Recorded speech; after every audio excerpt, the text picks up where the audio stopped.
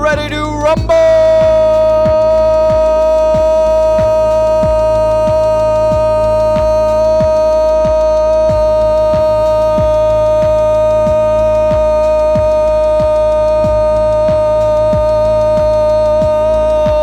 Time! That's right, guys. We brought the freak, and we brought the funk. But I forgot to bring the cable. The cable is here. Now we got the freak and the funk and all that junk. And this song is dedicated to the wonderful people of Canada, where it is just the note A. Why didn't I test this? Oh, I remember now.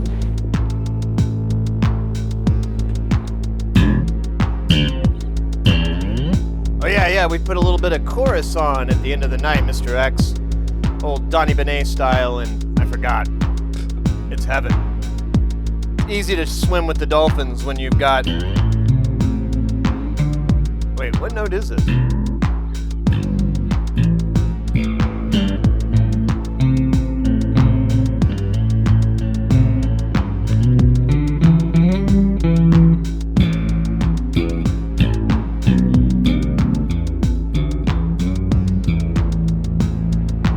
I feel like that's not the right notes, though.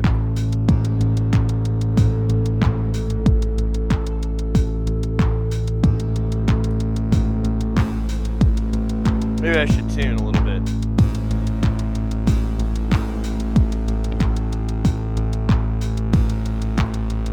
Breakdown. Tonal breakdown.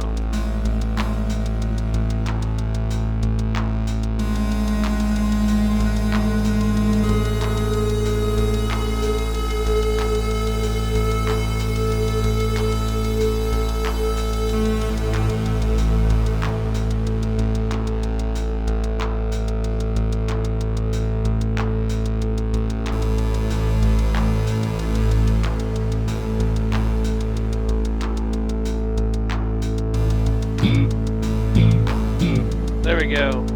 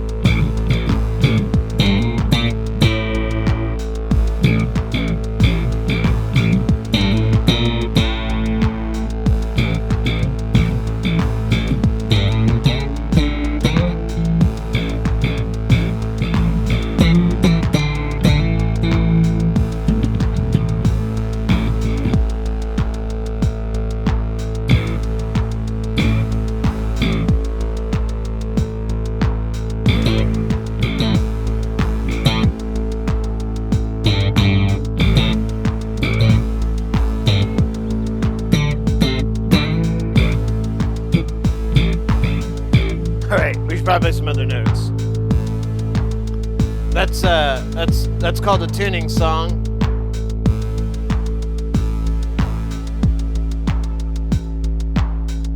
Let's put the quarter main in.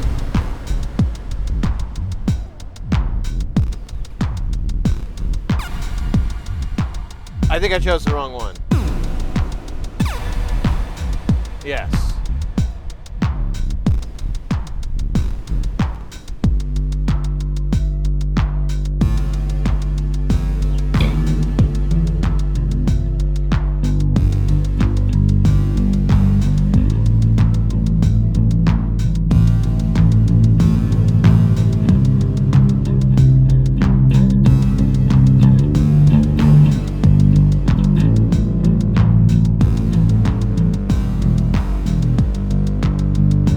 the notes are.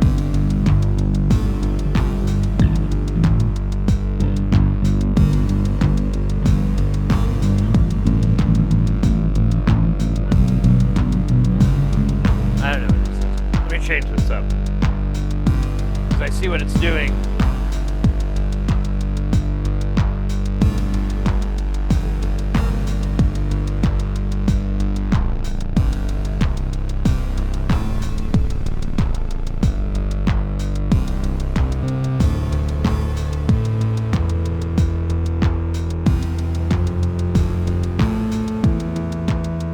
Give it a minute, it's gotta warm up.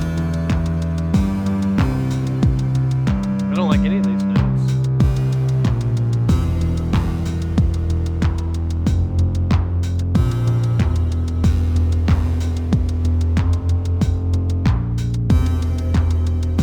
But it keeps sounding way out of tune.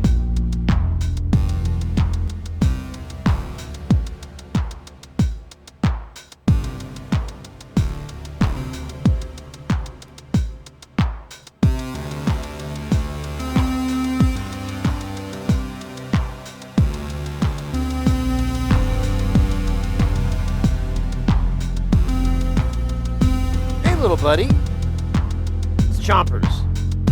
I wasn't talking to my penis. I was talking to my cat Chompers.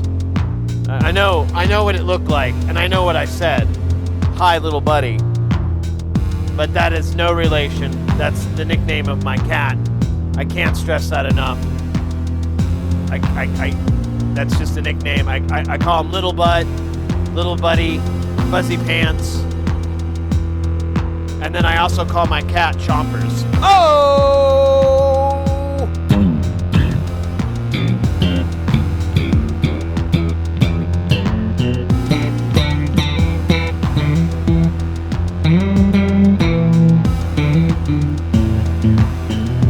I don't know what note this is. These are terrible.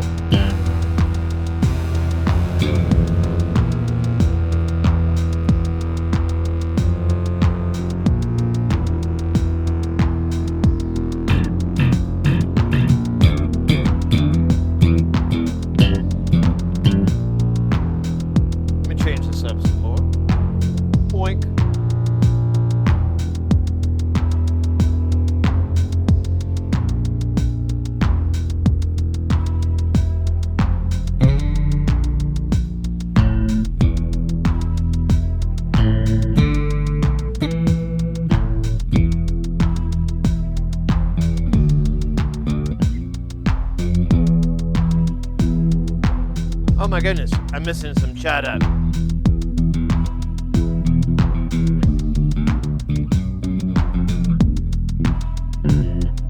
There we go, I should just go to that string, it's easier to play.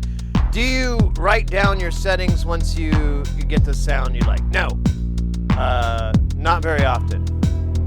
Actually, I don't have any. Some people do. I have like a little, where'd it go?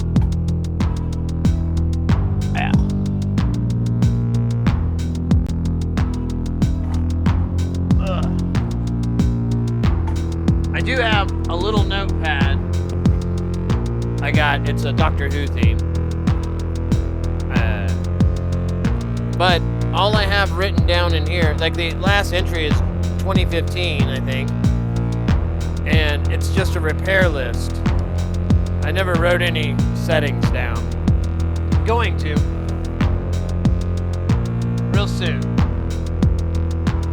Honestly, to answer your question, like I don't, because I'm kind of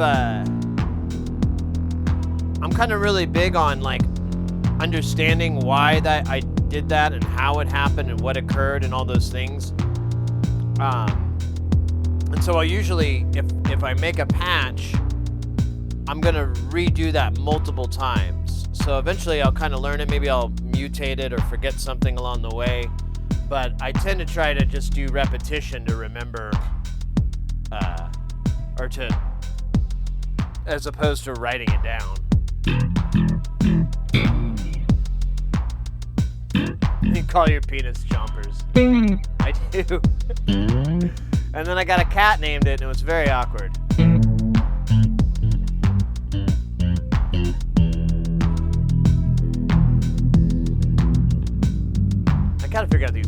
playing like all the wrong shit.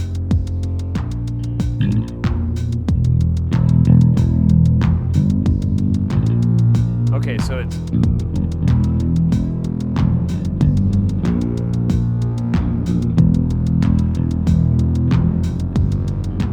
I could do that. My cat has been acting so weird today. What do you want, little buddy? Hop up on the couch. Oh my god, you're such a show stealer. Look at this little guy. He keeps mewing at me. I give him love. I give him attention. I gave him food. I gave him your daily dose of blow. What more do you want? Huh? What is it? No, I can't get you. No, I can't. I don't even know how I would get a truckload of bitches. How would I get that, buddy? Where do you go? That's not like something you can put on Craigslist. Needed truckload of bitches for my cat. You're just gonna get crank calls. Why are you whipping your tail? I don't know what's wrong with you, little buddy. I don't know why you're so... I played with you even. Still talking to my cat. Still talking to the cat.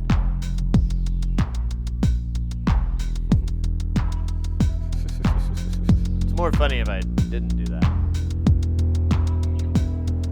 Anyways.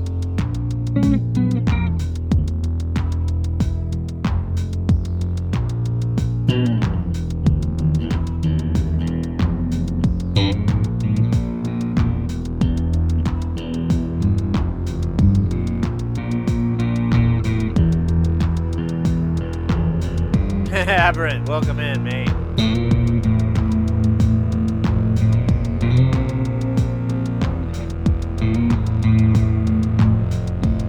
Yeah, I fed him like, oh my god, he's working on his nether regions. So we cut at the right time.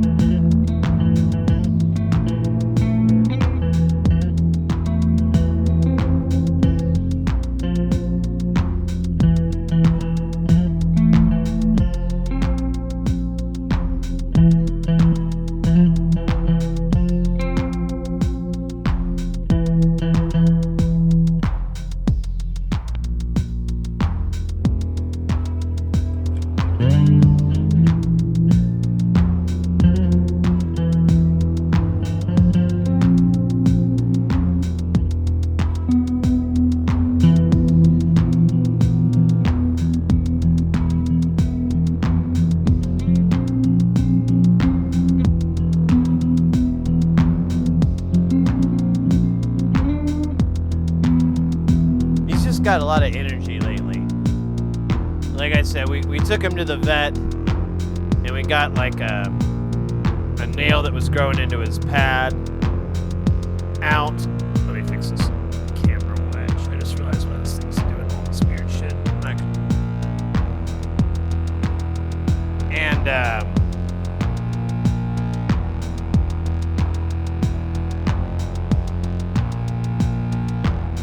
so he's just like way more active than he used to be, which is great. That's what we want. That's what we paid for.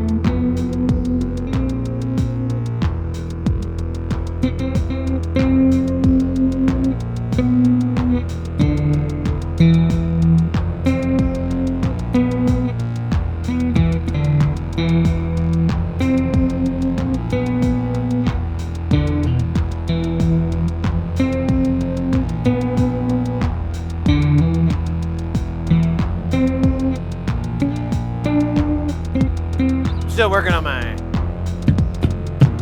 Get my hammers on good. Let's change the speed up. Or change the rhythm up.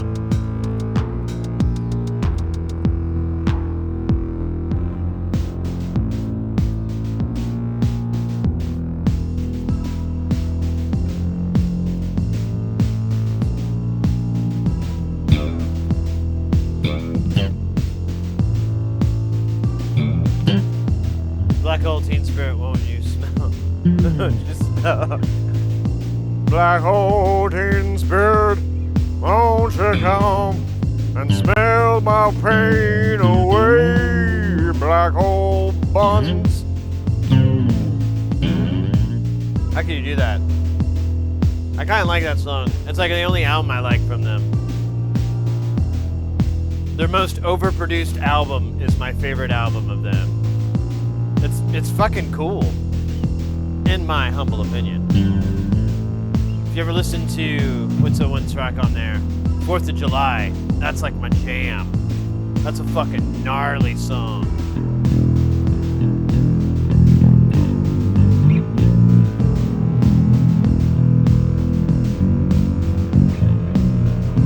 I don't know what else I'm posting.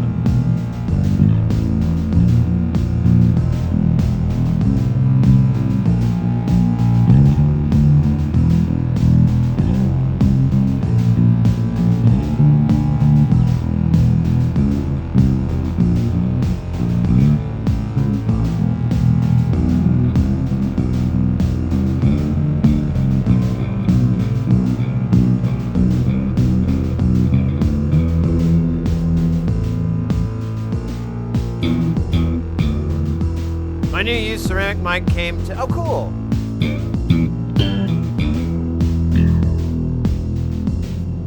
Recharge phantom power supply. I got it earlier. Gonna look at it all Saturday if it works, which should be the first thing I stream into Twitch.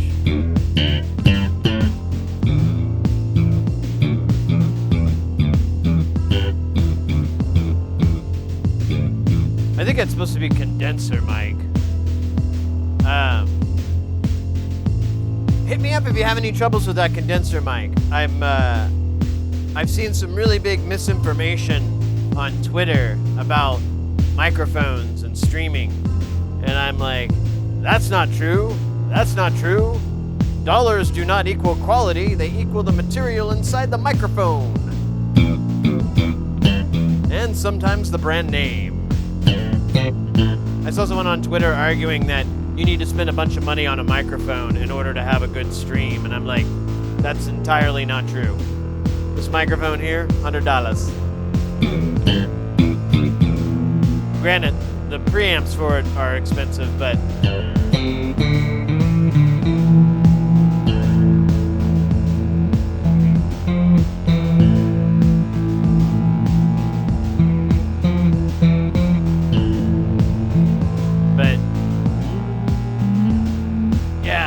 the dumbest thing they said.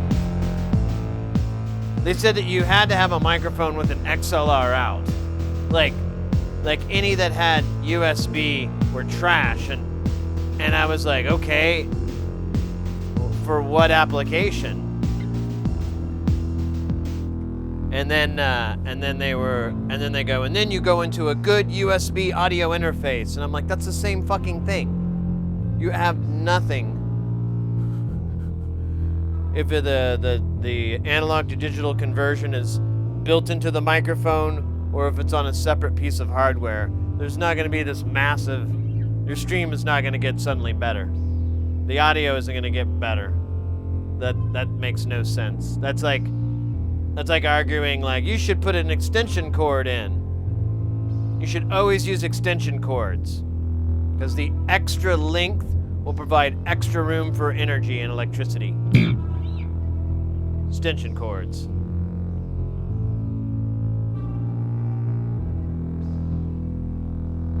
Teak wood?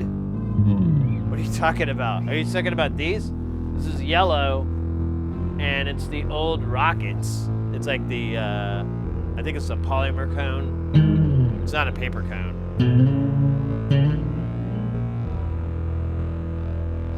Yeah, you can use the I think that was maybe their argument, is like not using the built-in microphone and cameras, which is legitimate.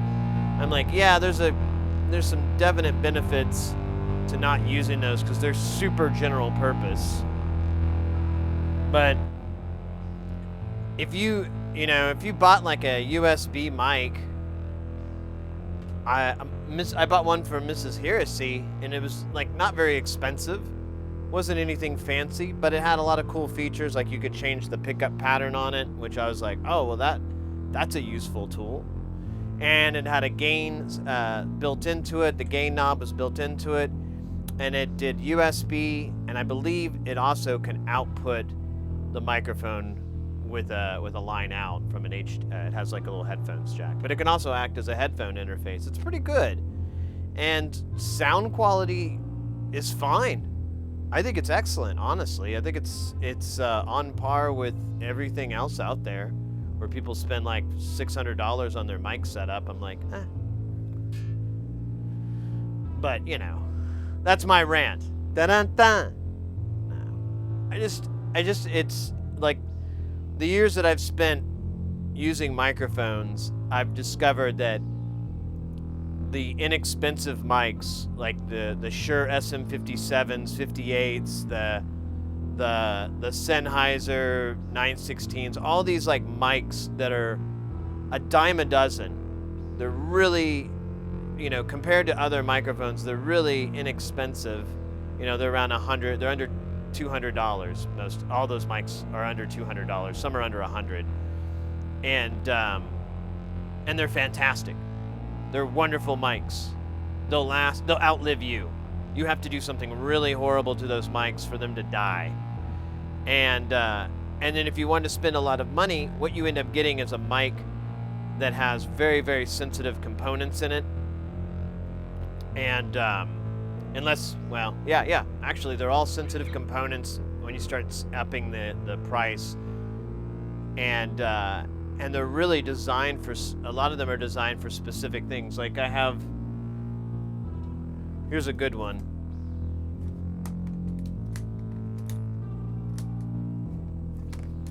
Oh, is it still in? Yeah, it's still in. Okay, thought it got stolen. So I have this AKG 414B, and it's the Pro version, I believe. You have like you can change the pickup patterns. I don't know if that's going to show up on camera. But you can change the pickup patterns. It also has a built-in attenuation, so you can roll off up to 180 hertz. You got 40, 80, 100, and then you have a negative. You have 0, -6, -12, and -18 attenuation at the source. Chompers, that is not what this case is for. It's not for you to go inside. Not yet.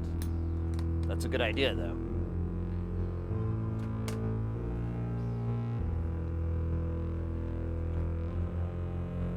Then I have this mic. This is a Rode NT1. So that other mic is a $1,400 mic. Or that's not 14. I think that's for match pairs.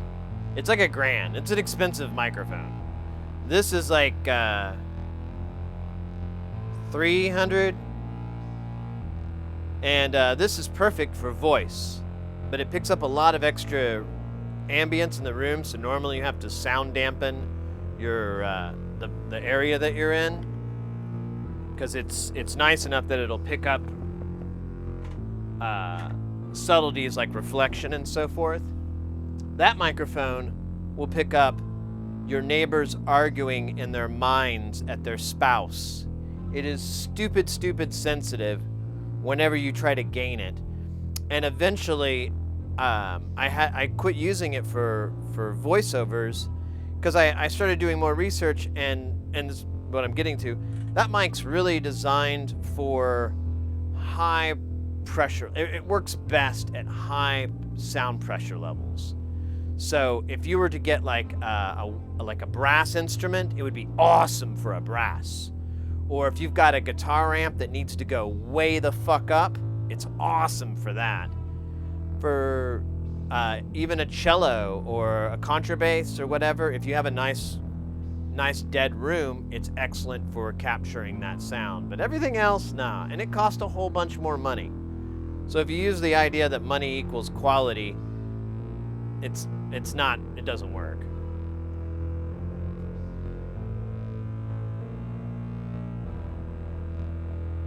The beers, yeah.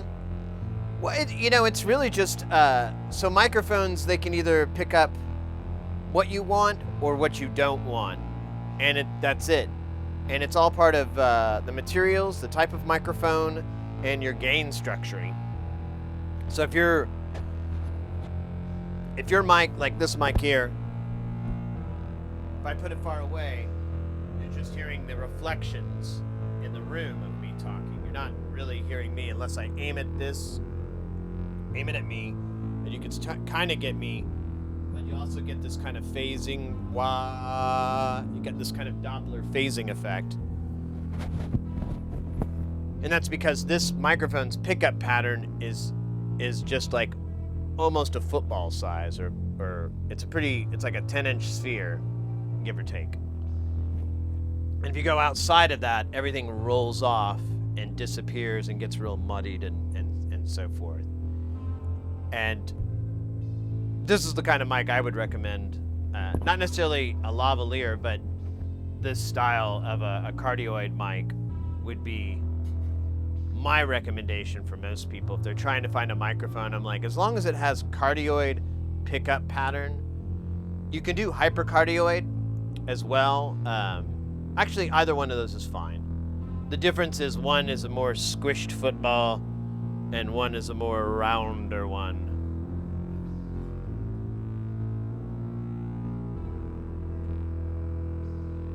The mic company Neumann made an omnidirectional mic. Oh yeah, Neumanns are famous. They're also very expensive. But they would make a horrible microphone for a streamer. I mean, you'd spend like, I guess there'd be like street cred, but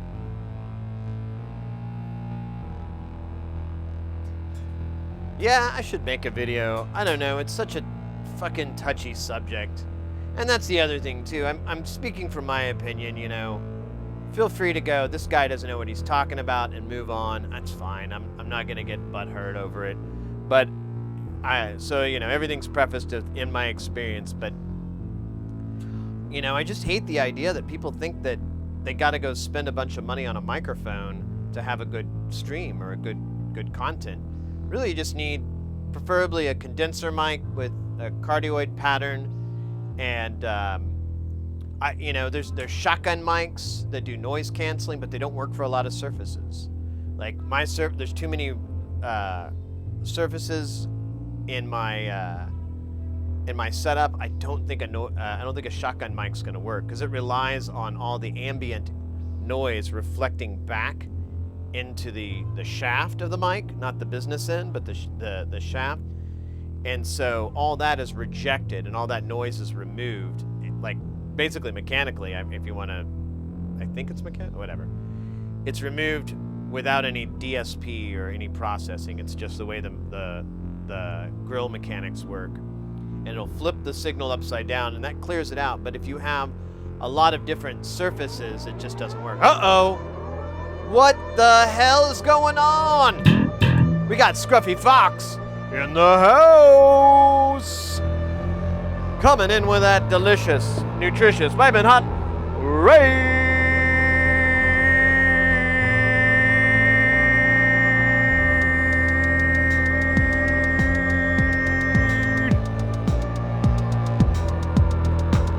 Let's go. Welcome in, Scruffy Fox and Raiders. How is the stream? How goes?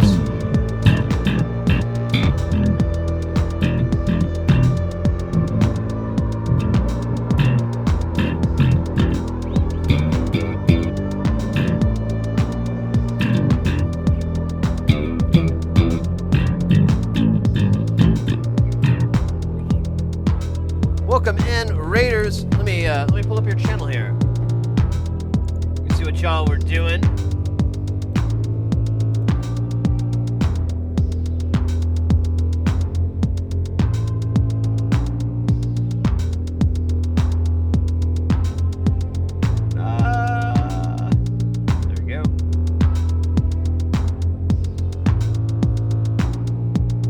it doesn't have it. So you'll have to tell me. Whoops. I just closed it and I went to check. Am I following you?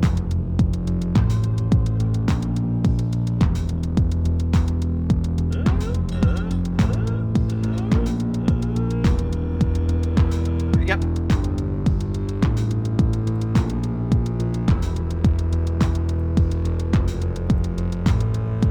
Welcome in, mate. Things are good. How was your stream? Did you do anything special? Craft any crafty jams?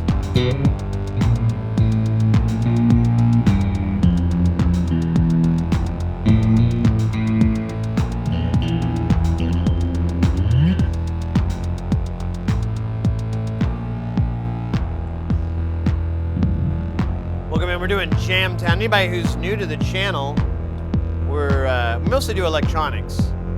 We're mostly soldering and making stuff. Most of this is DIY. All the stuff here along the bottom row and over here, the stuff that we've actually made on the channel.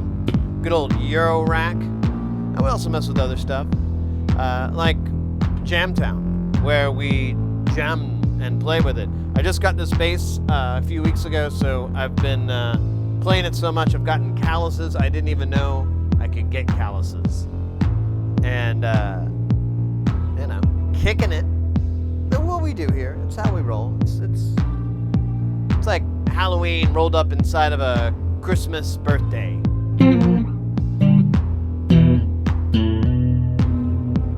Or something like that. Did an improv night tonight, had some good loops. Nice.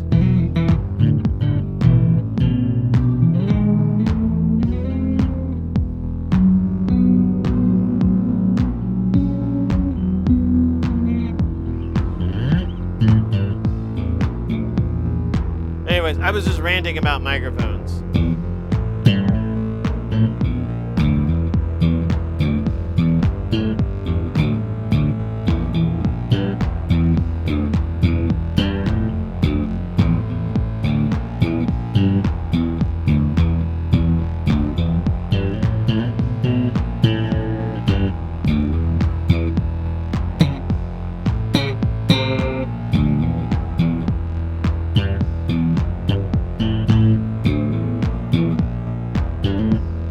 Chorus on this rude boy. I haven't done chorus yet. It's gorgeous.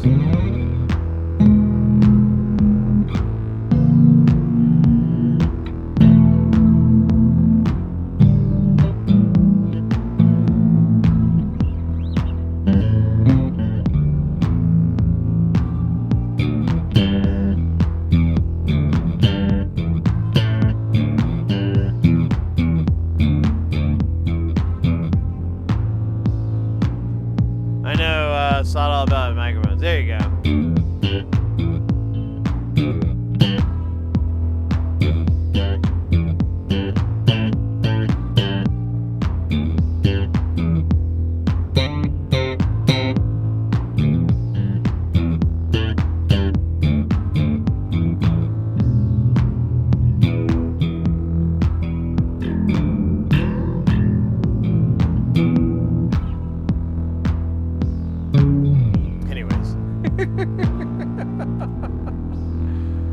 Oh.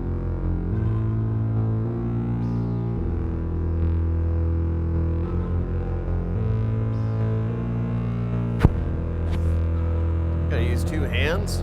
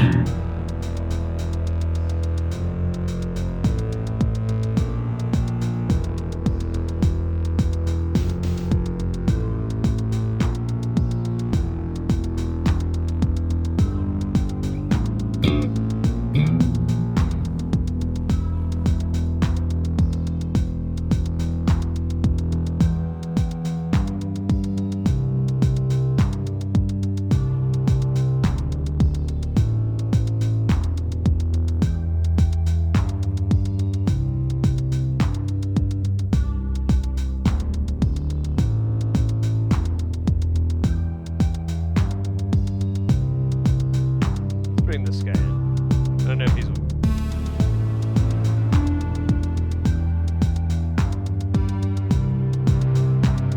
That's okay. The guy's playing nice again.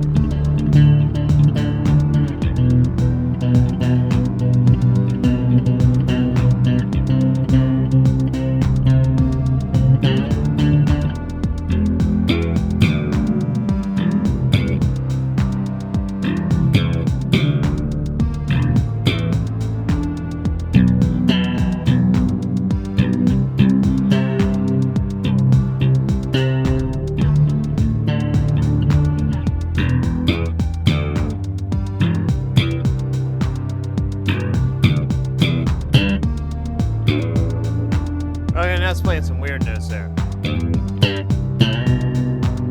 Oh wait, I'm sorry, I zoned out there, mate. Cynic.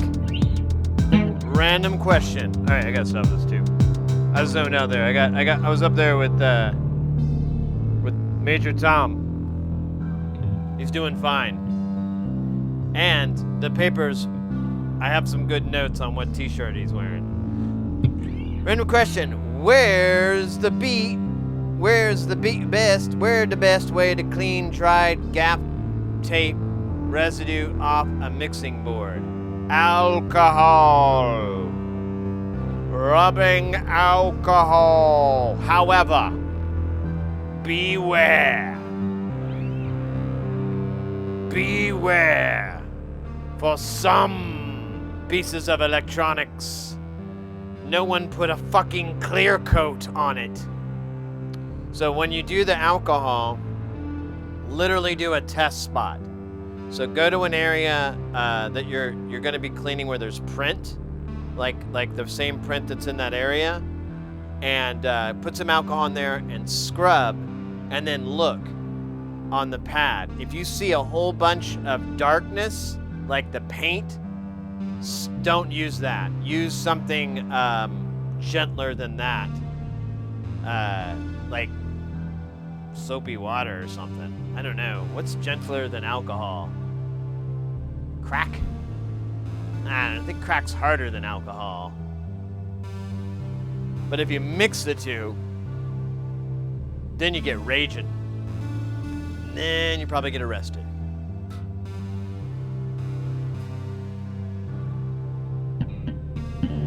Yeah, if you got like tape residue though, it should be, most consoles are fucking tough. I clean them all the time with alcohol. But I have ran into a couple pieces of equipment where that was not the case, and I fucking really messed it up. So I can't stress enough to do that. Oh yeah, there's Gooby Gone too. Yeah, there you go. Gooby Gone would be a gentler form because it's citrus based, so I believe it's less corrosive or less. Either way, alcohol or Gooby Gone is probably either option is good, but you'll want to do a little test like I was talking about, because you'll go like literally. I was like, oh, this is really dirty. Why can I not read what that sign says? No! And I've done that not once, not twice, but thrice. Yeah, either or.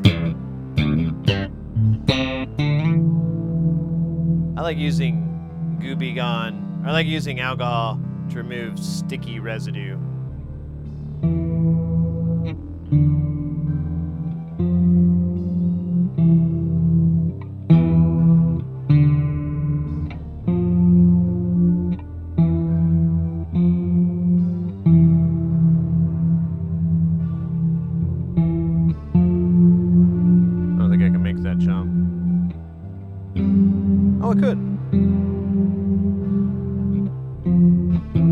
That's a hard jump. I'm gonna put you guys in the bottom here.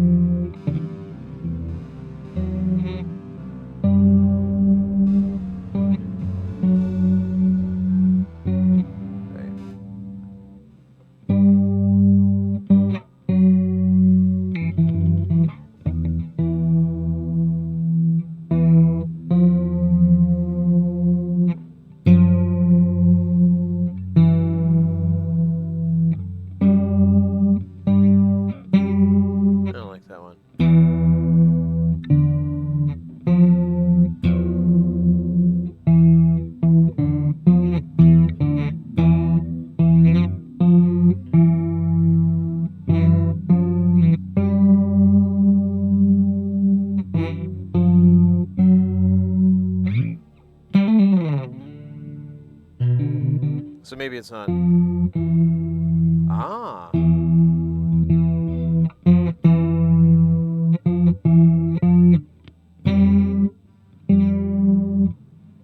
That's what it was. I forgot it because I don't have good brain memory.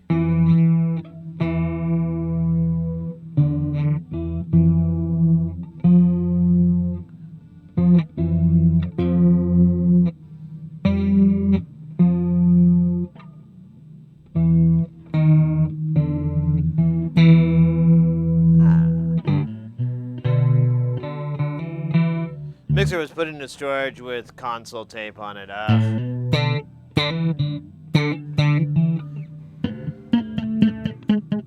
Do I have to shock mount? Wait, what? Next question. Do I have to have a shock mount for a condenser mic? No, not really. What'll, I mean, it's, no.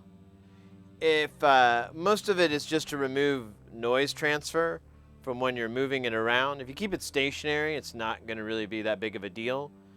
But yeah, the casing will pick up, so they'll use like a basket or whatever. Kind of depends on the shape too. Which microphone did you say you got, or did you say? I might have forgot it. But I mean, you can get by. They're usually to isolate noise movement. I noticed Mrs. Hiracy's mic, the one I was praising earlier, when she moves it on the little stand, you can hear it, you know, makes a bunch of noise because the little basket that it has is kind of a joke. Aokio AK70. Look, what the hell that is here. You know what? I'm gonna take a break from the bass. We've been doing a lot of bassing. It's probably a good time to take. We started out. I don't think I've taken the thing off the whole stream. And what are we, like an hour in already? That is dedication. What are we doing again? Oh yeah, we're looking up Aoki AK70.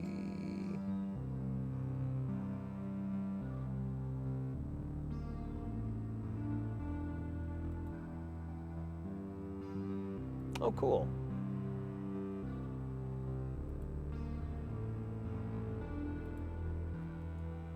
Oh, weird. Their website's down.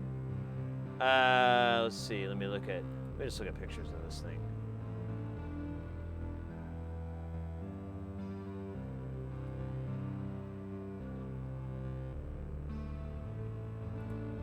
Oh, okay. So this is kind of, oh, nice. Can you tell the pattern side?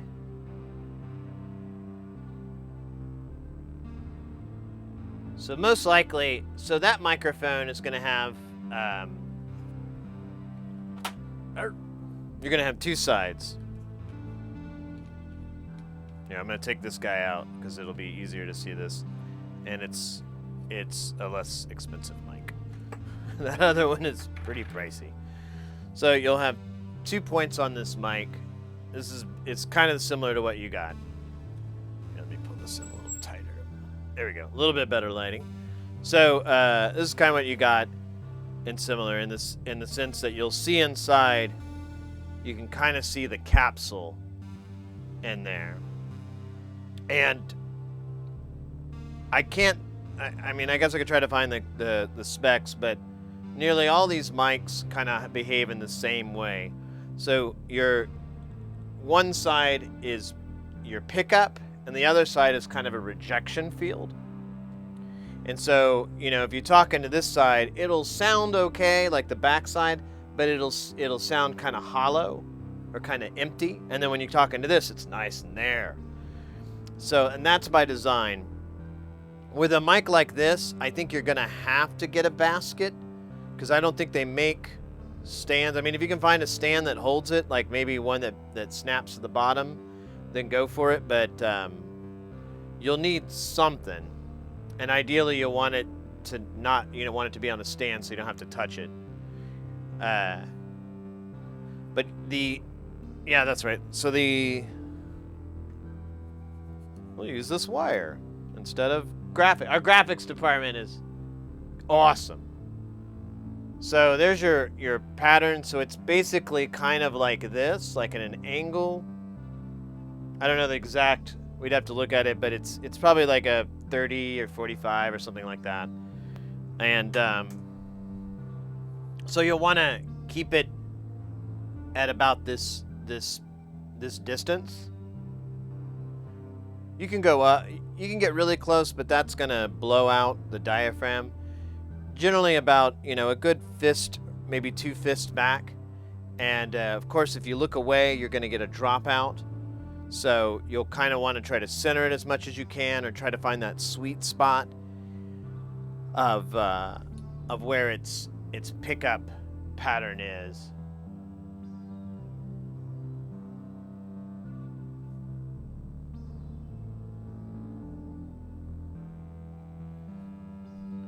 Yeah, if the mic didn't have a stand or a clip, that's gonna suck.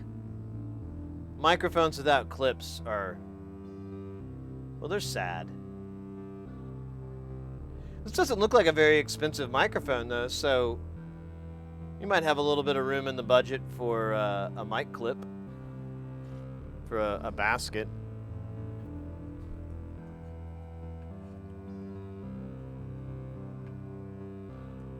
Yeah, no problem. Well, it goes back to what we were talking about earlier. There's just a lot of misinformation, and it's kind of annoying because I'm like, no. The problem is that. Now, I don't know what kind of success you'll get with that microphone. Let me see if I can find the data sheet to it. Although I can't share it because I don't have this monitor hooked up. We'll have to do it on Saturday or something like that. But let me see if I can get a data sheet on this thing.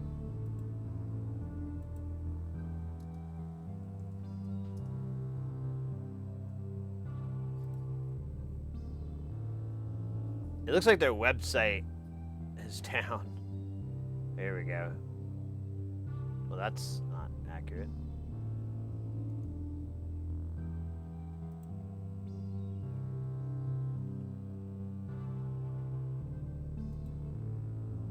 Oh, so it looks like it's sold as a mic for live streaming. Oh yeah, here's a little kit with a basket and a preamp, little pop filter. Yeah, the pop filter's a good idea too. Or you can put a muff on it, a little sock. They do the same thing. The sock is, I don't like, the sock kind of muffles it a little bit, but you can always kind of, I mean, it's, you're not singing the national anthem or anything, and you're just talking, so it really won't matter too much to you. So it'd probably be good. But the pop filter, I love pop filters.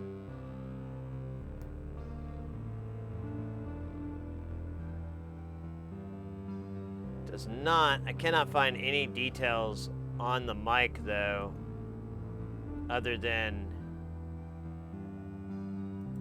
like promotional material.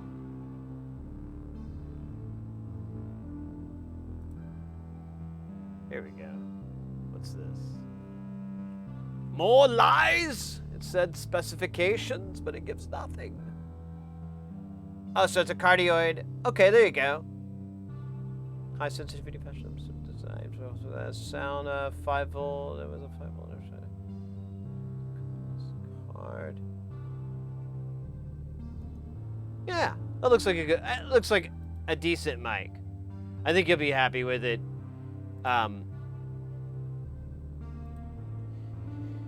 If you run into troubles, though, feel free to hit me up, and I can try to give you some tips, like as far as like setting your gain structure, your input gain, and stuff like that. Well, I'll just tell you now because it's not terribly difficult. So you'll want to make sure you have a lot of. I generally like to make my outs nice and powerful, and my inputs nice and hot, and my output's nice and powerful. So, and then attenuate in the middle of the two. For that kind of mic, I would put it at a good distance. Try to do some loud stuff, like if you were to laugh or anything that's going to be as loud as you get, and set your input gain to where you're basically, when you're really loud, maybe just barely kissing red, depending on what you have you're metering, but just as a general guideline, just barely touching red, maybe a little bit less to just be safe. And what you'll come up with is you'll notice that you might have to turn your output up or raise it up so that you get like a good volume. But what you'll do in setting that noise gain, setting the input gain that way, is you're going to set it up for your voice, how loud you're going to be and how soft you're going to be. And you got to set it for the loudest you're going to be. Because if you do it the other way, for example, what will happen is you'll gain it up so it sounds really good when you're talking like this. It's all nice and big and everything like that. It sounds great. But when someone flushes the toilet next door, you can hear it, because now you've got all this noise from the room being brought in through the mic too. So the best thing to do is at the mic level, try to get that gain set up so that you're just picking up in your vicinity as much as you can get away with. And the easiest way to do that is just be as loud as you can, so you don't peak out, and two, you can remove a lot of the just ambient noise that comes in, like air conditioners and stuff like that. Work with that, experiment with that. If you're having any troubles or you're not kind of happy with the performance, that is the one setting that will make the biggest difference, is your input gain, and then attenuate. You may have to turn it up a little bit in your mixer on your hardware or your software. You may have to turn it up just a little bit, or maybe put it at 0, maybe a little bump ahead, but that's what's supposed to happen. There is the gaining and the boosting at the mix stage. At the input gain stage, you kind of just want it to be pretty rigid. Stream. Yeah, exactly. You can make a pop filter. The muffs and everything, I mean, you could really just use anything. You can also run a high pass filter on it, and that'll remove most of the.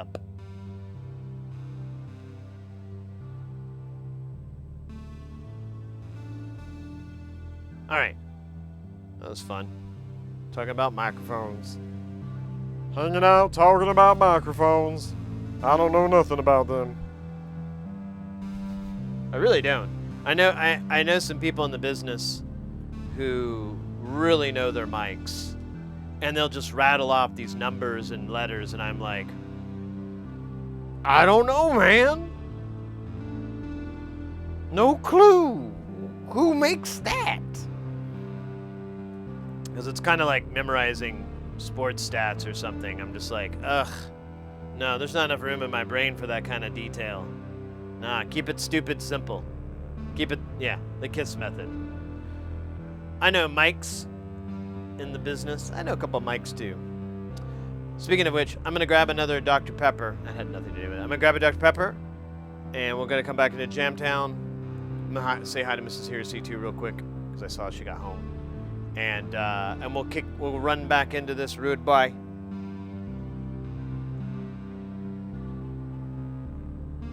I really want to change how this thing works. I've been trying to think of it. I didn't get a chance. Oh yeah, I'll come back and we'll talk.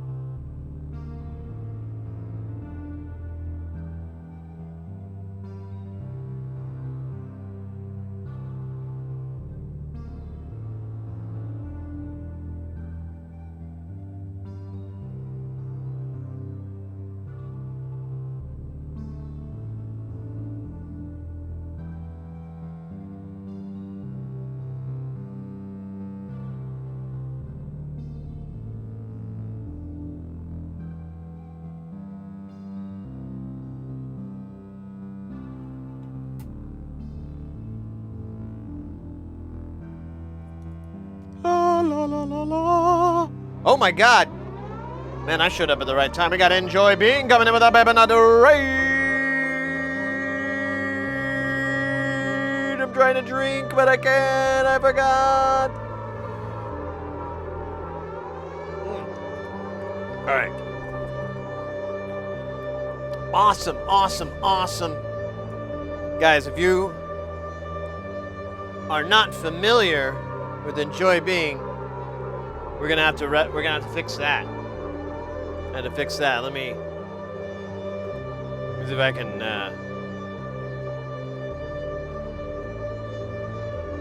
Bum bum bum bum. Boom boom boom boom.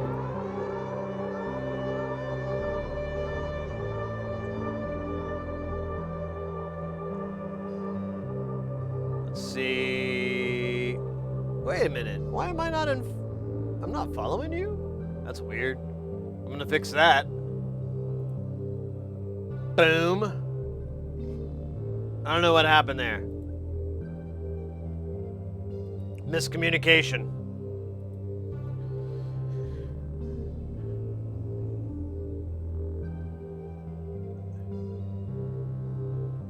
Yeah, I don't know. Enjoy. I don't know why I wasn't following you before. Forgive me. I blame someone other than myself.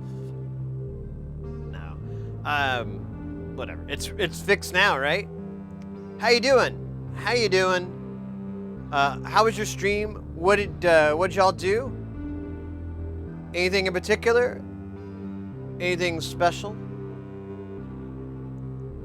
Or just good old good times? I like good times. I blame society. Yes, I blame the youth. I'm getting old enough to where I now can blame the younger generations. And there's nothing they can do about it. The tables have turned. I was the destroyer. Now I am the pointer. Anyways. What's your TVTV? Guitar trumpet practice. Oh, cool. Getting out some latent emotions. Nice. Nice. Well, we're doing Jamtown. We got our modulating and modulating. And then on top of that, we've got the bass. Oh, with chorus.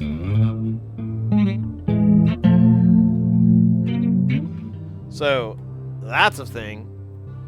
That's happening. And but yeah, I right when I came back, right when you raided, I just came back. I took a quick break just to get another soda and say hello to Mrs. Heresy. She just got home from work. She had an interview today at her job for another position, and I just wanted to see how that went. See how that went, because I was curious. I got a dog in that race. Or a horse? A dog? Is it a dog in the fight, a horse in the race. 2 in the bush is worth 12 in the sack. This is aim 5? Awesome, awesome. Well, that transition will be nice and fluid for the for chat then. Well, it's wonderful. I'm glad you rated in. We're I wanted to try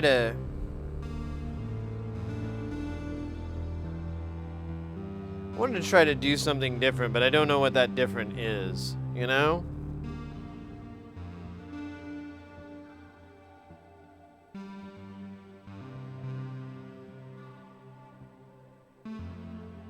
That's actually kind of pretty.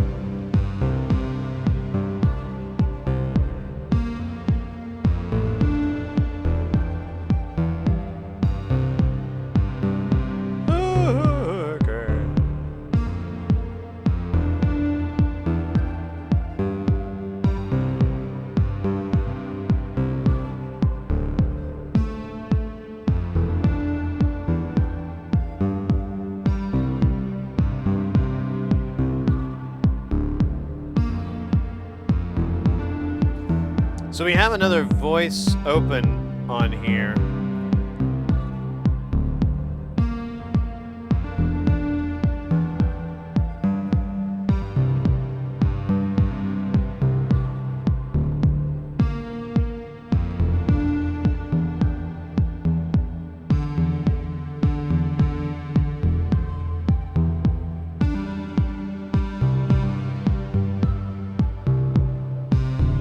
I like that.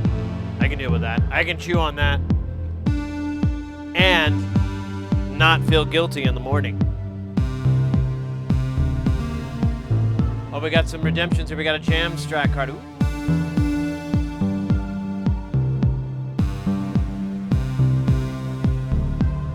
Chicken polo. Sí. Sí, capitán. The chicken polo. Muy buen. Muy buen. I'm trying to practice my Spanish. This friend of mine, kind of a Facebook friend, but actually I know her in real life. She brought up, she was like, she posted on the book face that she went and got, oh god damn it. I have to look it up. I think it's Teppies or Teppas. It's not tapas. And it's like this bacon fat, and it's like fat bacon, like bacon back, but it's like the fatty mostly, and it's like this really delicious and eggs. That's what. So anyway, she's like, normally I'll have eggs and chorizo, but they had tippis or teppa or something, whatever, teppies. I didn't know how to pronounce it either. I was reading it, and she had that, and she's like, never had it before. And she's like, it's amazing. And I was like, you know what? I really need to get my courage up. I live like right down the street, like a bicycle ride, like a walk, literally, to a super authentic carniceria. And they're always having a fucking fire out of the side of it. They got the grill and the grease.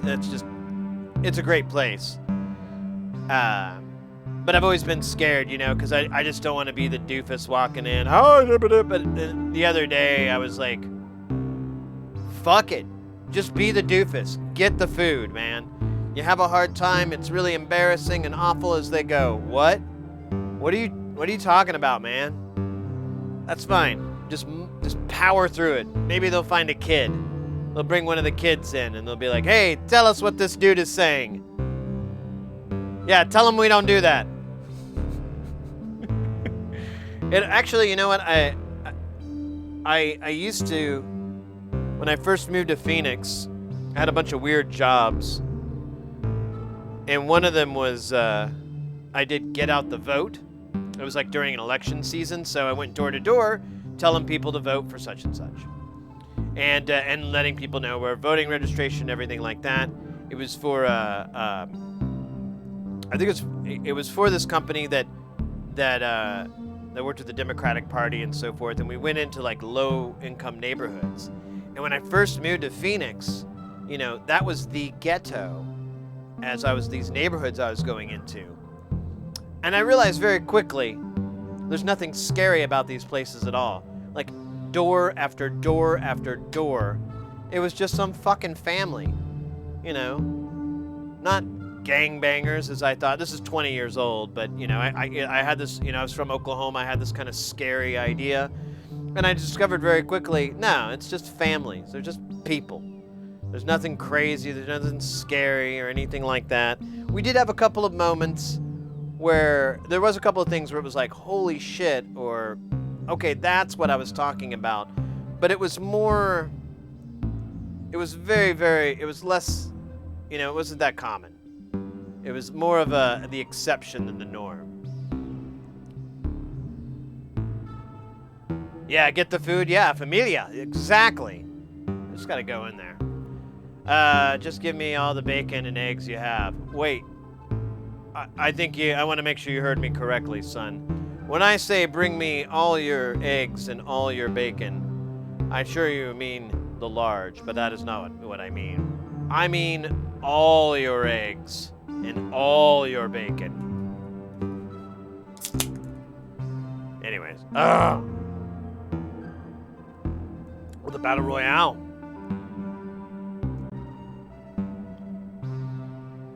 Now I want that food. I just gotta go down there. They're open all the time. They're open late, too. It looks like a fun place. I should just go there. Then I could learn some Spanish by just living in it. Living La Vida Loca. That was so dumb. That would be nice. Because, yeah, I swear. Like, you know, whenever people come here, they're like, oh, well, Arizona has to have really good Mexican food. And I've always been like, not that I can find. And I've had a few instances where friends have taken me to these restaurants that I don't even know how to get to, I've never seen before, places like that. And those were like the real restaurants. And that's where I really just need to eat, because that's the good food. Everything else is just, they just dump sugar on it or something to Americanize it. Man, I am whiny today. I apologize. I did not take my Sid laxatives. Sid laxatives. They just let all that shit fly right out of you. You know how to find good Mexican foods? Well, I had a coworker a long time ago, and he was a bit of a foodie, and he took me to this Mexican restaurant, and I could never find it again. I kept trying to, and I kept asking him about it, and he could never remember what I was talking about. Even though I had like a very distinct memory, like, no, dude, the tables had giant plates of glass sitting on top of like all this shit. It was the craziest thing. Anyways, that was probably the best I've ever had in a restaurant type experience. Now there's a street taco place too, not too far from here, that's really, really good. And they're sort of carnicerias in the sense that they have like this grill that's just going all the time with mesquite. All right. Now that I've chased everyone away to go get some food, I should sing for you my song. Oh yeah, we got another voice. We're gonna add another voice in. What voice, what synth, what aspect of the modular? I want to do something different. This little sound, it's growing on me. I didn't like it in the beginning, but now I love it.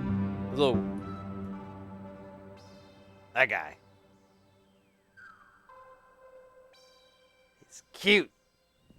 Pinch his little cheek. But I want to I want to do something different. I'm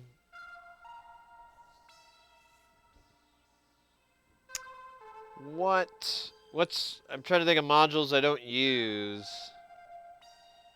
so we can use them. But I don't know.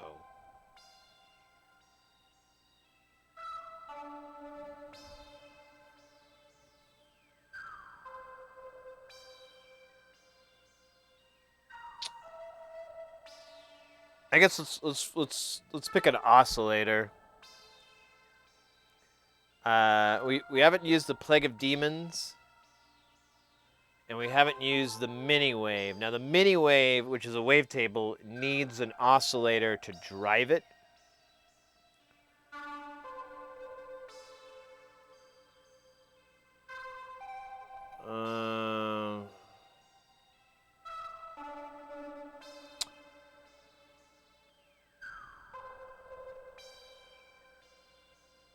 I could use the Plague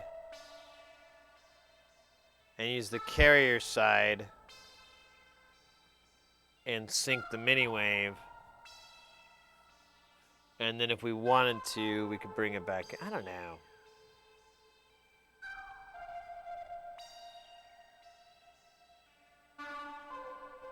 Oh. I'll use the... Okay, so we'll once again, we'll use the ornament and crime, but we'll use the squares and circles. And we'll put we'll put an oscillator on it. We'll just use a saw. Because that's all this thing needs. This thing is wild. So the mini wave, it's a wavetable synth. It's from Wired. If you remember Wired from a million billion years ago. Besides Dofer and Dofer and Paya. That was like the only one that I knew was Wired. And Wired actually made modules for FRAC. I have this, and there's another one. I can't remember what it does, though. Anyways. Brand new! Woo-wee! Look at that there. Look at that there. What we got there, dude? That's a disassemble everything. Now, hell right, that's not only the best goddamn motherfucking piece of shit damn name I ever heard. That's the best. That is the king. Welcome in, disassemble everything. We've been doing that all our lives. Here today, we're right here, right now. We've been disassembling things. Look at these things right here. This thing, it comes apart. Be careful. It's hard to put back together. You gotta line it and try it and shine it. It ain't easy, but you can do it. You can do it if you believe. That's what Parappa the Rapper taught me one day. He said, "You gotta believe, son." And I was like, fuck yeah. Why don't we fight these raccoons? And Parappa the Rapper said, "You gotta believe." And then he did like a little rap. It was sweet. It was a good rap. I don't like rap music that much, but, you know, when Parappa the Rapper raps, it's, magical. Anyways, the most take-apart-able things are the least put together. Yeah, that is. It does seem to be like some sort of crux. I have a bunch of old tape decks. Well, I have like a tape deck that I took apart, and I'm terrified if I ever find the parts I need to fix it. It was kind of dead. Thank you for following. Thank you for following. That's weird. I'm going to go get the papers. Get the papers. Oh, shoot. That's right. We have a Jamstrat card redemption from Biznot. Although, I am doing the sound thing. But maybe, just maybe, the Jamstrat card will enlighten me. I forgot to... I need to get the expansion pack for this. Let's see. Which one is the ones that we... I think...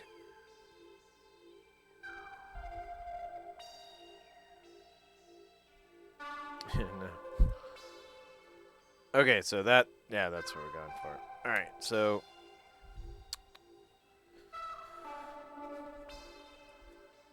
Let's see what we got. I'm going to take this...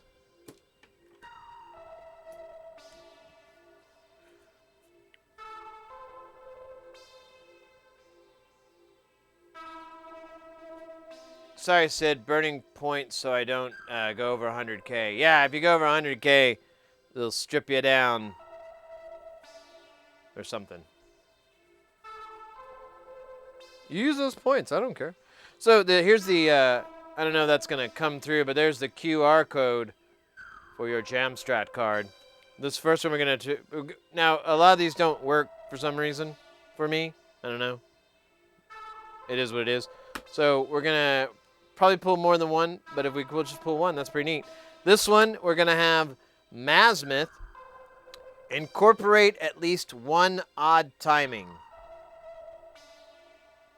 Literally the only way we do this. So, it's always odd timings. That's how this rude boy is. That's what this guy does. Ah, he does it so well, too. All right, let's try again.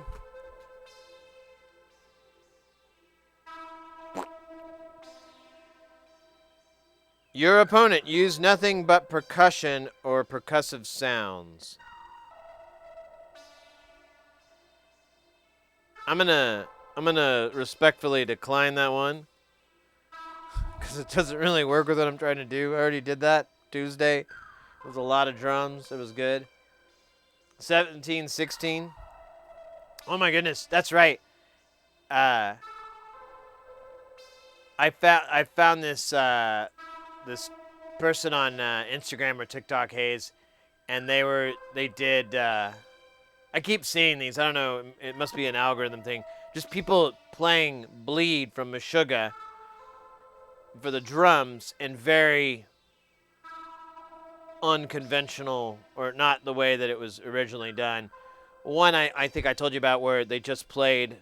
They did the kick with the hands, and then they just had foot pedals for the snare and the hat, and that was pretty good.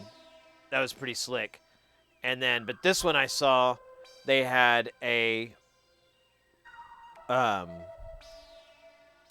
floor kick, and then they had another kick, and they had two snares, and they were the same tuned snares on either side because they would have to trade off hands for the snare hit.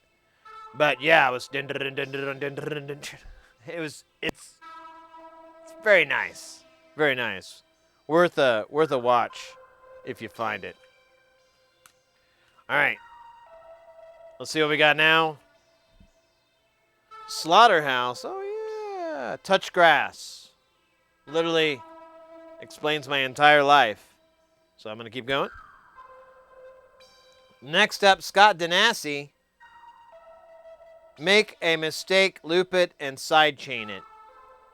I can't do that. I don't have a looper. Don't have any way to loop. Squirrel, make it heavier. We could use that. We could do that. We could make it heavier. I don't know what that means. I'm going to put it off to the side. I really want to get something that makes me go, aha. Want some big time inspiration here. But due to the weirdness of my solo your kick, adjust it until your head bops.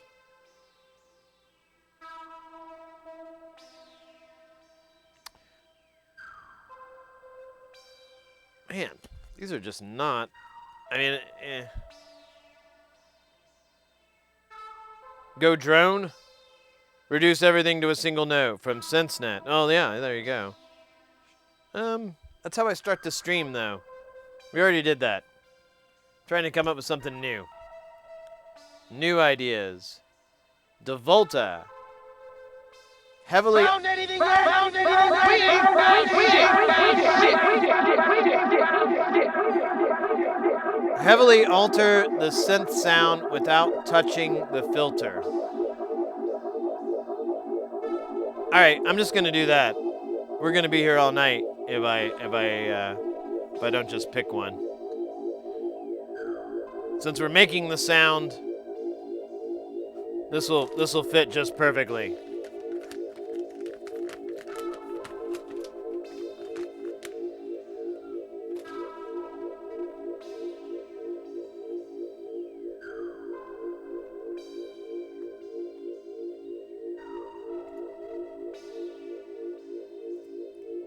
All right. So we're going to come out of this rude boy. And we're going to use a saw. Oh yeah, that's where I got distracted. So the way that the wavetable works, it has to have a carrier, and it just needs a saw wave because it looks at the voltages and plays the sample sequentially from that. So, a saw moving upwards is going to play 0, 1, 2, 3, 4, 5, 0, 1, 2, 3, 4, 5. And actually, this is scaled for 10. You can do 5 or 10. And but it'll go through those numbers, and that's each stage of the saw. So obviously, if you play the saw the other way, 4, 3, 2, 1, it will just play the wave files backwards, which sounds exactly the same as they do forwards. And then also, if you send in a more complex waveform, it'll just play the tables in crazy arrangements. So it's kind of cool if you're into that sort of thing. Man, why do I always choose?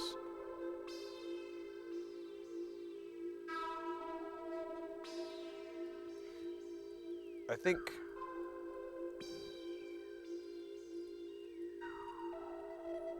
I'll just do saw and hope that oops, works correctly. We'll give it a try, god damn it. We're praying like hell. I spent the complexity bleed to my bass player's girlfriend the other night, and I shit you not, I was actually able to play the first part on double bass. Mind you, I spent a month working on that with no success. Yeah.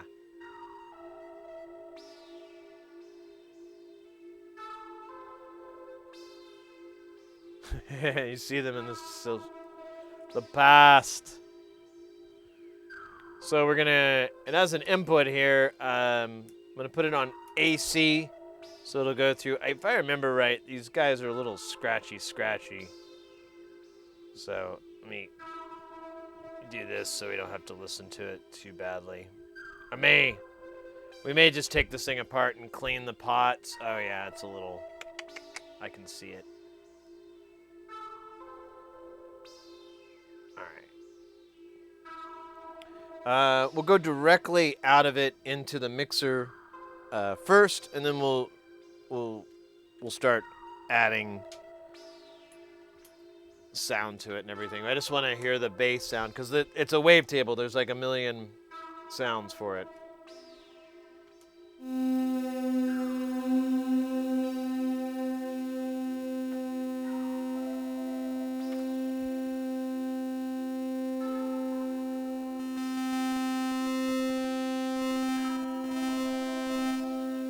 Yeah, this first bank is... Oh, weird.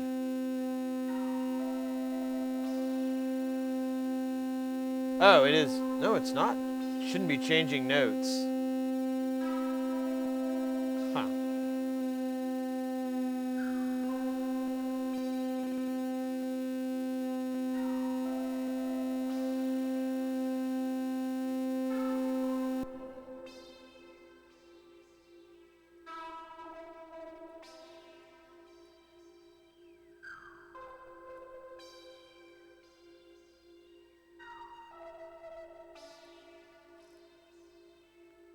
Huh.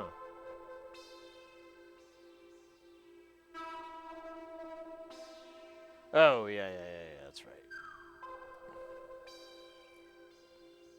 Let's see. But those aren't going to work because they're not the right thing. Let me see what additive is. Yeah, it just has harmony, and so I'll keep this one.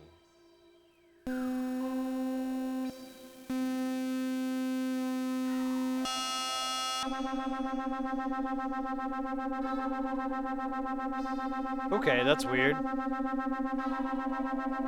What do these other banks sound like?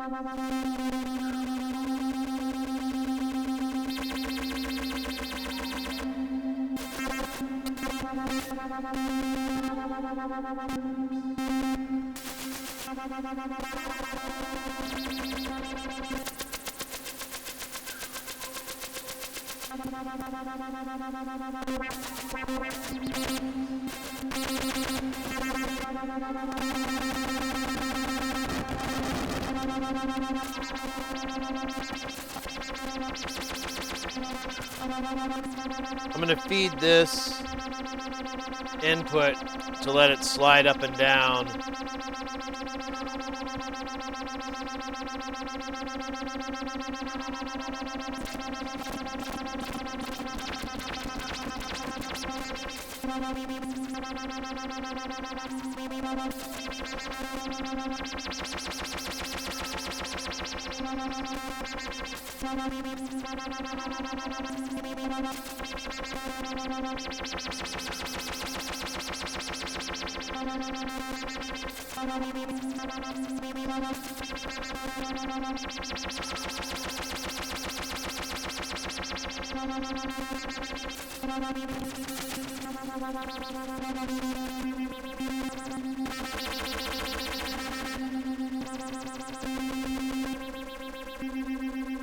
So it's stepping through the wave selectors.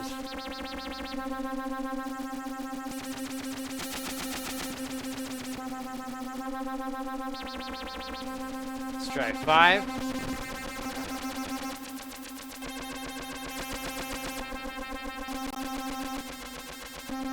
I kind of have a one I like.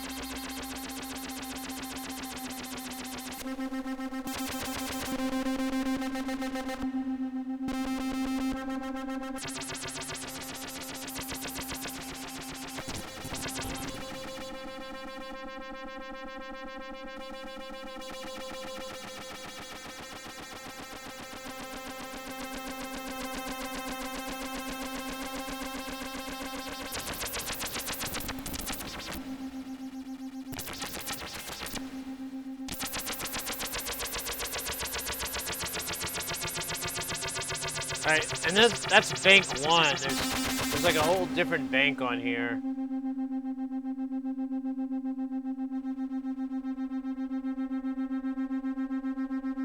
And that's with that weird shape.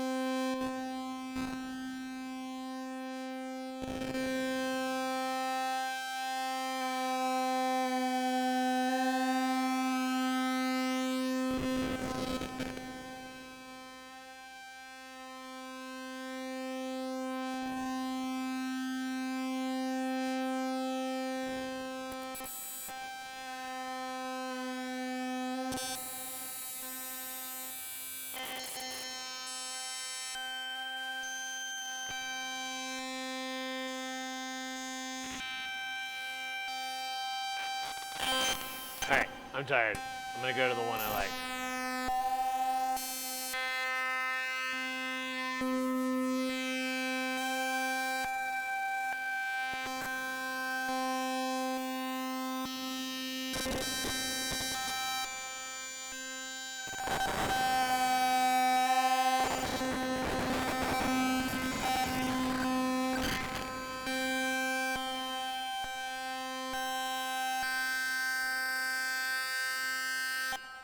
Wonderful.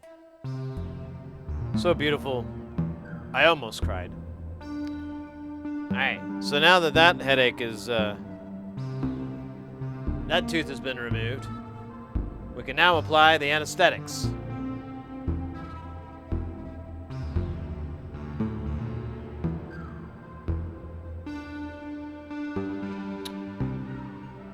So, that's sound, one could use some melody, so we're gonna punch in some music juice.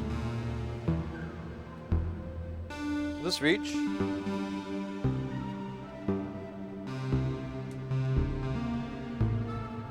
That's a little tight.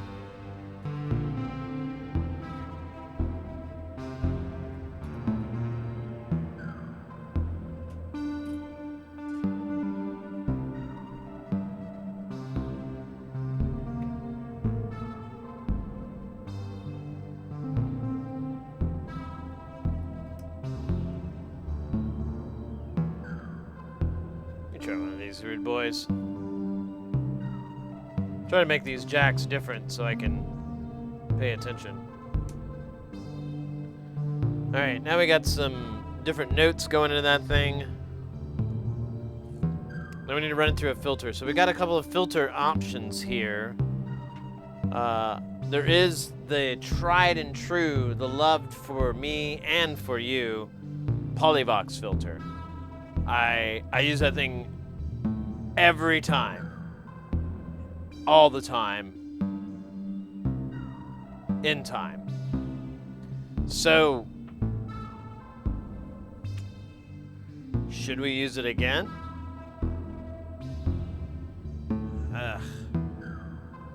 I do have the low pass gates. They have a filter, but I don't know, it's great and all. Oh, that reminds me. Well, we'll see. Mr. X has got it set up. We should be getting some filters in the mail from Germany. There's a developer there that made some filters that are they call them the Bratwursts, and the filters are basically LM13700s, which Ray Wilson has, and I've never built that filter. And this looks like a pretty cool implementation of the LM13700 filter, and I'm like, I'm gonna give it a try. So we got like 5 of them.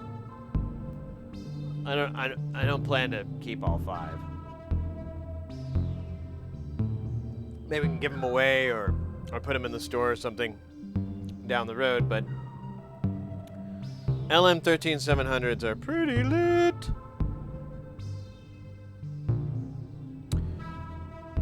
So out of the modules we have that I don't use enough and I should, we've got the Sly Grogan, a transient generator. Oh! What would that... Wait a minute. Maybe I'm not trying to make the right sound here. I'm trying to make a synth sound. What if I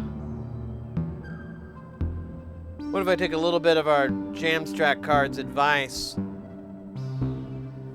use the Sly Grogan on the on the low pass gate. Let's do that. Here's what would happen. Here's what we could accomplish with it. Is so low pass gate has kind of a lagginess to it, and a lot of times people use it for percussion because of that inherentness with the Vactral.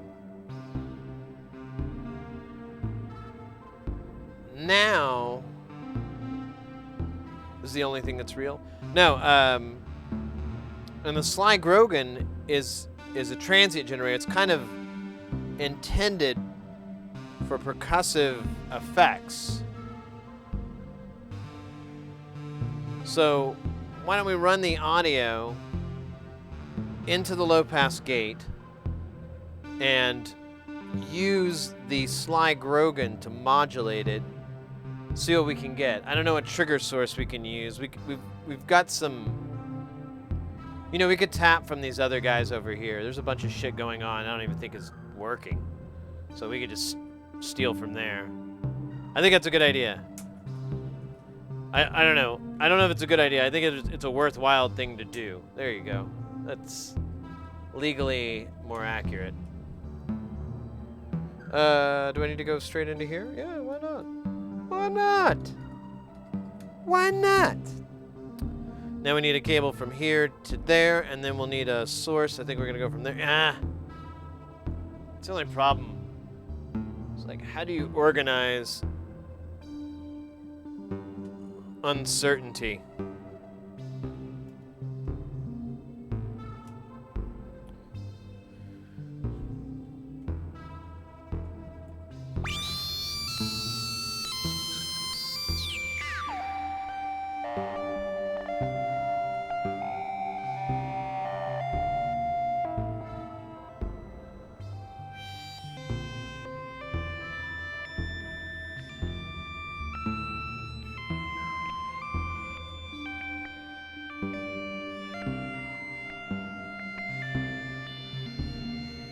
Alright, we gotta take that down.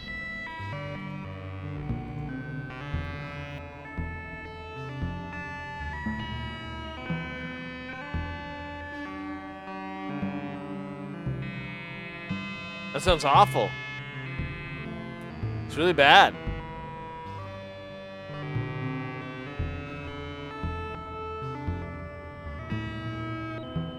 It's like drowning cats. It's really not ideal. It's like it's playing just shit notes too. Is it getting the right? Is this the right song?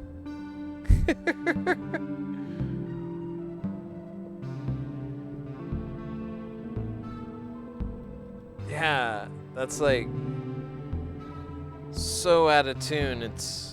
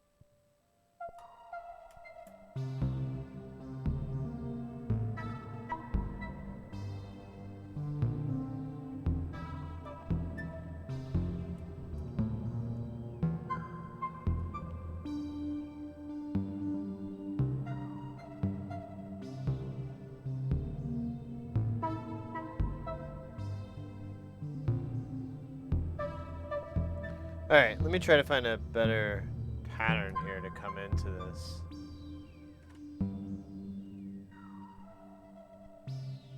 Like something like kind of fast. Let's try this.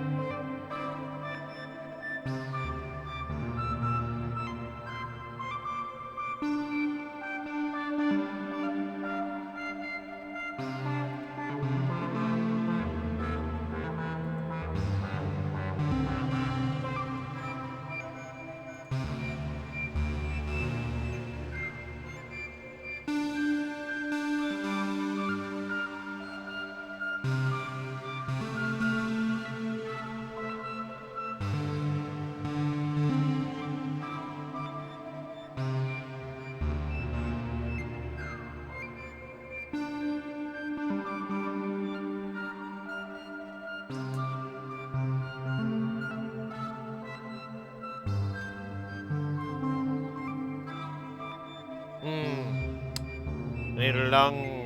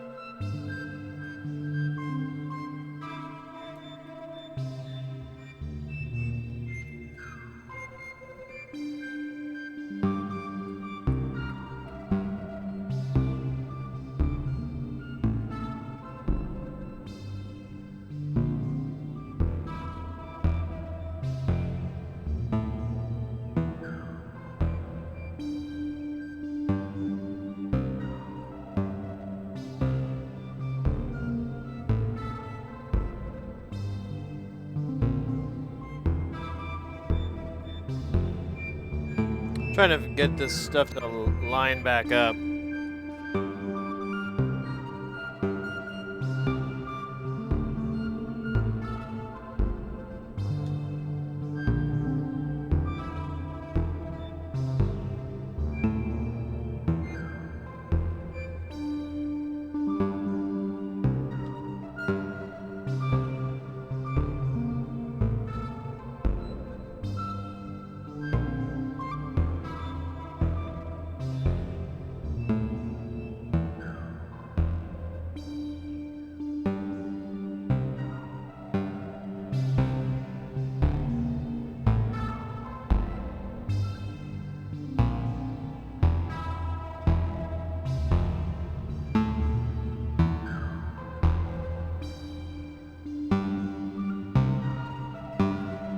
Yo, shit wolf. Welcome in, mate. We just kind of made a sound. I don't know if it's good. It's that little whistle sound.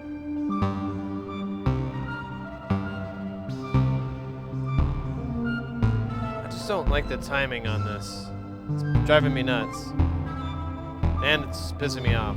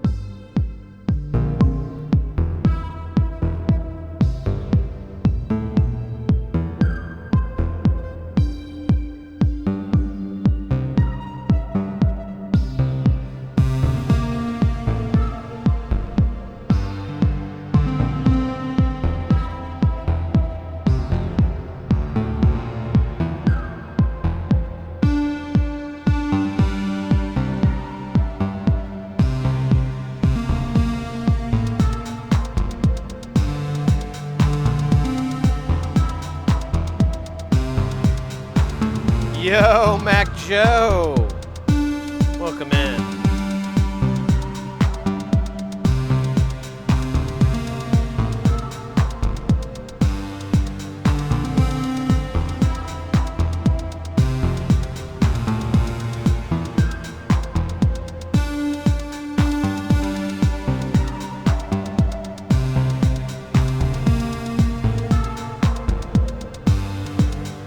Yeah, this is good.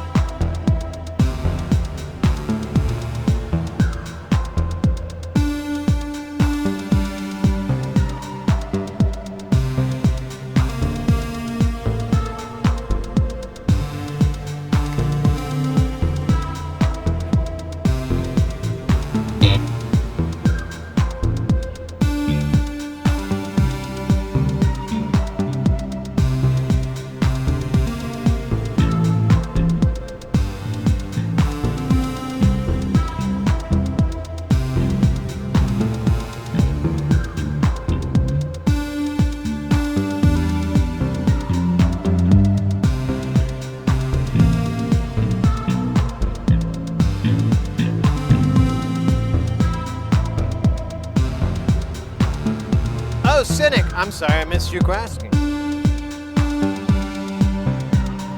It's Michael Kelly.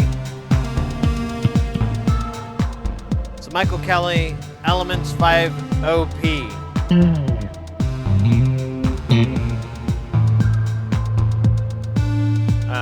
It's a really inexpensive bass for what it is, which is probably the best bass I've ever played.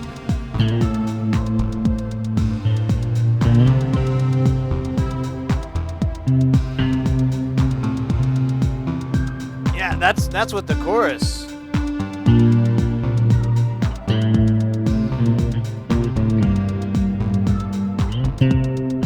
Here, let me go straight.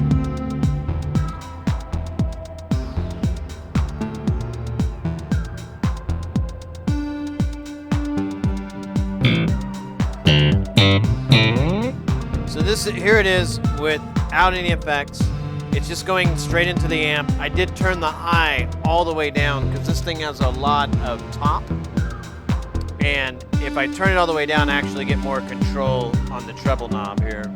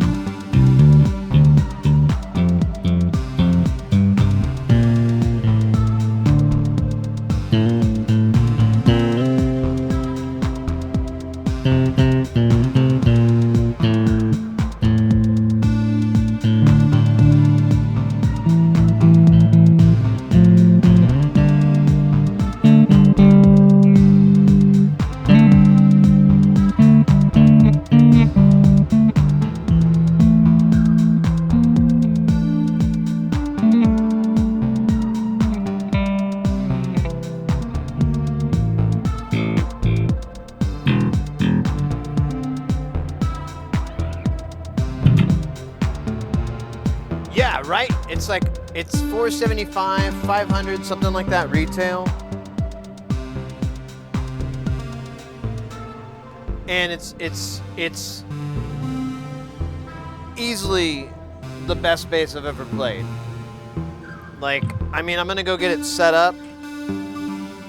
All I think the luthier's gonna do is just fix this B, if they can, to rattle, and then I need this pickup to have more pressure behind it because I can push it down when I'm playing with my thumb, and I lose a lot of low, or I lose the low strings. But that's it.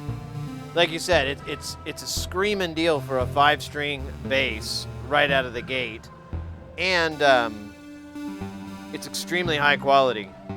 The wood. We were looking at it earlier. It's Sungpai. I don't remember. It's super light, but it has a lot of tone. Bassoon.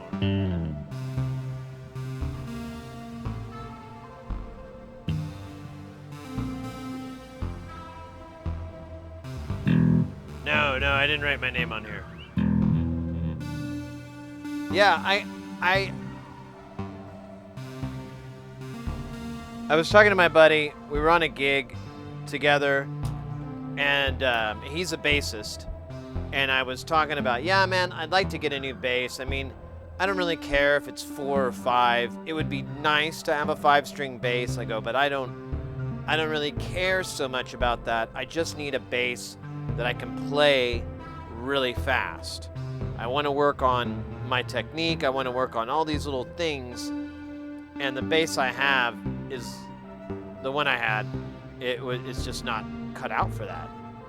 And he's like, well, I have this Michael Kelly. I bought it. It's the first 5-string I ever bought. and I don't like 5 strings. And he goes, I've only put like less than 100 hours on it. It hasn't been on the road. I haven't toured with it or anything.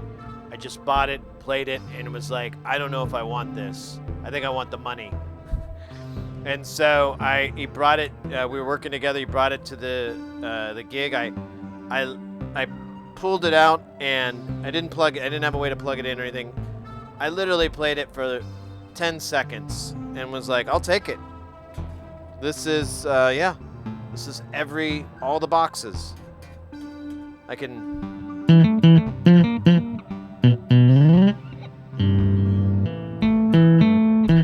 I can do all these things that I want. I can finally try to learn.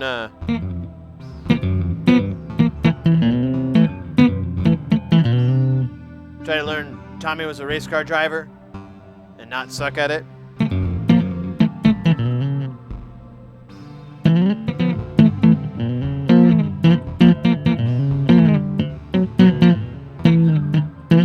Yeah, it's pretty bad.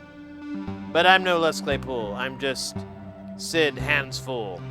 But you can do, and I gotta learn, I kept forgetting, I gotta learn, My Name is Mud, because I like went open on the B and was like,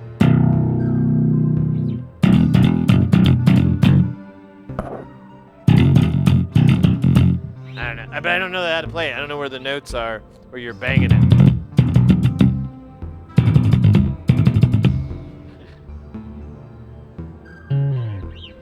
But yeah. I kind of got it there.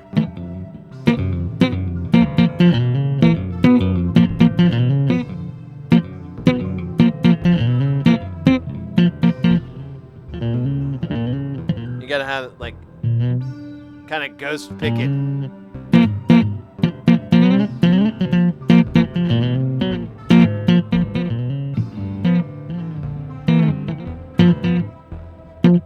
It's kind of hard to play with another song in the background too.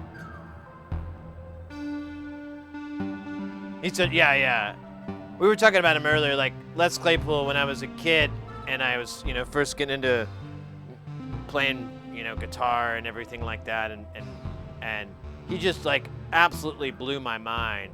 And then like the guitarist was like, what the hell's he doing?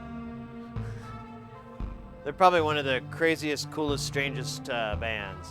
Nice, my buddy Dan made me a custom guitar. I'm excited to get it set up to record. Oh, nice.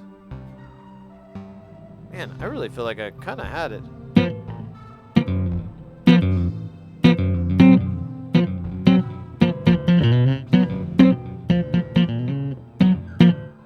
It's so close. See, there's like a part I can't do because you have to go.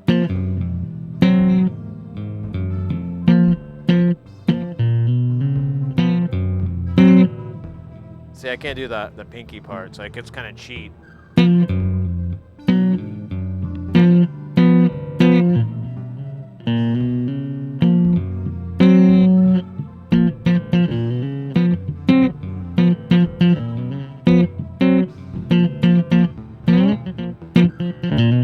Anyways. I know what I'll be doing someday. Trying to learn that song. It would be great. And then I think I'd accomplish something if I could play that. Imagine that. That would be so much better than like at a party and someone starts playing like Under the Bridge or Stairway to Heaven and you just pop up and you're like, fuck that shit.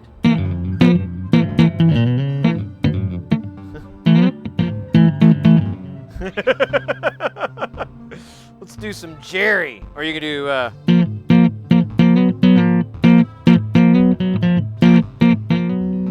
Here they come. Old school Primus. But yeah, I recommend this bass. It's awesome. I'm lucky to have it.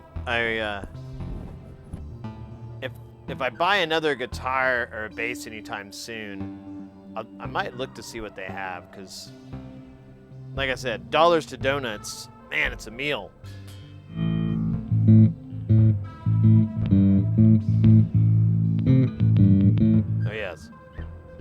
How did we do that before?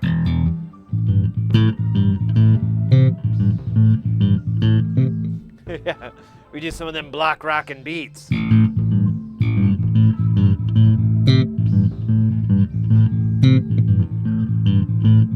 How about those block rockin' beats?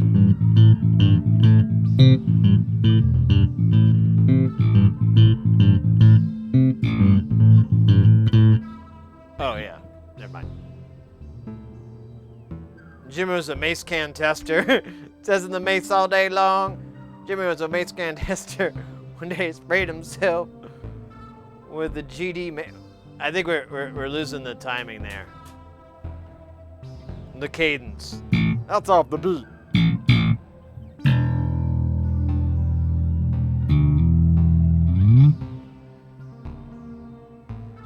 All right.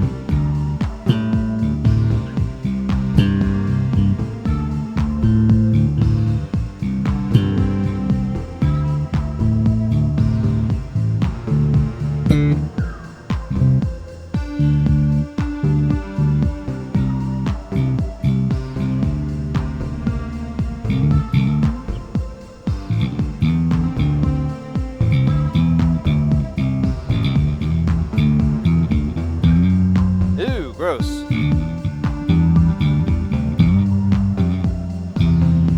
There we go.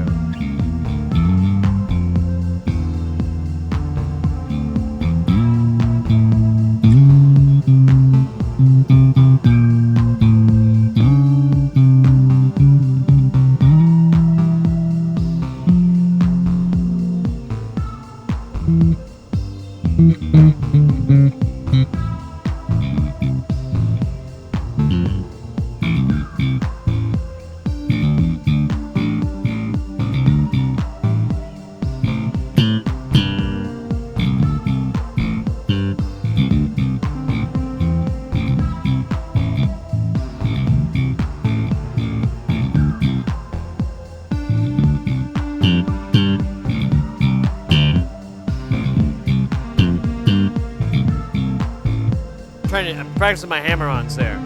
So I'm only plucking once, and then I'm slamming the rest of them. Oh, now I can't do it.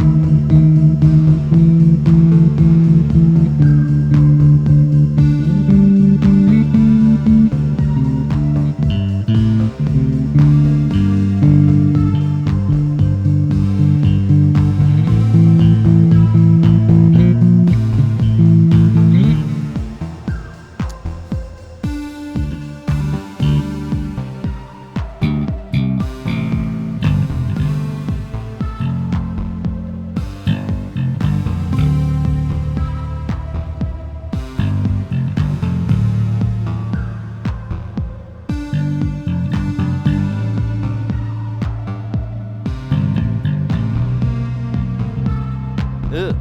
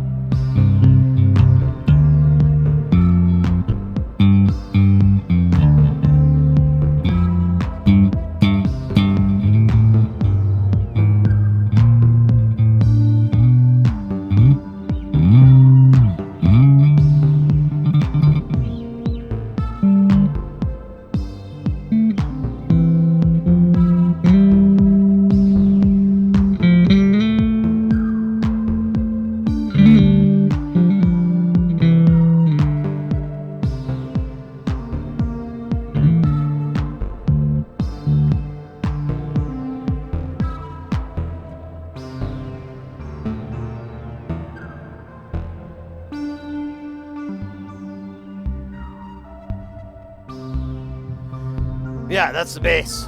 Oh yeah, we forgot to do the classic. We were talking about tone. We can do the.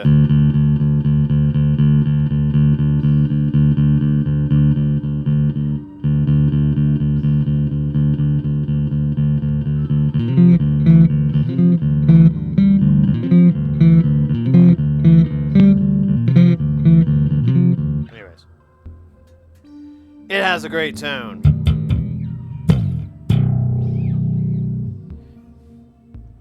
But I've been really digging putting that chorus on there.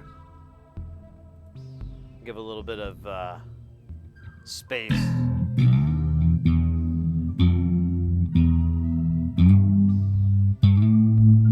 Oh yeah, you know what I should tune? I haven't tuned this thing. Shouldn't matter. But just in case, I'll tune it without the chorus on.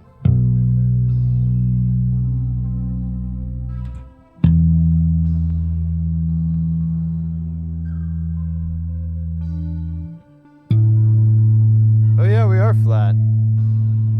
I thought it felt weird, but I was just like, I'm getting old. I don't know how sound works.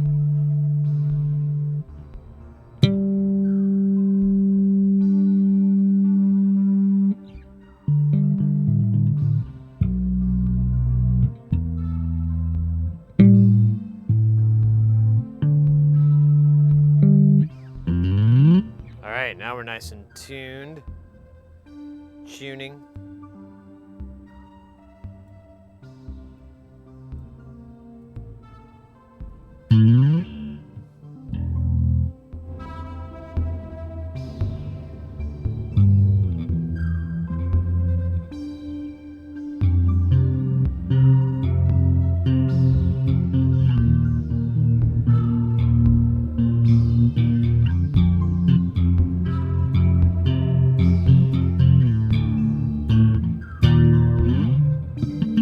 Hi, what's the benefit of tuning using harmonics versus open string?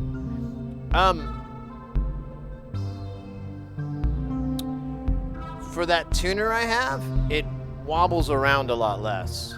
So if I do a harmonic, it doesn't do a lot of wobbling, you know? If I go, it's all over the place. Here, maybe I can show you. So there's the tuner. Let me get a little bit closer in.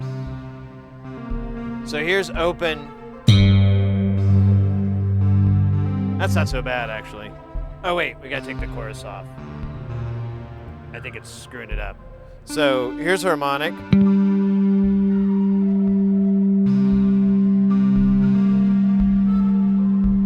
Stays really nice and solid. If I do open, actually does all right. Let me try a lower string.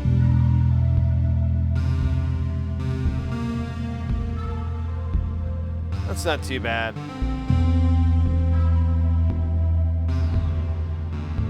I think also, because I play so high up, I kind of am just fighting the intonation as well, so I think there's part of that too. But I mean, it's 6 versus half a dozen. If you play it open or if you play it at the harmonic, you should be getting the exact same note.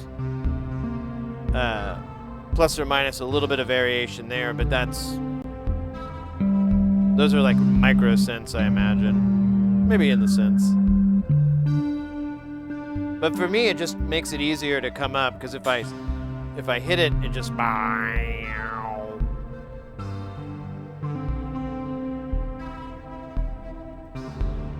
don't know if it's a good idea or not.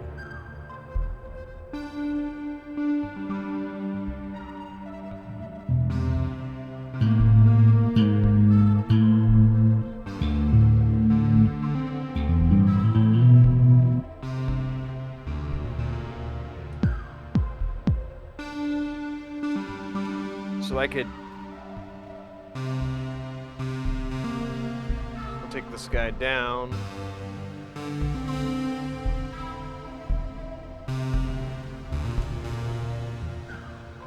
Oh, scheisse. No, that's not it.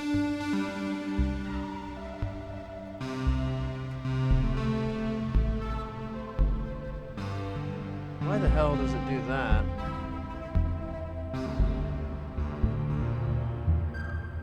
Huh.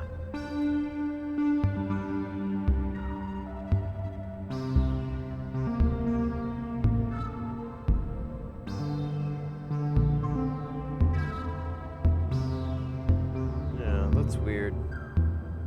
I'm getting like, yeah,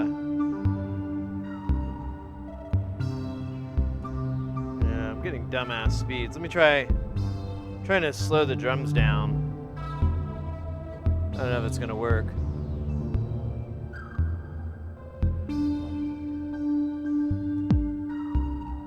It's too slow.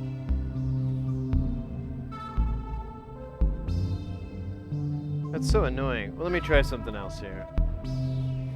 Let me come out of this guy and go into this dude. And then feed this guy into that. There we go, that looks better.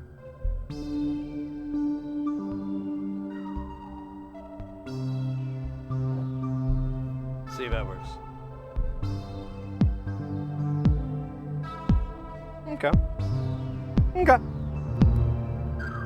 That sounds good.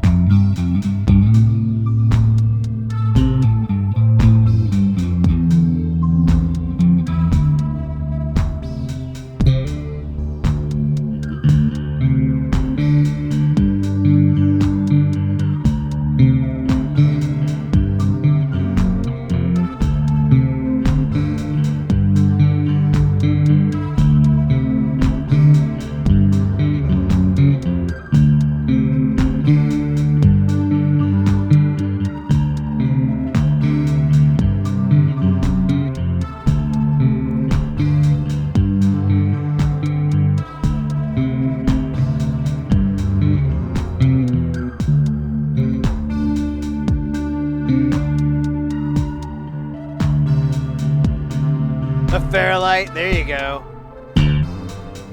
Man, I've seen one of those in the flesh. It was the one that was used to make all the sounds for the movie Tron.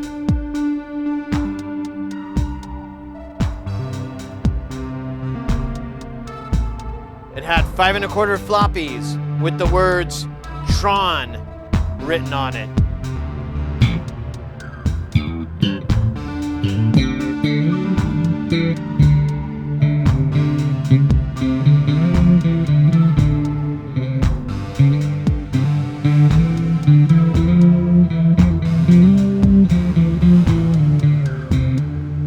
But a bunch of once I saw that, all the sound effects made sense to me. Like that, all those, I was like, oh motherfucker, that's right, it's a sampler.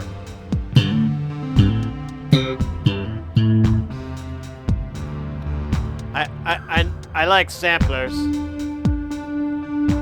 Those are the ones I have left. We used to have a bucket of them.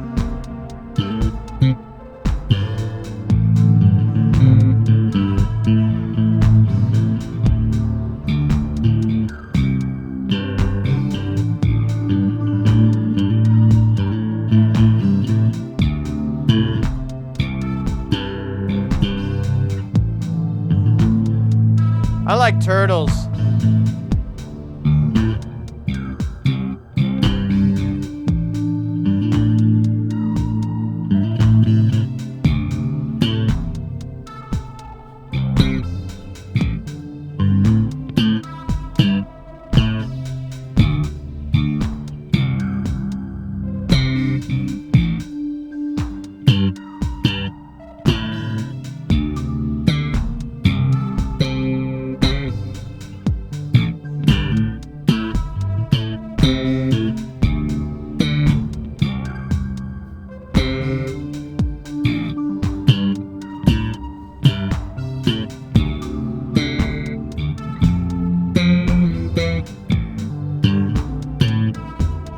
We gotta bump it up a little bit.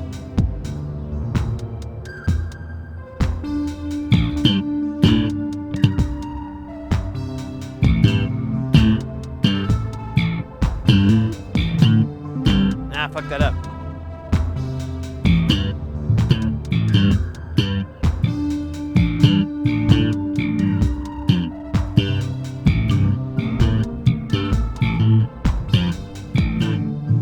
Nah, fucking this up.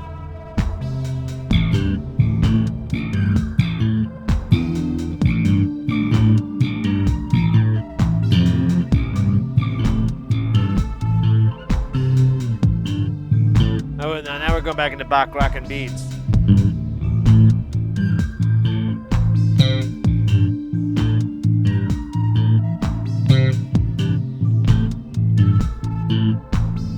How about a bit of those black rockin' beats?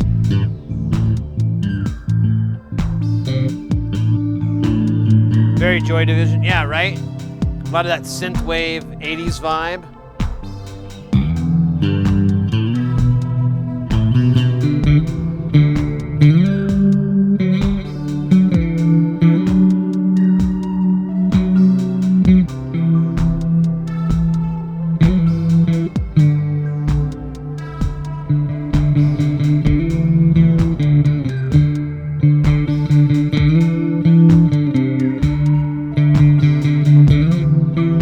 Like a Joy Division riff, isn't it? I'm not a huge Joy Division fan. Not like I don't like them, I just... All their music came out long before I was born. No, not long, but before I gave a shit.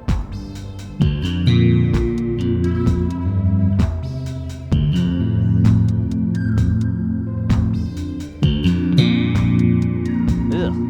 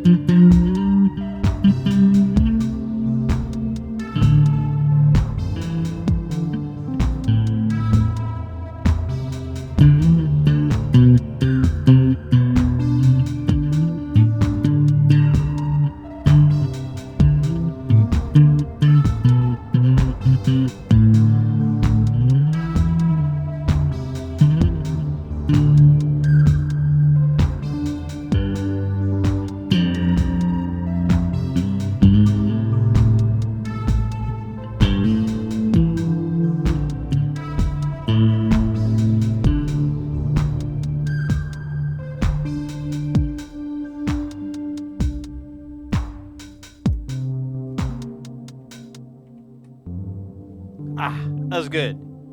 Oh wait, I forgot to go. Oh man. Super good. Super geil. Das Übergeil. Dieses Übergeil. It's funny, there's like a buzz on this thing if you go to one pickup or the other, but if you go to the both, it cancels itself out. It's weird. I'm sure there's an audio reason for that.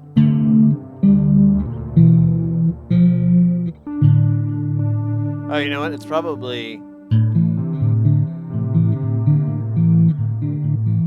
like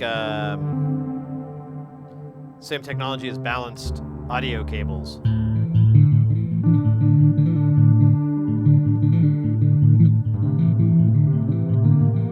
I'll tell you, I'm getting better at this bass guitar. I'm doing a lot of shit. I'm forcing myself to do a lot of shit that I don't normally do. Like, when I gotta work this pinky boy up. He's just, you know, you gotta get that spread. You can't use old ring finger for that. You gotta bring pinky in. And pinky has been working out, you know?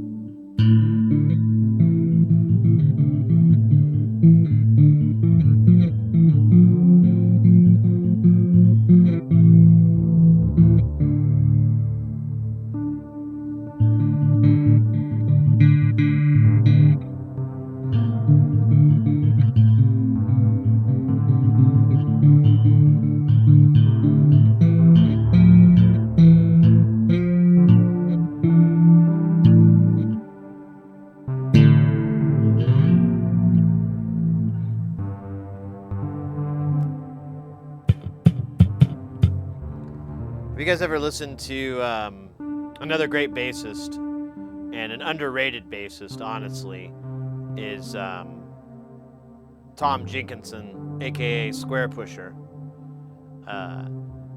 There's a really, really cool album. I don't know if it was sold commercial. I think you can get it on, I think you can find it on Spotify and all those other streaming services, but it's called Solo Electric Bass.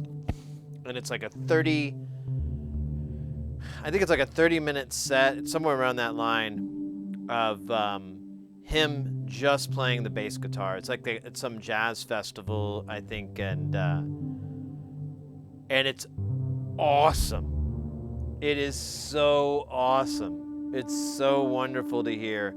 It's a really good performance too. He goes all over the map, from just straight, you know, just flying around doing a bunch of really great funk and so forth, to just, you know, playing some really beautiful, you know, walk pieces and so forth. Like just walking down the string. And he just doesn't stop. He doesn't, I think he like talks a little bit to the audience, like, hello, are you guys ready for something? You know, I don't even think that, I might be thinking of another show, come to think of it. I don't think he does talk. And it's just bass guitar, just going on and on, all by itself. No drums, nothing. Oh, it's so good. I know I might listen to that tonight. You know, might get a couple of tall boys in me and, you know, start playing the solo electric bass, like really loud though, to where the neighbors call the cops. But you know, if you don't answer the door, they can't come in, you know?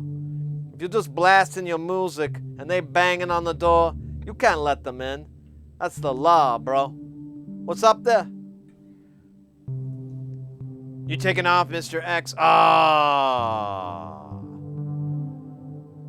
Fair enough. Fair enough. It is Thursday. Not Giles Day. Mr. X, thank you very much for hanging out, though, and bringing your Zupa guilness to us all. I hope to see you this weekend. We'll be doing, we'll be back in the lab, I think, this weekend.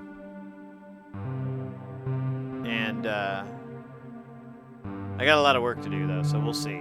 But that's the plan.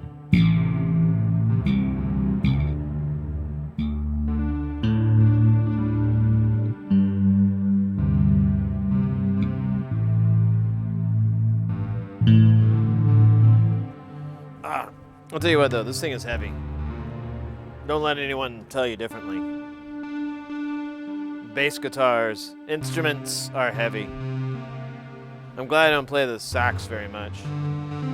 I have one with like a strap. It just beats the shit out of my neck.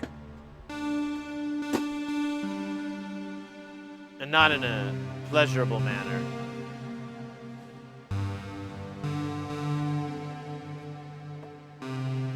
Oh. Oh, there we go. I need to sit down. Oh yeah, I don't know why I didn't earlier. Oh.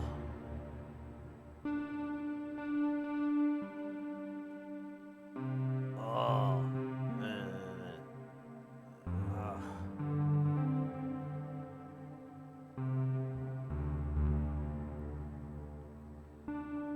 Oh yeah, that's much better. Kind of.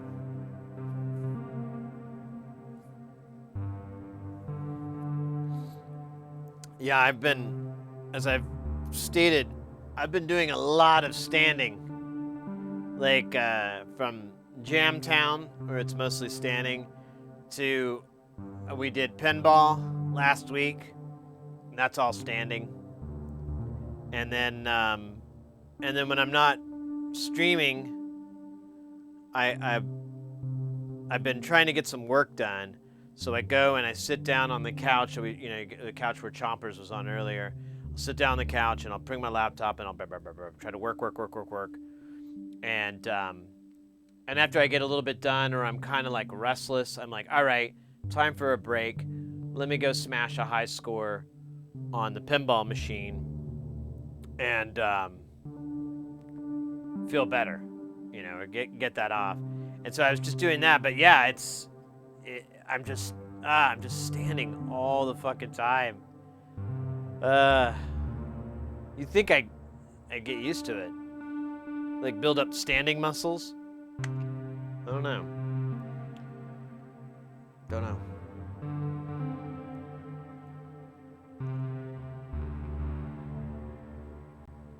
I'm gonna change the pattern on these note placements. What if we slowed the clock down too on those? Let me do double. Oh, see, I stood up. What a fucking fuck I am.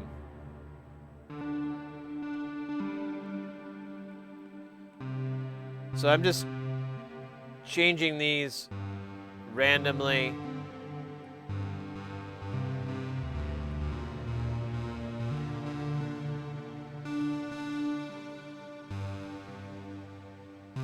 And then I'm gonna take their clocks,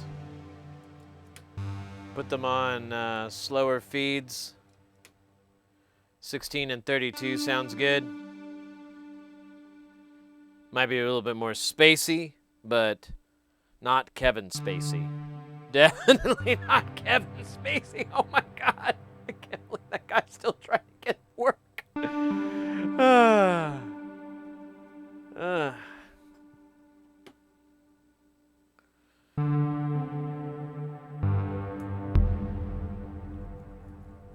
Oh, that doesn't seem like a good timing.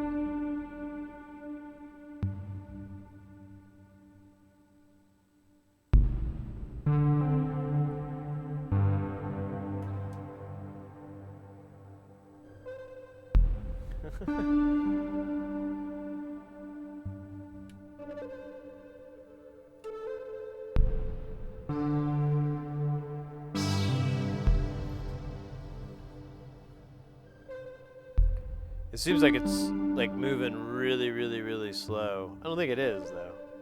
What is the tempo? What does it mean when it says slow and low under tempo? It says that slow and low.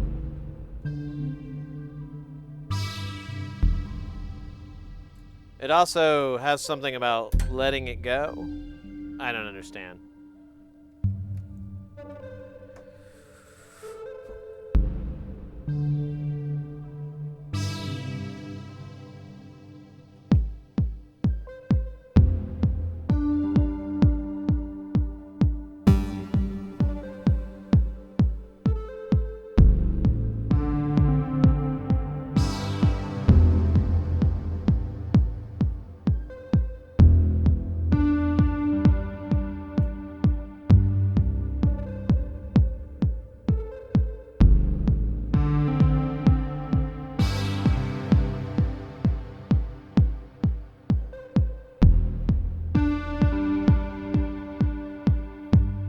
is that, oh yeah, that is triggers.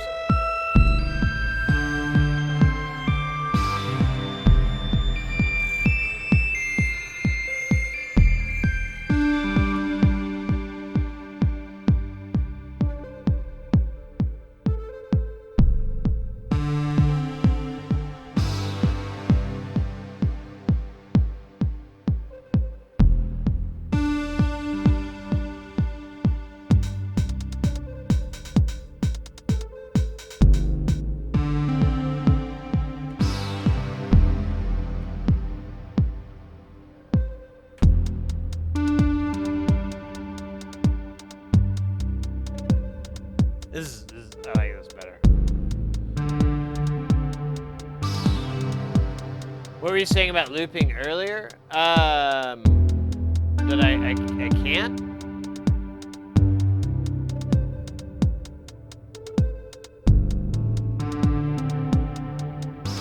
Oh, it's the Beastie Boys. Ah, there you go.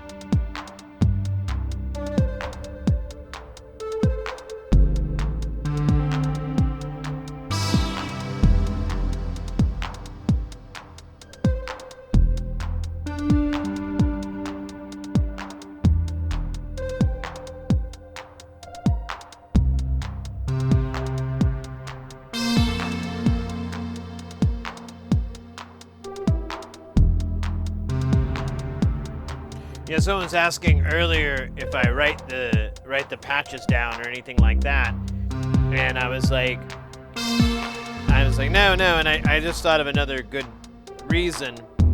When I'm listening to this, I'm like, I could stop and start this, and the whole pattern will disappear. It'll be something different, and there's like, I don't really know how to get it back.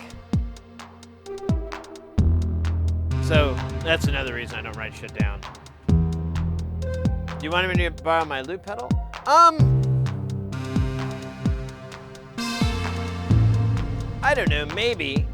I'm not...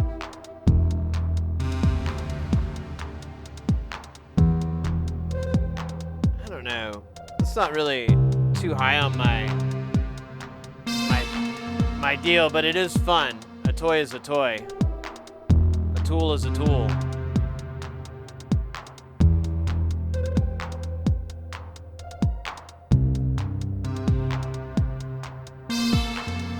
So I don't want to say new, but I don't know. I love that part. Yeah, a little na-na. I like that. Again, none of this was written. We're just fucking changing the timing on stuff or having it start up at different spots than it did before. And it changes the music. It's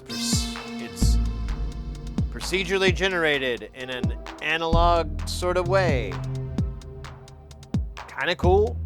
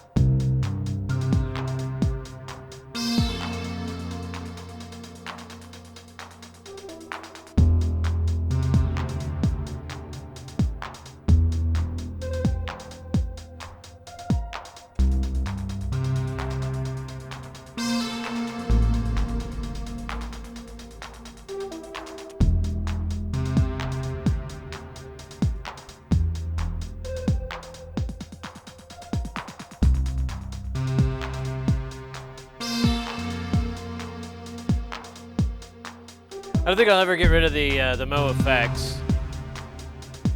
I bought it off a buddy of mine, and I was a little underwhelmed with it. And then I kind of find out how you're supposed to use it, and it was a little bit of operator error.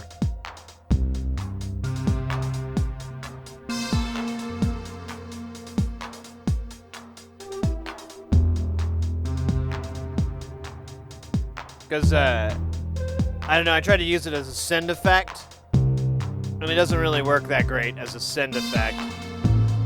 But it works great as an insert. Like, straight in.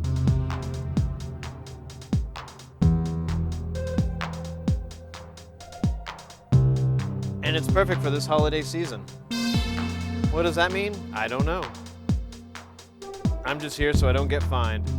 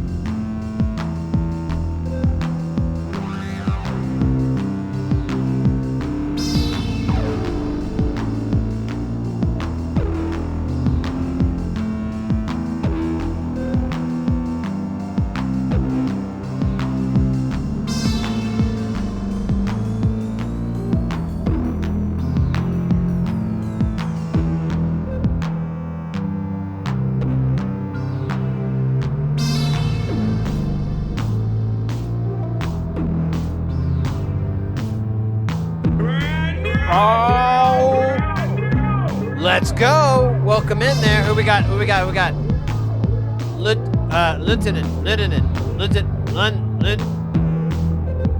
L Uniton.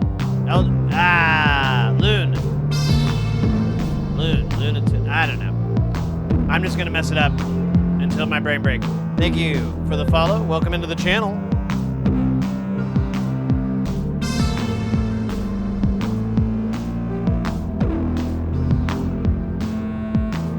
Lunaton.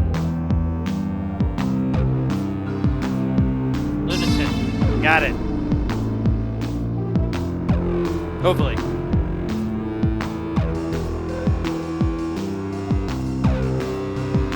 Do a little jungle, a little step tech.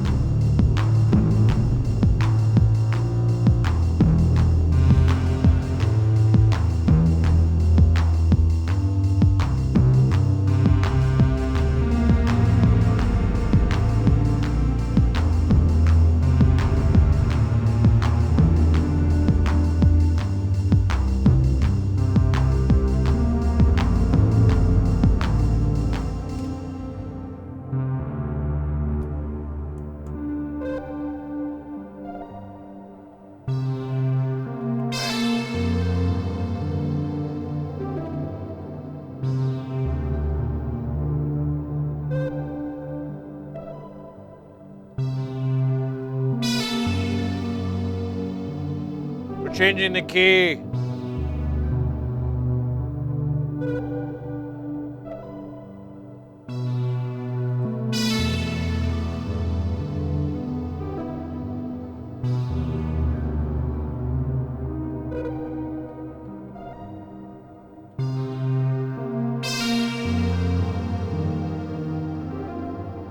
And then,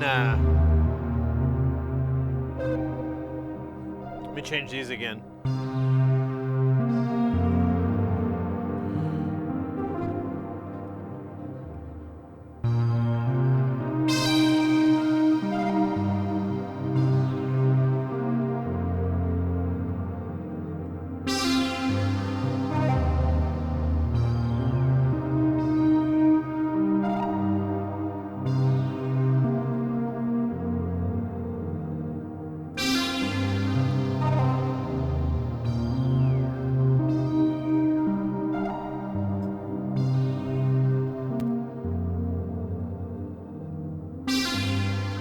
It feels like there's this big beginning loop thing. I don't know if I like it or not.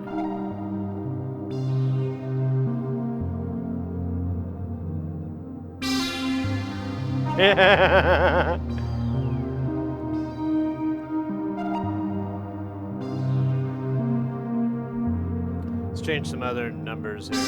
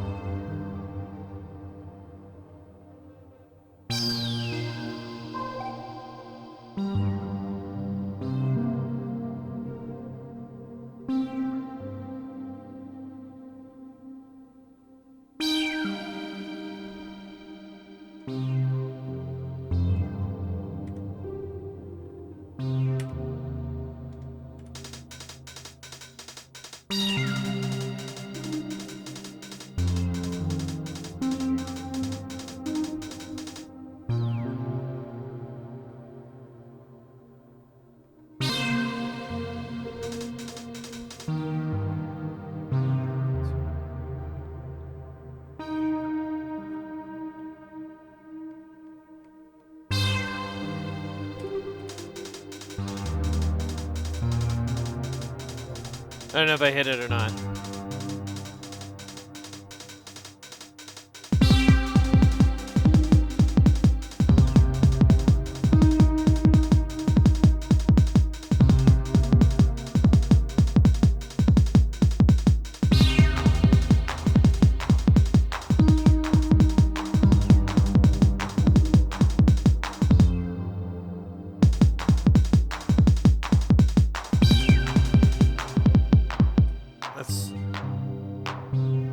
It's a little bit too fast. Maybe that's my problem. But I kind of want it that way.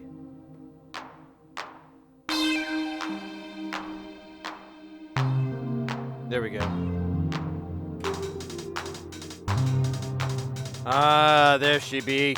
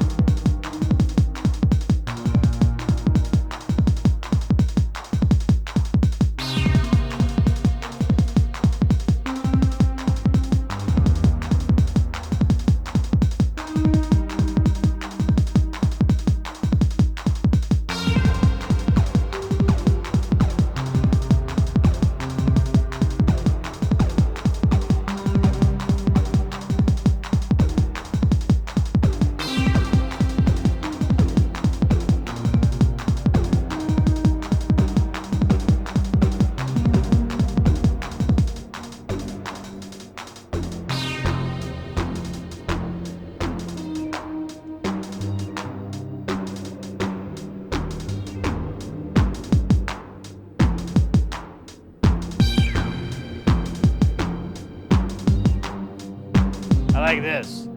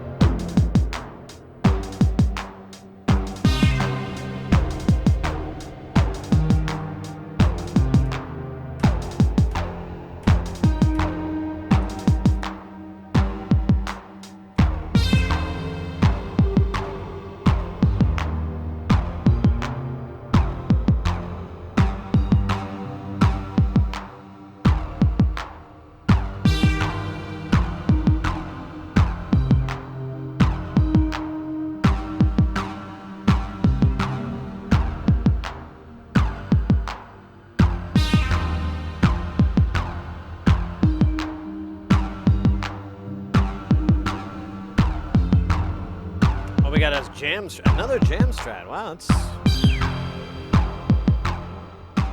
2 in one stream. I didn't even know that was possible. No lie.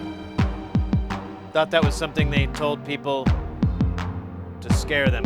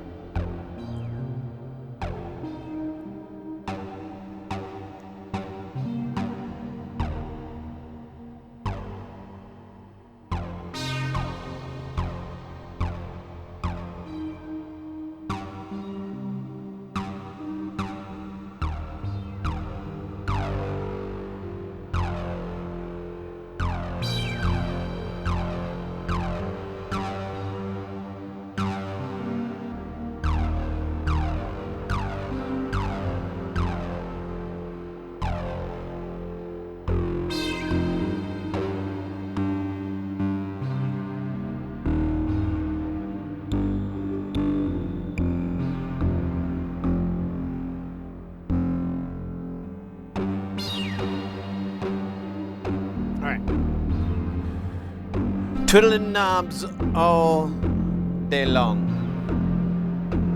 Twiddling in the knobs. That didn't make sense. That doesn't jam appropriately.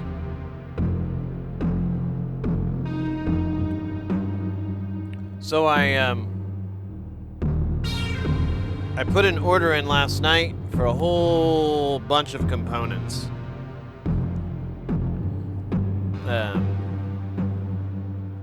Like a whole like a few $100s worth, and it should be here by. I screwed up. I would have gotten it here yesterday, but it won't be here till Monday.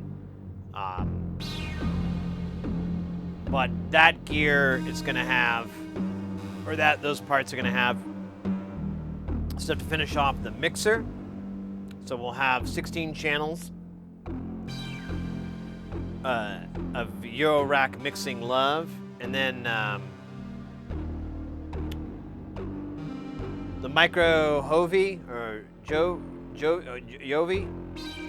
That thing's gonna get stuffed. The Frankentides. We should have everything for that. I found the DAC that I needed, and of course we got the STMs, the STM32s on order. I just got notified from Thonk that they're on the way. And then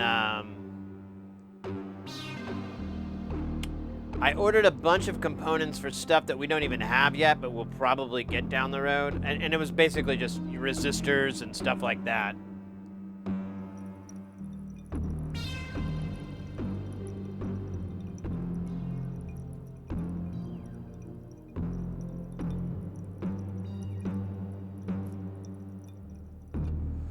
I like that. Meow. It has like a little roll, little tremble.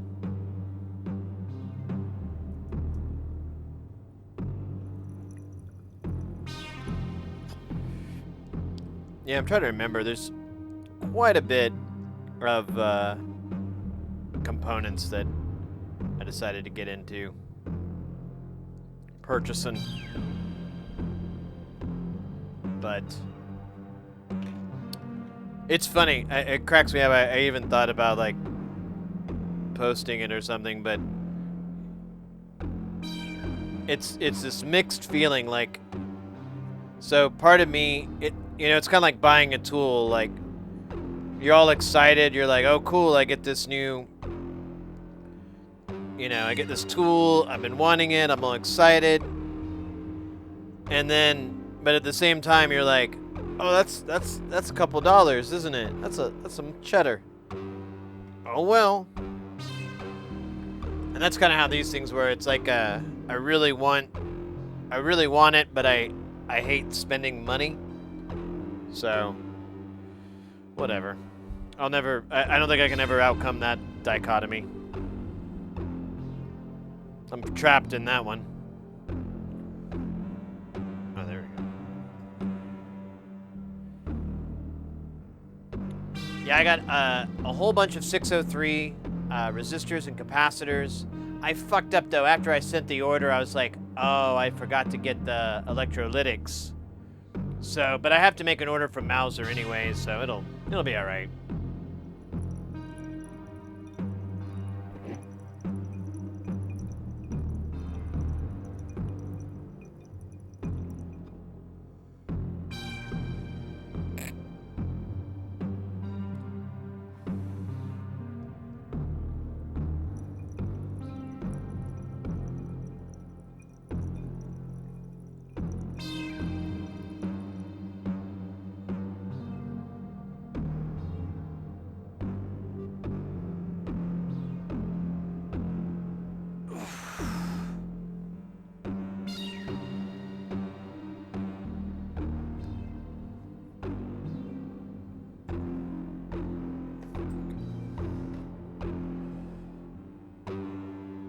All right, Jamstrat card, and I saw something else over here. Oh, a hydrate from Cynic. Oh, and she already took off. All right, well, I'm going to do it anyways, because I'm a wild man.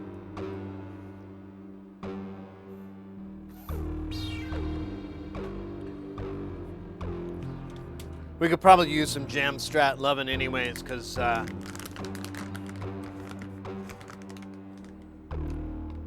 don't know. I'm sure everyone gets this. I had it last night. You ever get, you're like,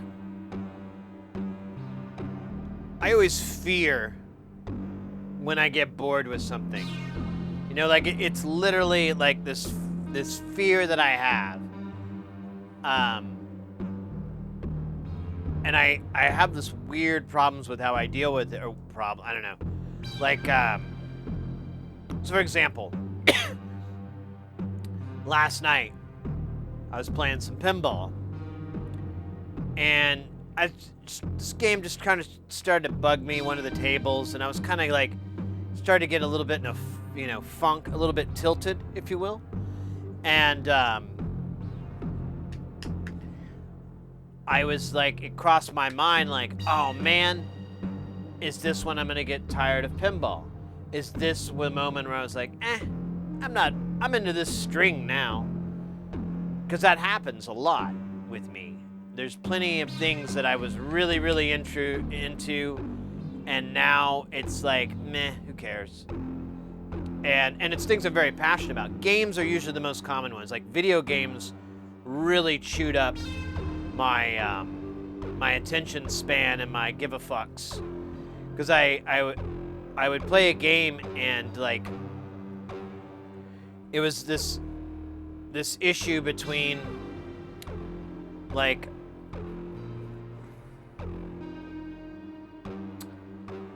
knowing where the end of the game is. Thanks, Back Joe.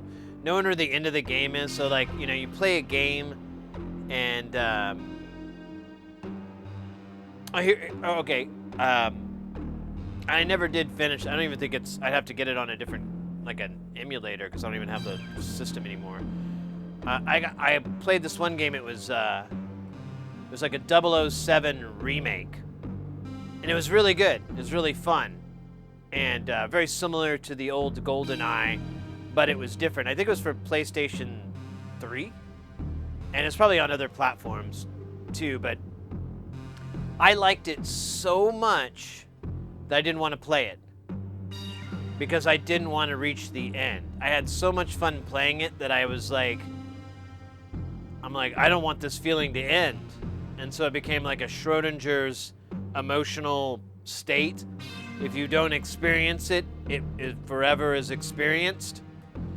So I never finished that game. I never played it very far. I just kind of was like,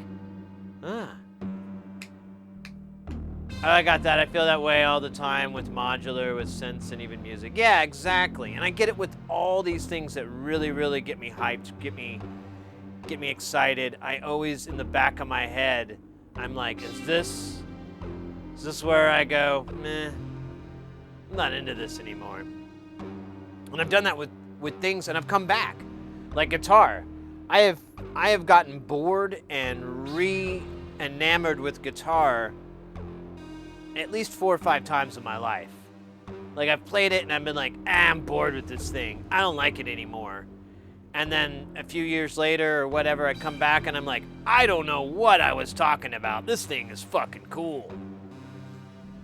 So, I don't know. I always have that with... There's certain things, though, I know they're a bottomless pit, and I don't think I'll ever get bored of. Like electronics. I've been into electronics since I was a child. The fact that I barely understand it means that I've got a long ways to go, and there's always going to be something, a new challenge, a new thing that I may or may not be able to accomplish. So there's always that, and there'll always be that. Like, if I get sick of analog designs, I can transition over to digital. I'm already kind of doing that for a project. I'm not writing the code, but I have someone else doing that. But you're having to work in that environment. So I just don't think I'll ever get bored with that. But I mean, I don't write music in DAWs.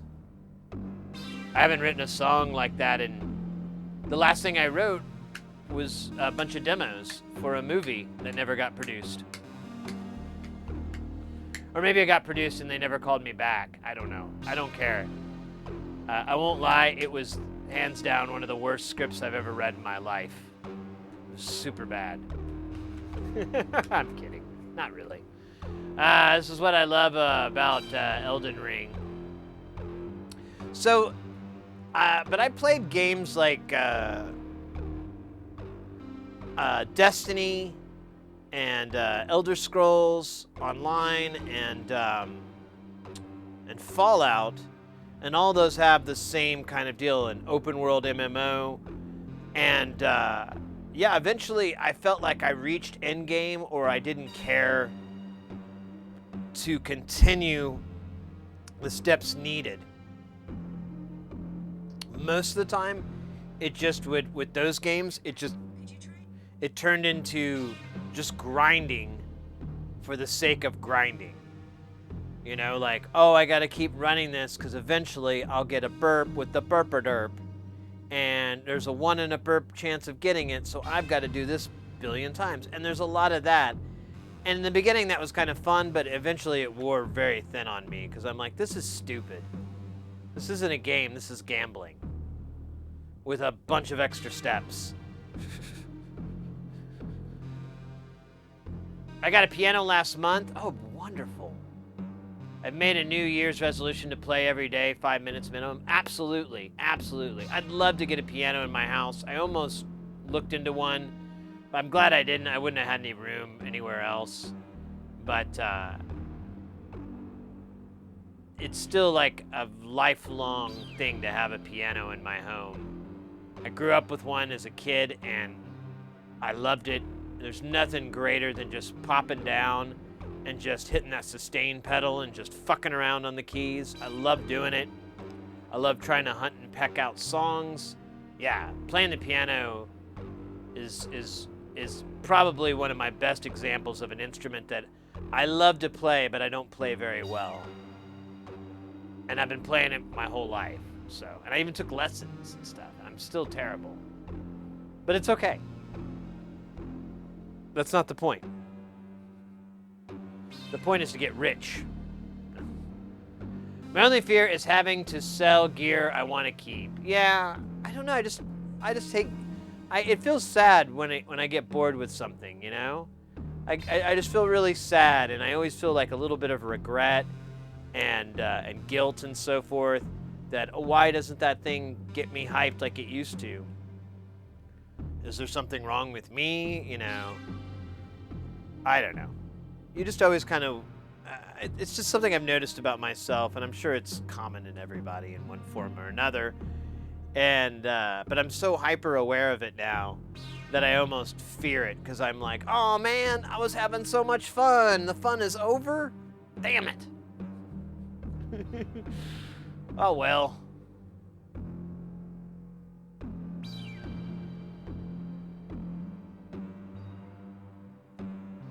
It doesn't. There you go. I don't grind when playing. Oh, I don't know. I'm not really interested in picking up a video game right now. Any games. I've honestly, pinball has really filled a niche in me that I really wanted a game. I still want those challenges, but I don't want to spend a lot of time. And pinball is perfect. You can play, like I was playing a table and like it takes 10 minutes to finish a game. That's a long time in pinball world. And versus I've been playing a lot of these really old tables that are very hard and they drain a lot. And those games last about 1 to 2 minutes. And it's perfect because you can just do it and you can either nail it or not. You know, there's a little bit of, there's quite a bit of luck involved. It's fun. Piano I can play, guitar I can't. Well, you once you get the calluses going, you can. That's my problem. I've been trying to play every day with this bass since I got this callus going. I'm like, all right, now I can crush it. Lobster Chung, good to see you, mate. They're like this. I just realized like the screen's covered up a little bit.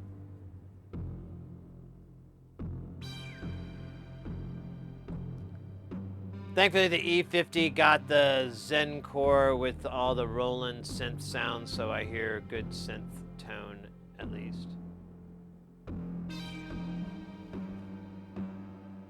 The E50. Oh, the Roland. Never mind. Never mind. You said it. I got confused. I get confused easily.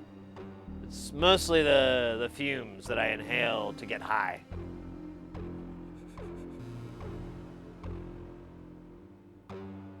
One of the best days this year. How was that, Lobster? Just closed a big deal for lab equipment. Up top. That's awesome, mate. I'm very excited for you.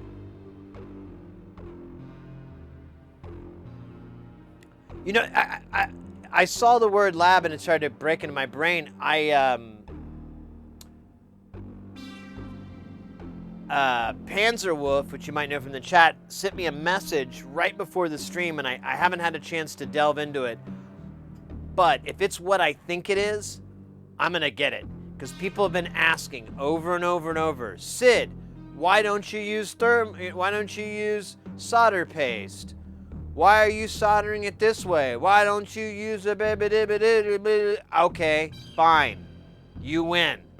I found a solder oven specifically for what we're doing, and it looks like it's about the size of a crock pot if they were square or rectangular.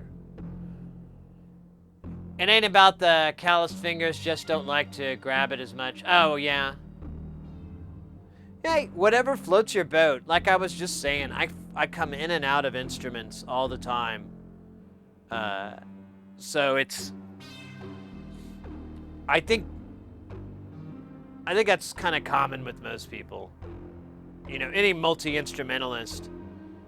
I think it's like playing a game. Like sometimes you want to play this one, and then sometimes you're like, nah, I don't want first-person shooters. I just want a puzzle.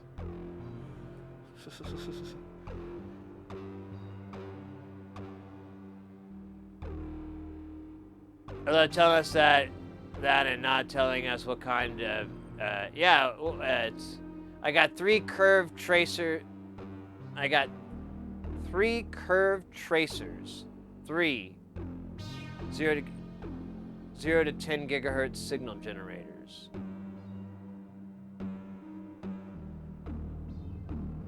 What's a tracer? I think I'm stupid on that part. A Rakaldana counter and a decayed transformer divider with mechanical knob. Oh, shit.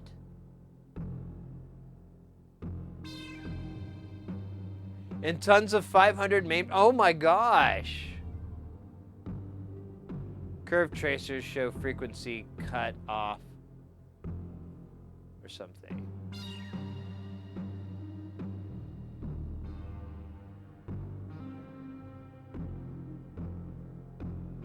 Do you like the guitar samples? I don't know. Mr. X and I were talking about it one time, Mac Joe. Like for me, playing the guitar and stringed instruments, it makes a lot more sense to my brain on how to play it versus a piano, because there's not white and black keys, that there's not really that thing going on the guitar, and so I tend to use more sharps and stuff like that when I'm playing guitar. And when I'm playing piano, I have to like actively think about like, I should throw like a little flat in there, get some oh, that sounds like dog shit. Never play that chord again. In fact, I should just burn my hand now. That was a horrible set of notes. I mean, but that's how I am with the guitar or with the piano. But I still enjoy playing it. I used to be able to play Bohemian Rhapsody on it, but now every time I try, I'm like, how did I do that? I really got to sit down with a boombox and figure this one out. A curve tracer plots a graph with IV resistance, voltage, current is Y. Oh, okay.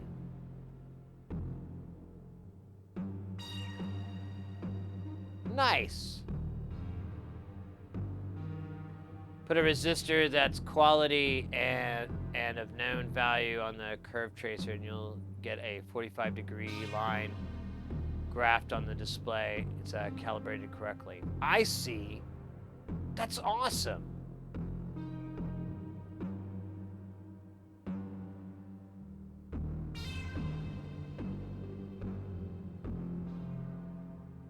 Ah, for testing semiconductors as well. Okay.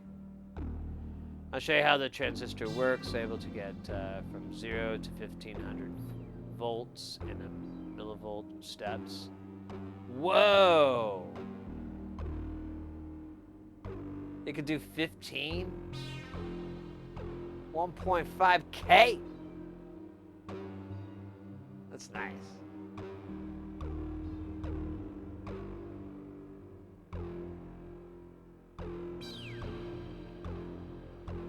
To do soil samples. Oh, wow, it's that sensitive. I guess it would be, but that's really fascinating. I never even thought of that application. Wow, very cool, mate. I'm hyped.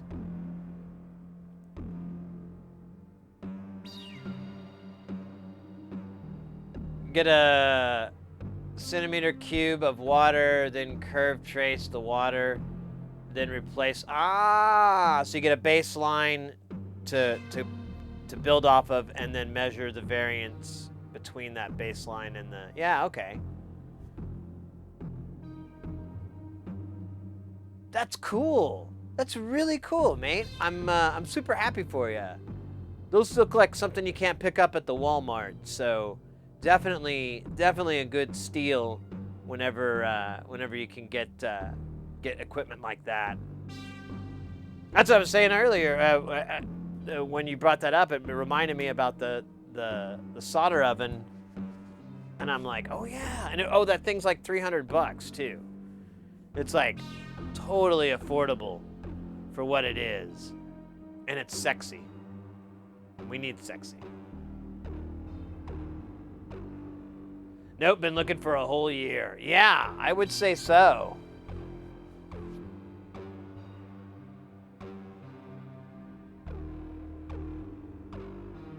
You're going back to oh my goodness. It's Christmas in February. It's your birthday in February. It's all rolled up into one. That's fantastic, man. I'm super fucking hyped for you. I know that vibe.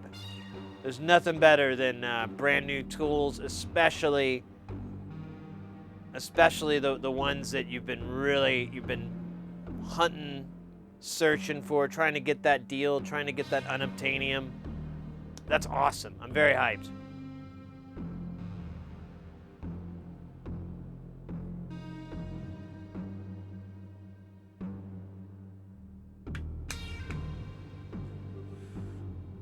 I still have these cards in my hand. I haven't forgotten about them. I've actually been working on doing some weird No, not really. That'd be cool, though. Yeah, that's awesome, mate. That's cool. Oh, we got a battle royale. Very much of it. Yeah, there you go. That's cool. Well, yeah. I'm gonna try to rearrange my area in here tomorrow, tonight, because me and Mrs. Harris, we got a new TV, so I'm taking the old TV and putting it in here, and just using it as an extra monitor. But I have to move some stuff around and put it. Oh shit! I should have bought that monitor mount. I forgot. Oh well. We'll get it started. And oh, you know what? I could maybe go to the. Anyways.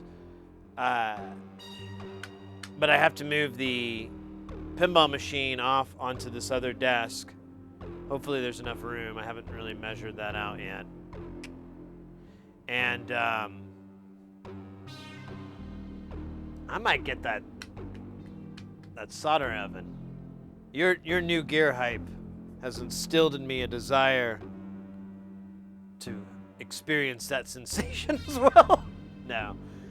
Honestly, the solder oven would be a really good deal, and I'd like to get better at that technique. There we go. At that technique, because everyone raves about it, and I would like to have, if we're gonna put any, all the stuff I put in the store, I always kind of wish it looked better. I mean, it's great that it's hand soldered, but. And if I were to do it in an oven, it would pretty much be perfect.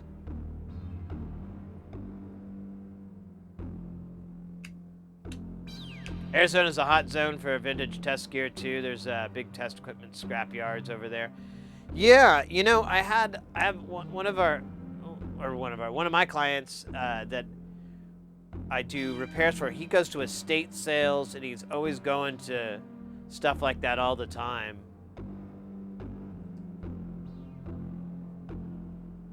And he always sends me pics, but I'm like, I'm always broke.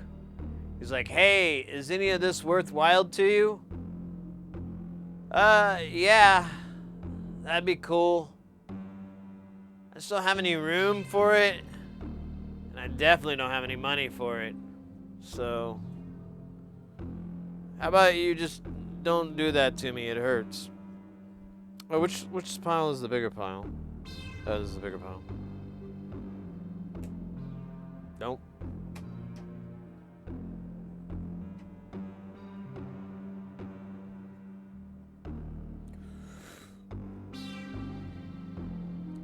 Pardon me. I was trying to imagine fitting in a hot dog into my mouth. It might have looked like I was yawning. Absolutely not. All right, guys. If you're not familiar, we got the Jam Strat cards from the Golden Shrimp Guild. I don't know if that QR code's going to come in. Probably not. But if you've got the internet, you can figure out how to get these. Because that's what the internet does. It finds. So, all these have different little strategies, all these little things on here that are written down by different shrimpers. And we'll go with, I got one from OpenSet. I don't know if this one's going to work already. Build a storm, then find the calm in its eye. I don't know if I can do that. So a lot of them are a little bit, they don't apply to what we're doing here. I put them in that pile. The ones that we can do, but I can do right now, I put them back in the deck. Callus 001. Use a cheesy or outdated piece of gear.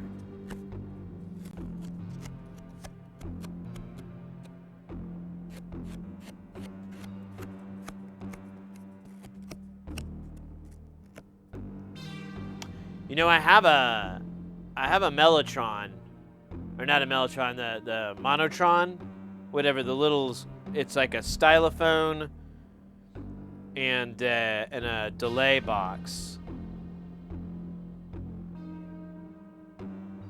It was made by Korg. Mrs. Hearsey got it for I think my birthday or for Christmas or something, and I love it. But one of the downsides to is that it's battery powered, and if you don't pay attention, you can, yeah, here it is. You can leave it plugged in and the battery will die. And I just kept going through batteries with this because I kept forgetting. And oh my God, there's like a Kensington lock on here. What the fuck? But this might fill the bill. It's a little bit cheesy because it's a stylophone, and it's a little bit rock and roll because it's got one of the cooler delays on here. I wanted to bring it back into the chain, but I just the battery problem. And there is a mod sort of to put it, you know, to feed it DC, but I never looked into it further, so I don't know the details. I think this might work. We should be able to get some sound out of it. We'll use his, that was faster than the last one.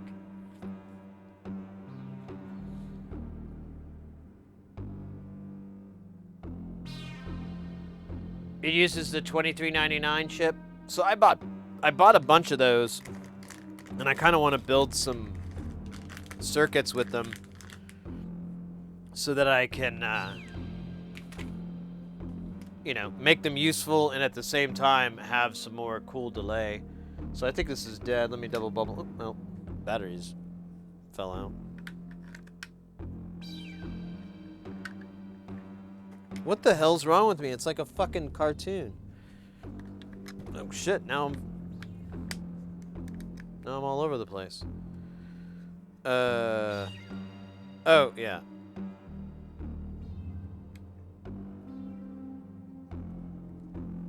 Yeah, it's not.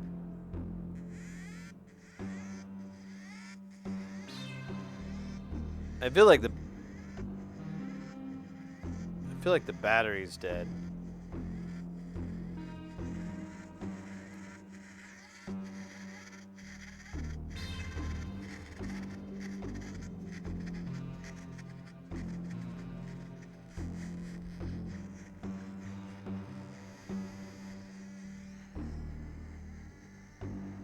I don't know, these batteries are dead. It's still working, but it shouldn't be. I feel like this is like that little bit of juice in batteries when you let them sit. Oops, I just unplugged myself.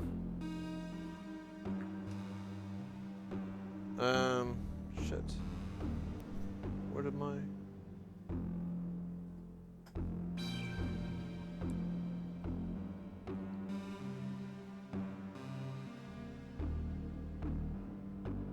Can't you use yourself? Yeah. Well, I didn't interpret it that way. I had to... Oh, hey, there it goes. Now it's dead.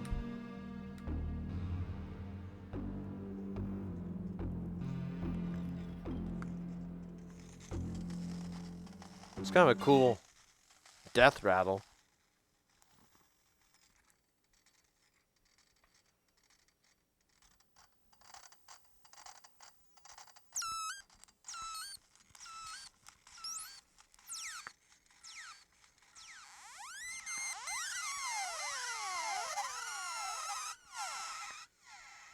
Yeah, it's not right. Let me get some batteries.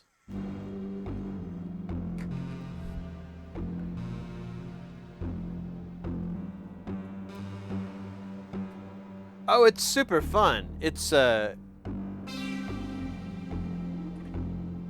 stylophones are awesome. I assume everyone has a stylophone, but now that I'm thinking about it harder, that would not be the correct assumption to make.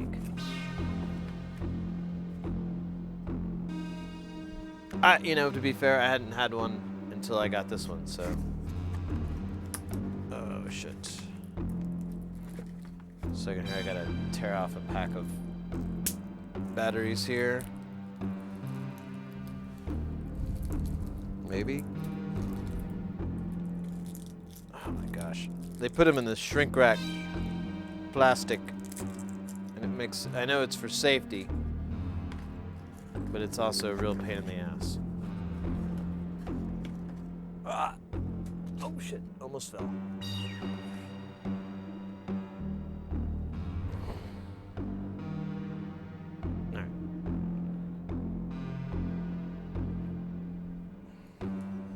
Alright. Alright. Let's toss these batteries here. These are Pro cells. Best of the best.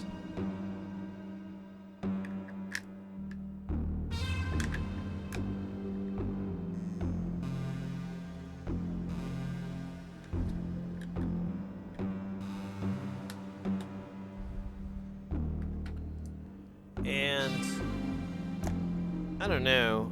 I think I could just let me submix. Let me do a little submix in here.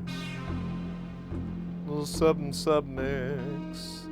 A little something submix for you. Submixing for you, baby.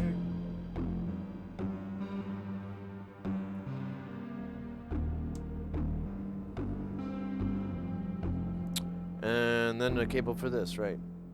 Do I get a long one? Oh, that's what she said.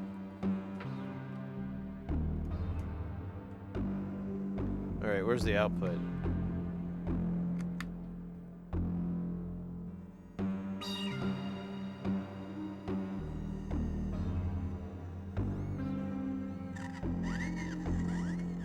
Oh, man.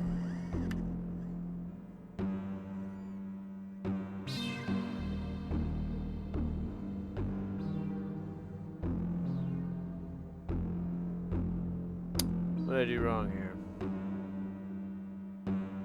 Let me just go direct. Oh, it's not gonna work.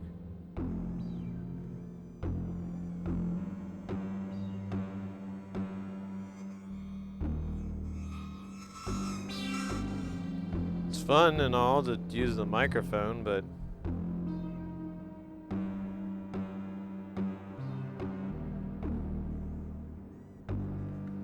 well, do I have to be smarter than the equipment? God damn it. That's not good news. I think I have a headphones jack. Buddy. No, that's too big.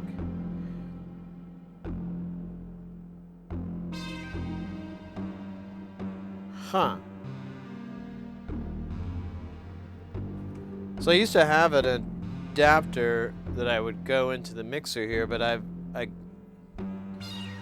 since sold it for some bongos. They're good bongos, so no regrets. Well, how can I get this to be inside this?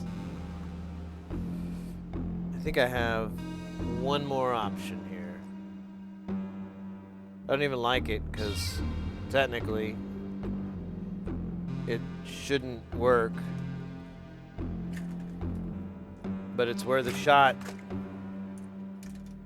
because, as they say, my favorite song, the only way you're gonna take my spot is with a shot.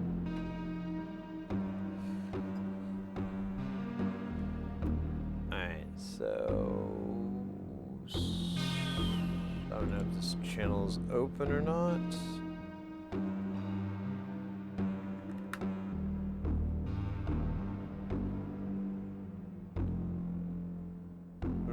7.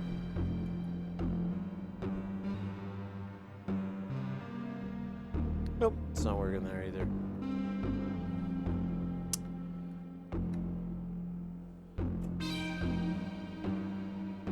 Huh. You'd think it would just tie the two together, but it really wants it to be stereo. Really, really wants it to be TRS. And I don't know if I have a way to make that happen. That's so lame. I thought it worked without. I could have sworn it did before.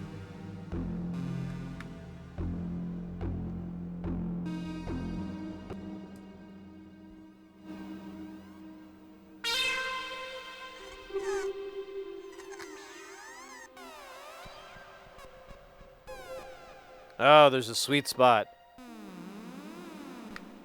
Yeah, if it clicks in, it stops.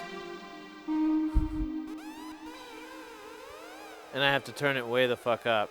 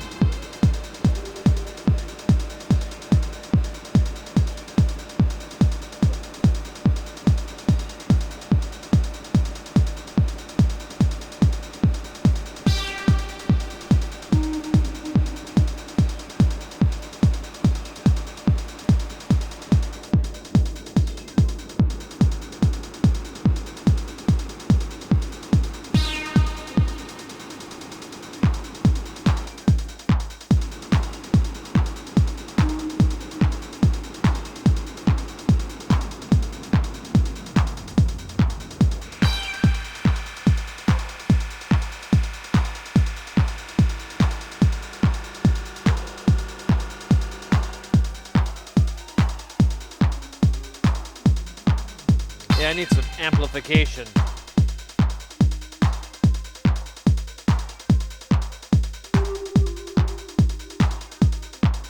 Hold up.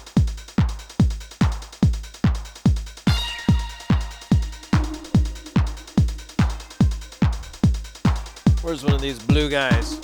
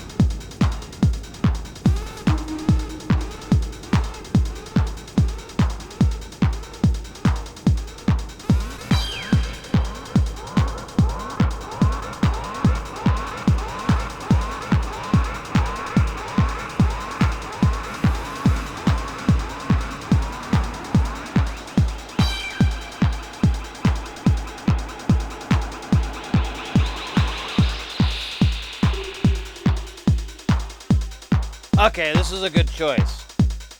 Good on you.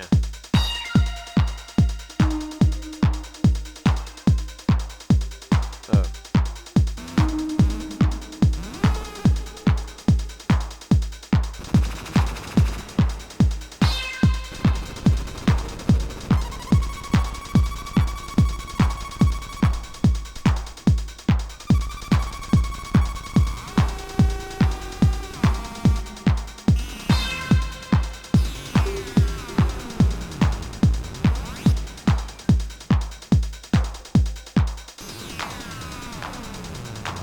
It's like the opening of old.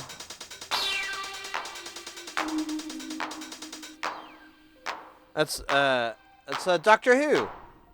Aw, fuck you, man. Stay in there.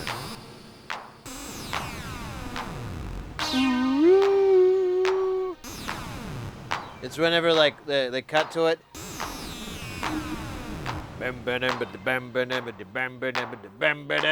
Wait, this clap is throwing me off. I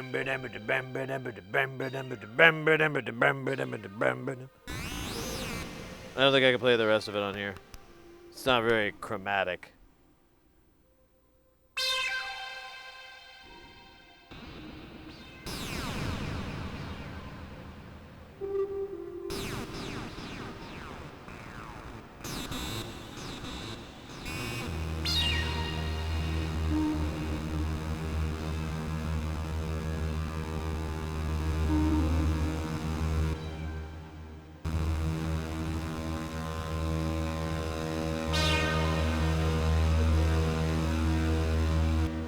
God damn you.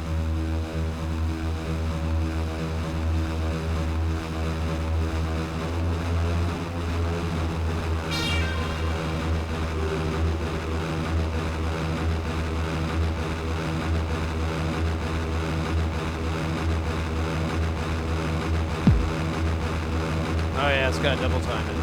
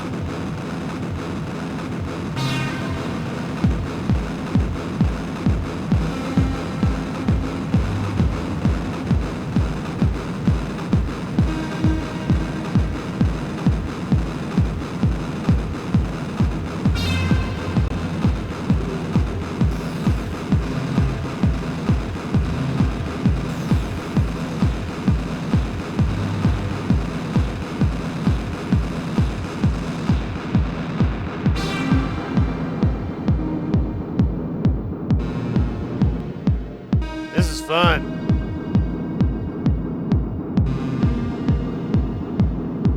Hope I remember to turn it off.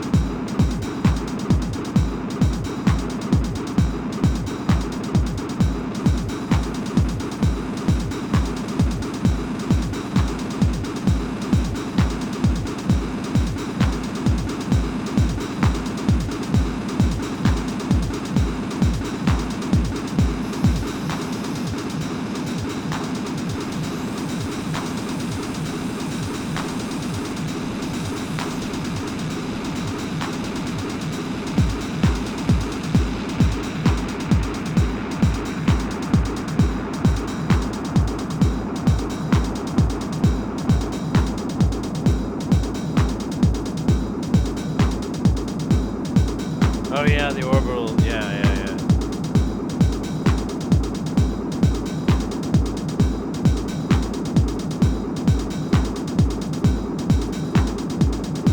This is like Stoner Jams. Classic Stoner Jams. Order today.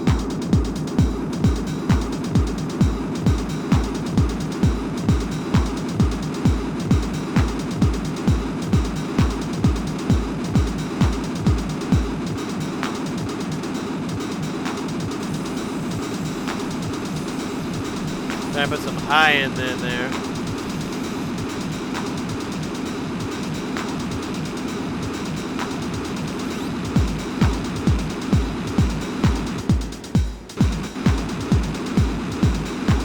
Got to build a cable for this.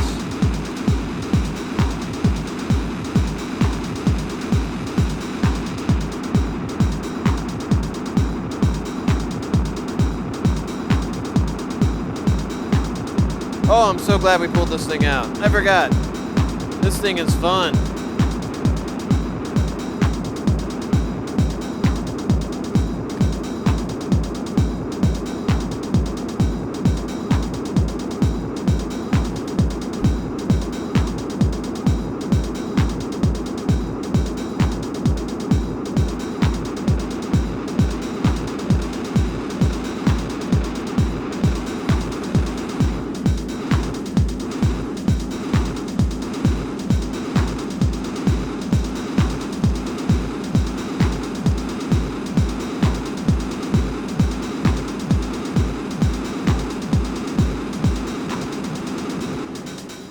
Ah, you son of a bitch.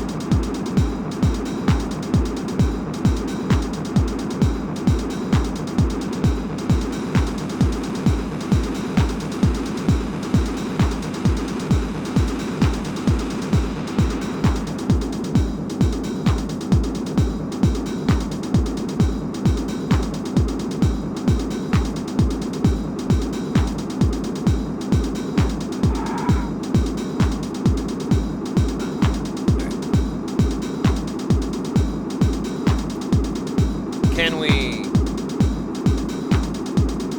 bass to it?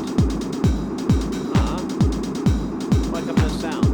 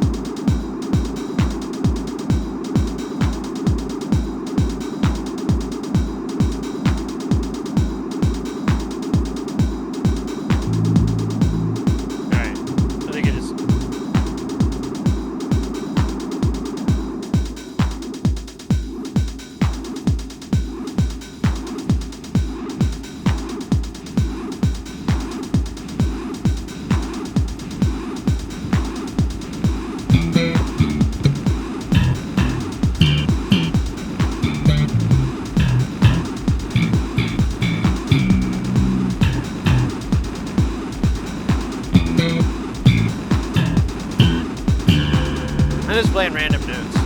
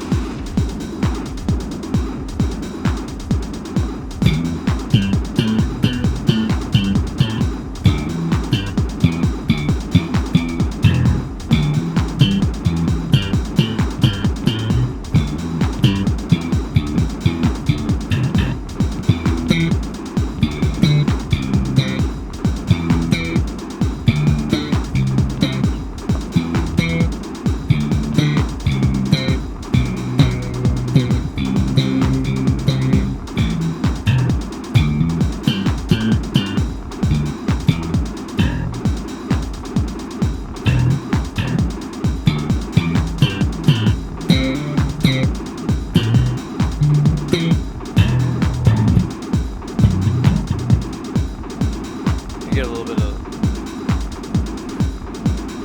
oops.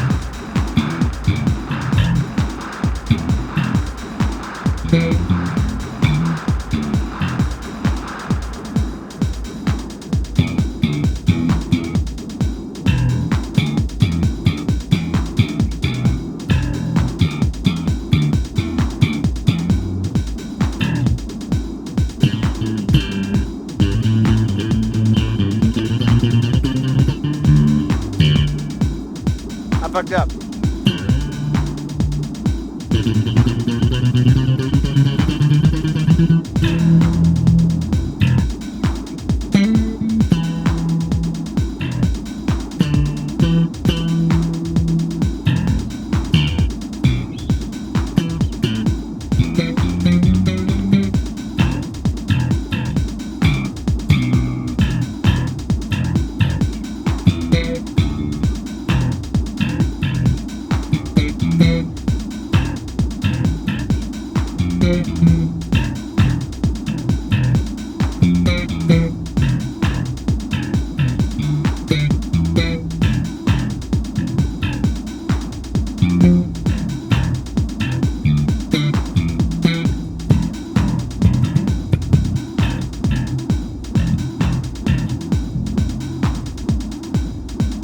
You can't even see.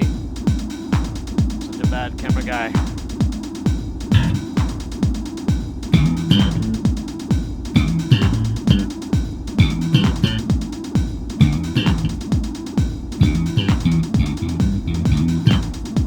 That's so hard to do at this tempo.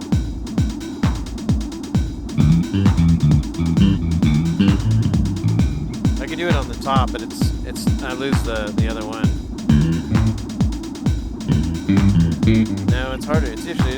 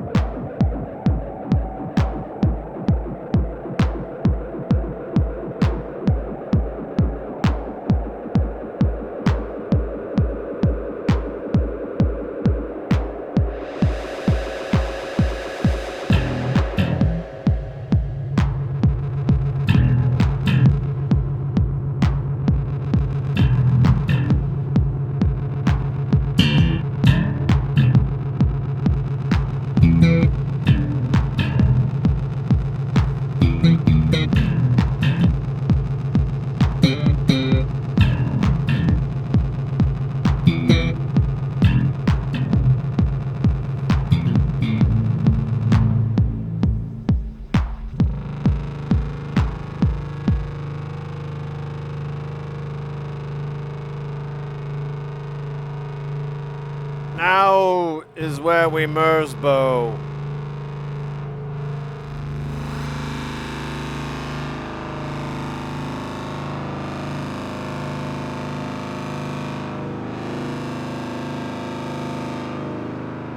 Would you like to see my collection of pet chickens?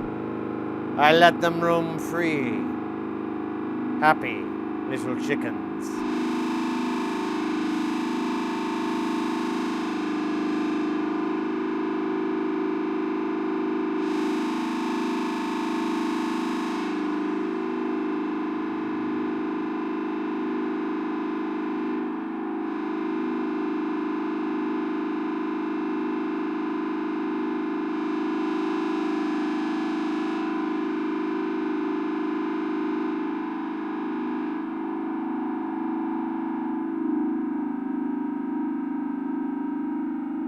We'll give it some distortion on the bass.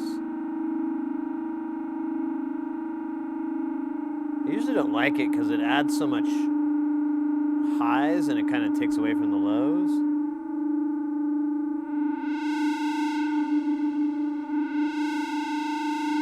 But we can try.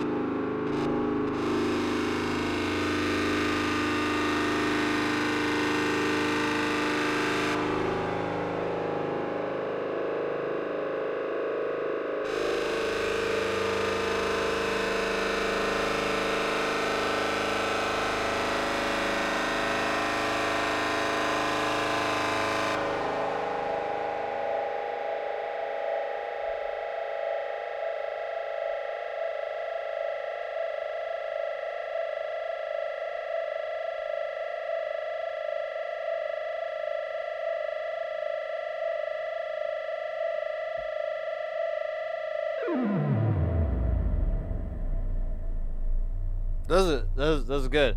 That's called "Beaten Into My Butt." It's a song about well, it's an anti-capitalism song, really. I know the subtext was very deep in there. That's intentional.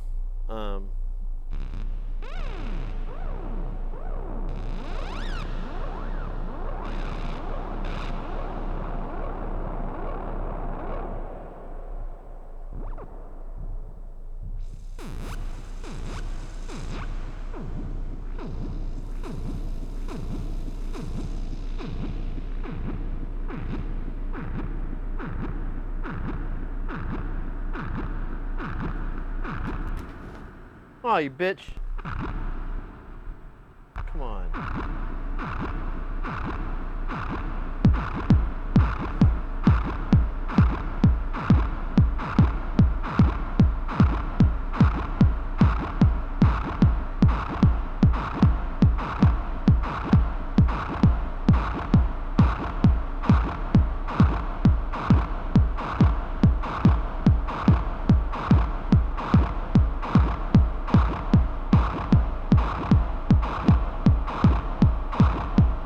I don't think I get the speed.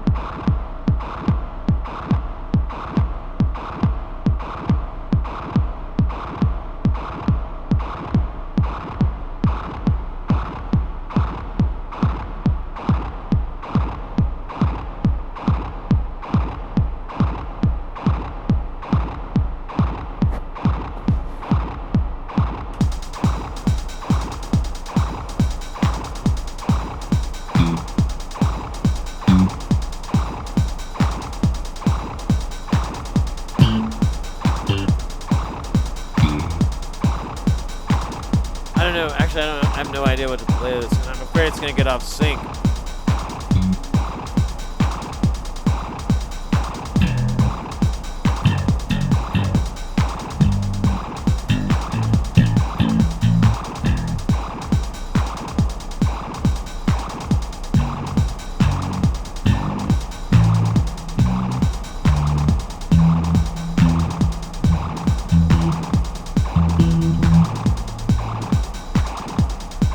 Okay, there it goes.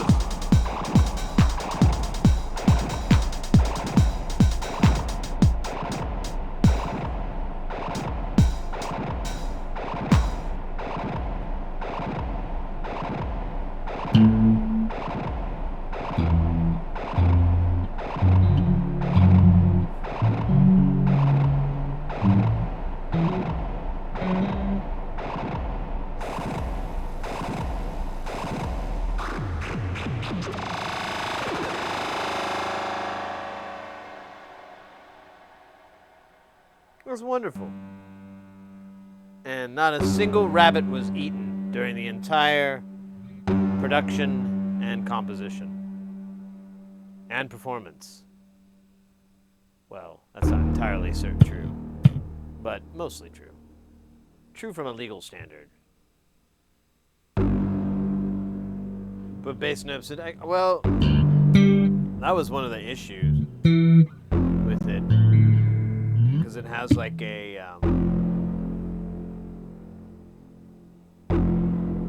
pretty crummy input. It's like, it gets just distorts really easy. I don't know what fucking level it's at. I assume it's line, but line sounds bad, so.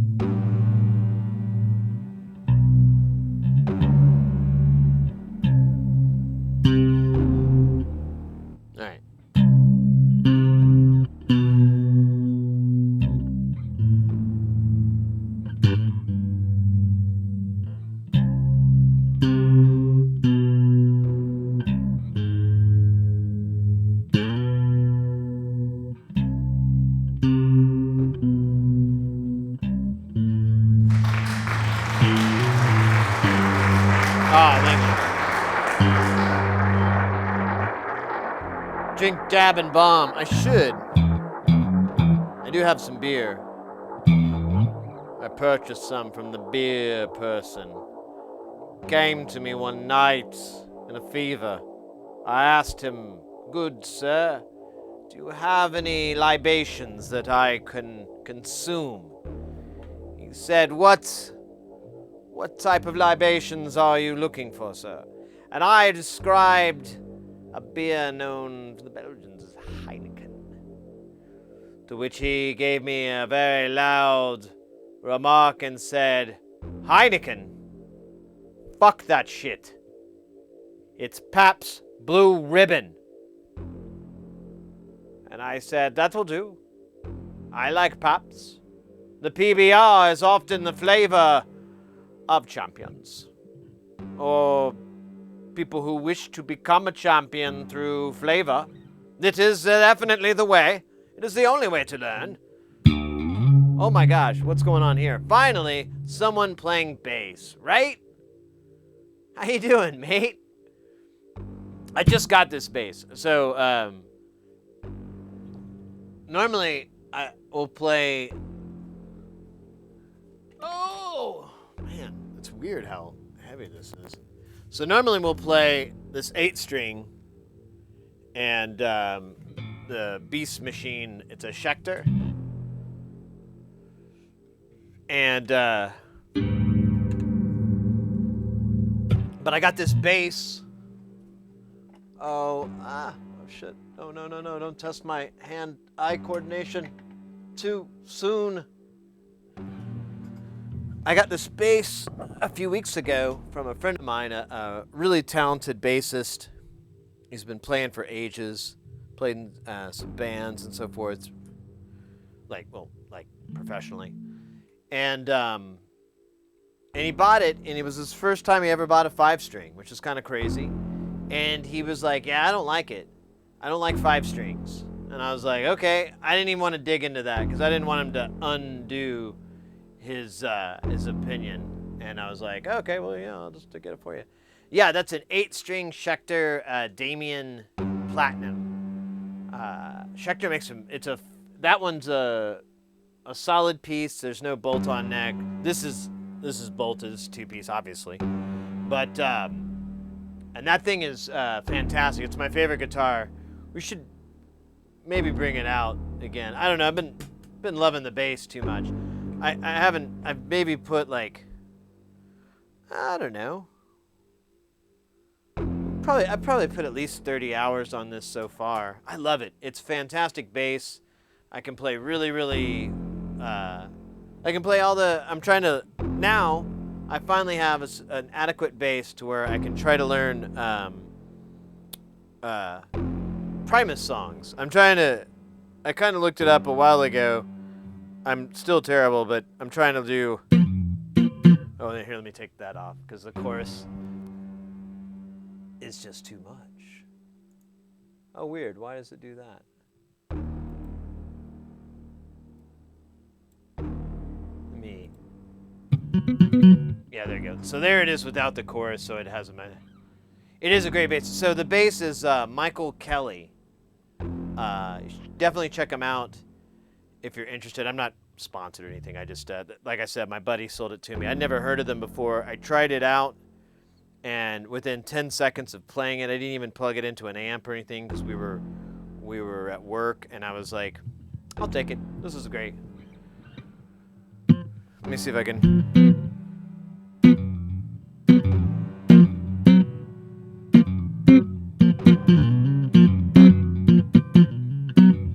Yeah, see it? Trying to. That should be easier to stand up.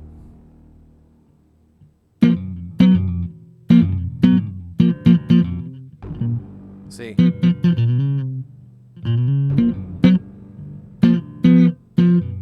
So you have to go.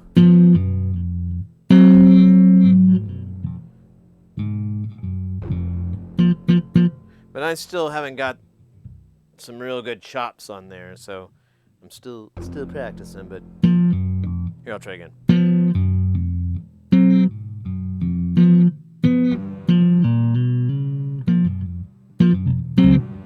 It's so tricky. And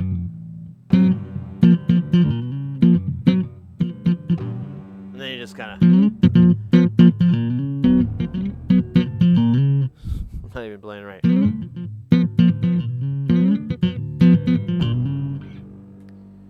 But, anyways, you get the idea. I finally can play some Primus. Try to play some Primus tunes. Oh, we could do here. Here's one thing that this thing does really nice. It's got the tone, everything.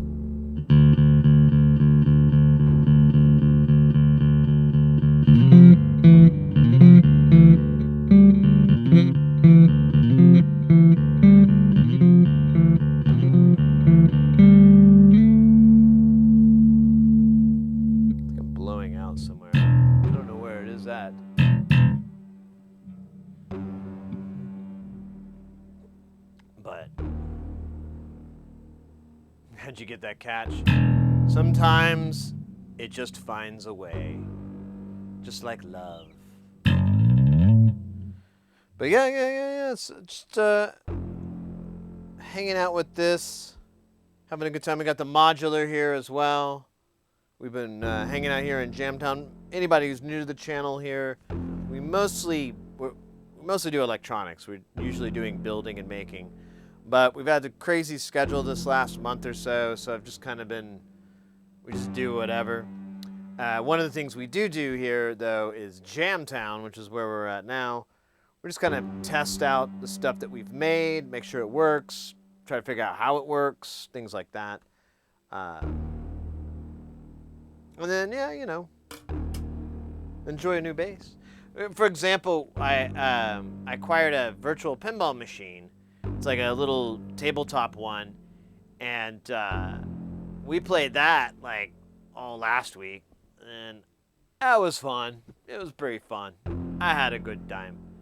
Still there. I gotta get it off soon. I gotta get it off the table, not what you were thinking. God damn.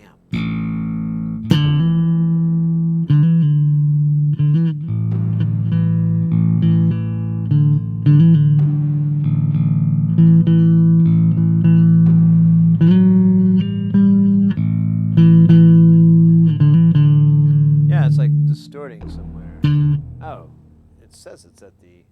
Oh, because we're doing this pedal, and this pedal board adds all this extra shit. That's right. So if I turn off... No, it's still hot. Alright, well, just turn it down. Turn it down then, I guess. Fucking fine.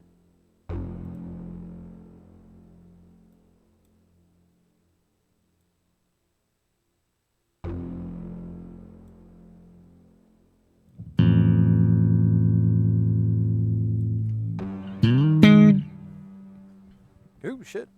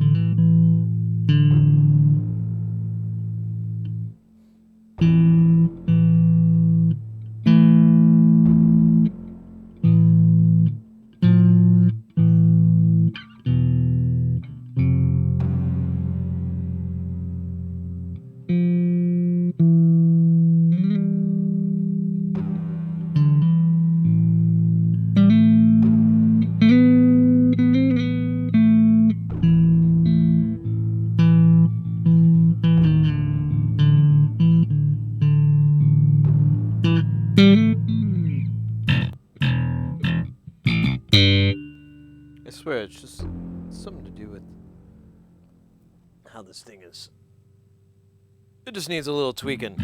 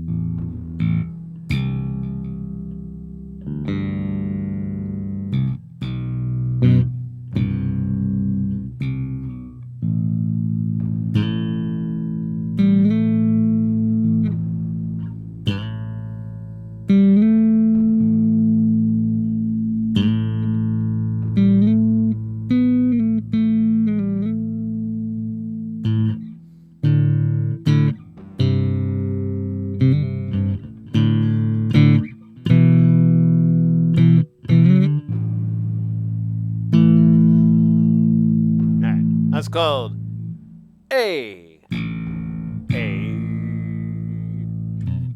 Because I can play A all day. I can do E. That's a good song too. It's all in the key of F.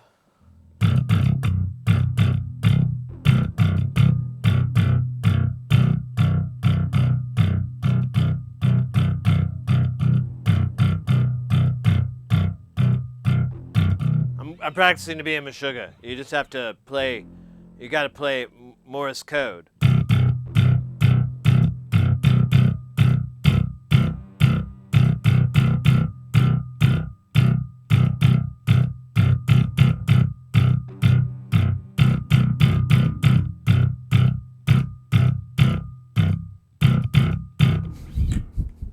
I was listening to from Meshuggah. It's an EP single that they put out, and it was kind of their first experiment in what later became Catch 33, and it has this riff that's like about 8 minutes in, and I fucking love it, but I can only figure the pattern out for the first 2 bars. Then it shifts, and all that work at figuring out how the first 2 bars happen goes straight into the trash, because the new pattern is even sounds like the first one, but it's different. Oh, it's insane. I've got to just transcribe a drum for I respectively declined. Yeah. There's I also has a really, really awesome fucking snare hit part that is, I mean, it pretty much, I remember hearing that and going, I think this Thomas Hack guy is pretty good on the drums. Because there's a part where I don't know enough about rhythm to be able to decipher it, but it's just not the right time. And it's like the snare is just going pop, pop, pop, pop, pop, pop, pop, like a metronome. On and on and on, or lovemaking. And, but it's just bum, bum, bum, bum, bum, bum, bum, bum, bum, bum, bum.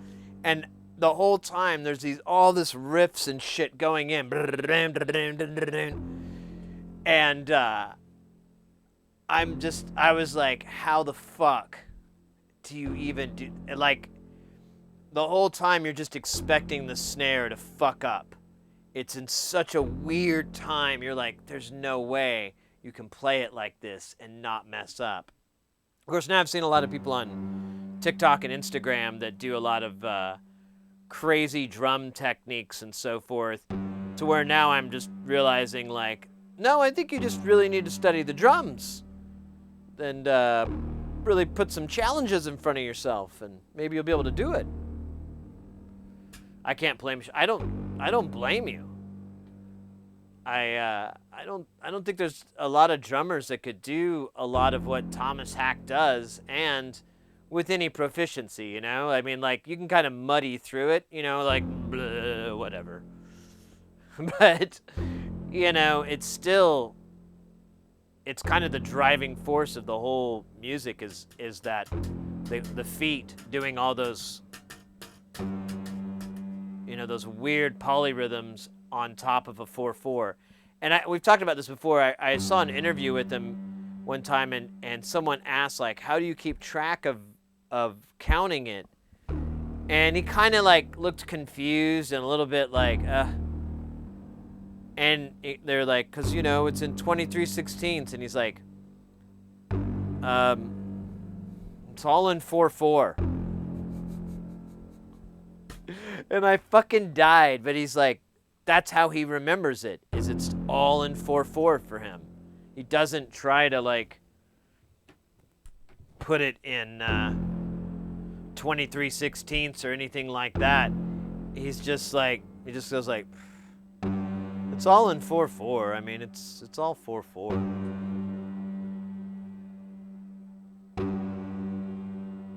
Yeah, exactly. Muddy through a Rush song. Same thing with, like, a Rush.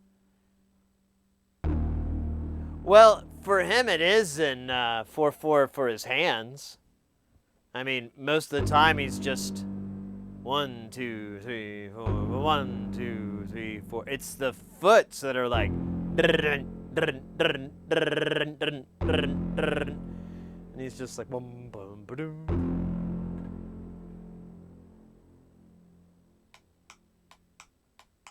I don't know. I felt it was genuine. I think that's how he sees it in his head.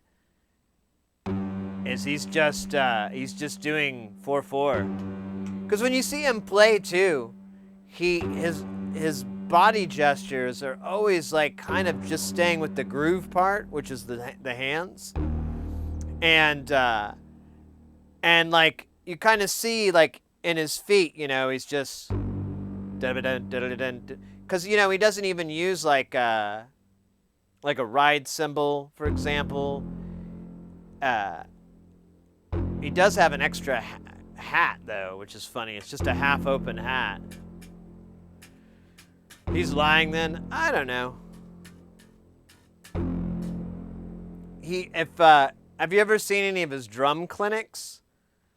I'm curious to see what he says about doing like jazz polyrhythms or odd time signatures in jazz with that, because I've seen him do clinics, but he and that was one of the questions in the same, like, why don't you do drum clinics anymore? And he's like, I don't have time.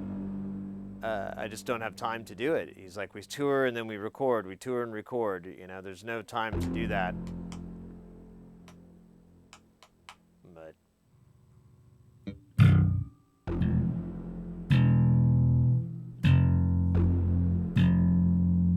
feel like it's gone up a step. All right, I think I have some long overdue points redemptions to honor.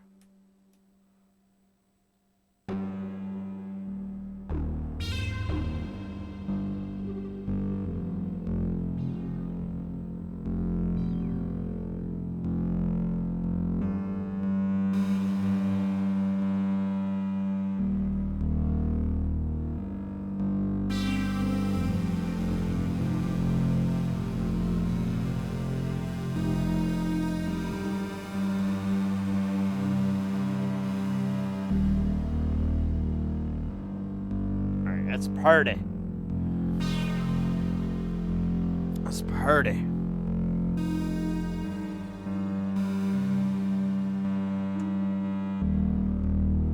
Now let's crank this up a little bit. Let's see. Let me pull out the list here.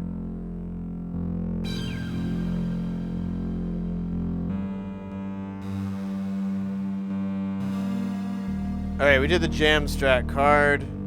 Oh wait, I think this hasn't updated. Let me refresh the screen here.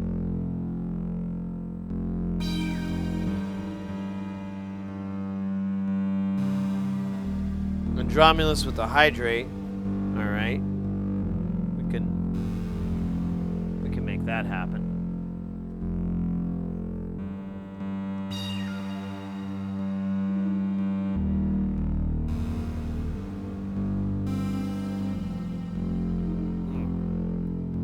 Nice. Nice. All right, that one's out of the way. Then we gotta, there we go. Andromulus with the dab. Doing the good work. Keeping the dream alive. Let's see, yeah, this doesn't need fresh fish food. It is adequately stocked. Ah.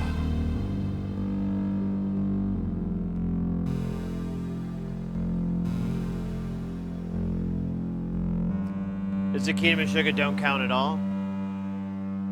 Well, yeah, that's the thing that he was getting at, is that he doesn't count to 23 or 21 or 11. I mean,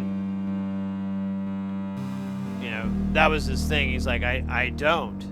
I just rely on the 4/4 backing and just try to keep that. Is kind of what the answer is. Of course, I'm paraphrasing, but you can go check it out too.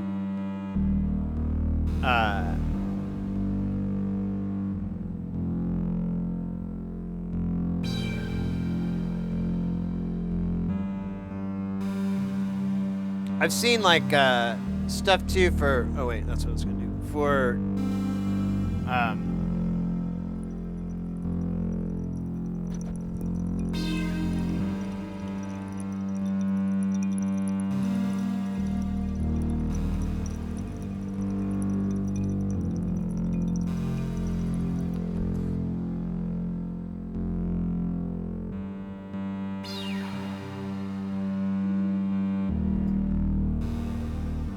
Oh shit, I didn't do the thing with my... Okay, I gotta do it again.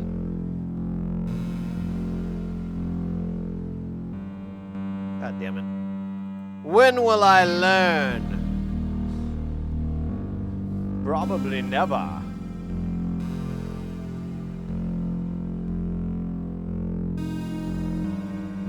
Oh yeah, why do I keep forgetting? I don't know. Probably stupid.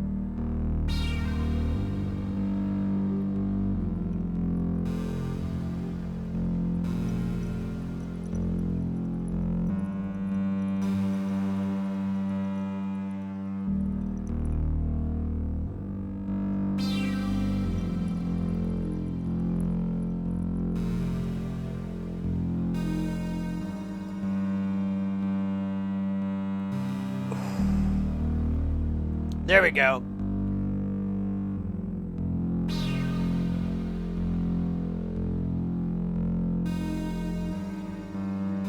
Sure. Sure, that makes sense.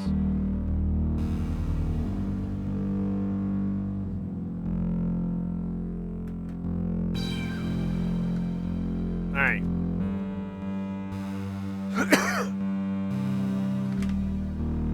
That's actually pretty good.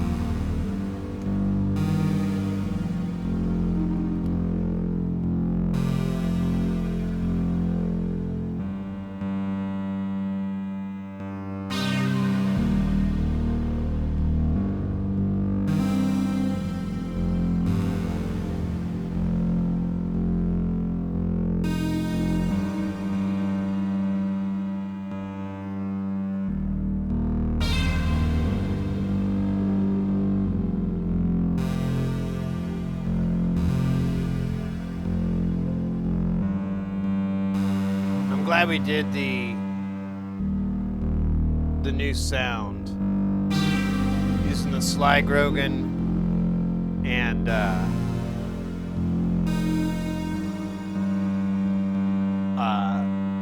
mini wave being driven by a fucking braids effectively,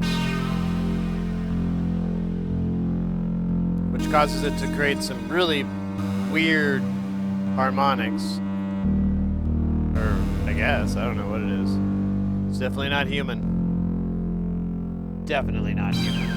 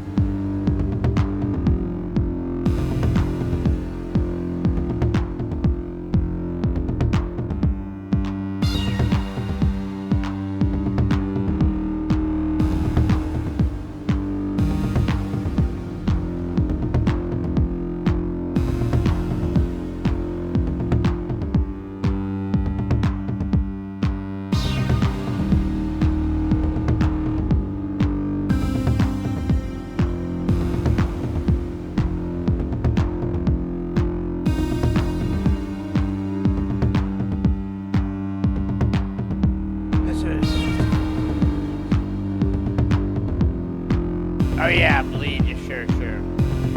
I saw a guitar breakdown of the riffs for that, and yeah, that one's a toughie.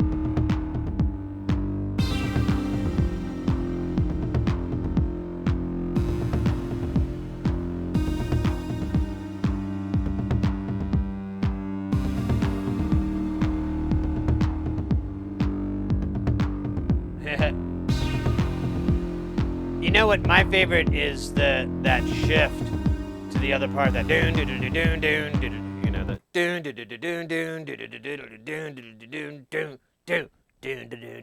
doon doon doon. I love that transition. It's so like that song is like a collection of like, how are you gonna get out of this? What the fuck is that? What are we doing here? Why?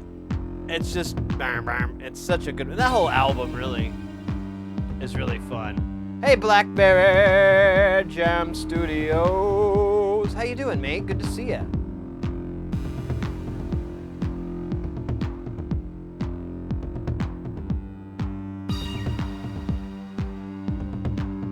There's a battle royale, and I missed it.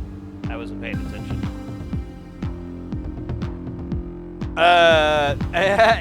Close. Meshuggah.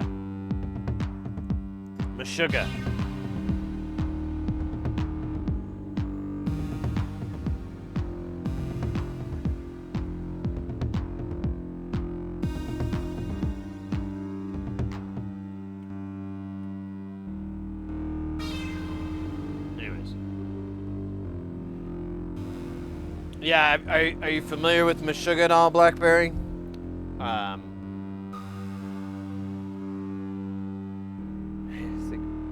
Really, they're birds of a feather. I would easily put Thomas Hack and Neil Peart in the same category of super talented drummers, like mega drummers. And I don't think I'm sure there'd be a lot of other people that would throw in some other names too into the hat, but I don't think I'd get too much argument for Thomas Hack. He's there's like those reaction videos. I saw a few of like, jazz drummers reacts to Meshuggah, and or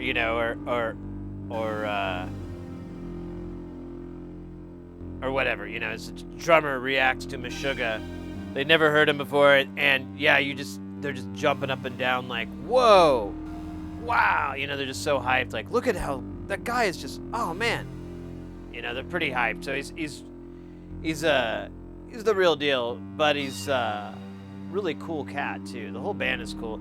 It's not everyone's cup of tea. It's gent metal, so it's kind of like progressive metal, but lots of waka waka. There's no singing or anything like that.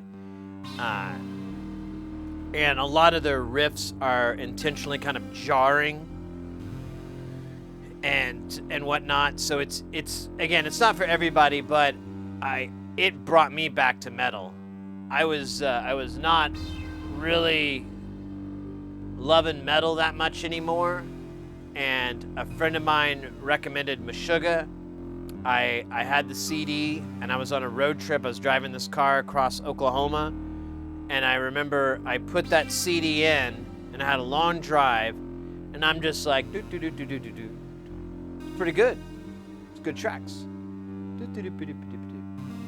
Damn, this song is track 5. What the fuck is going on? This is all one track, one song? This here's my baby. I loved it. And yeah, the album Catch 33 is just one 47 minute long song. It definitely has parts and changes, and there's track counts so you can come in different parts, but it's I definitely recommend, if you're going to listen to that album, you want to make sure you're doing, you're on the bus or you're on a bike ride, you can really focus on it, because it's pretty neat. It was life-changing for me as far as metal goes. I was like, now I gotta get more into this shit.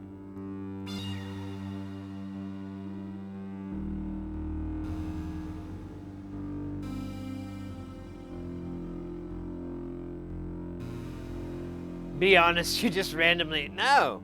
We can disable something. A lot of them, we don't have everything set up to just go blah on and on, so there's a lot of different guys going. But, I mean, we could pull something and it'll stop.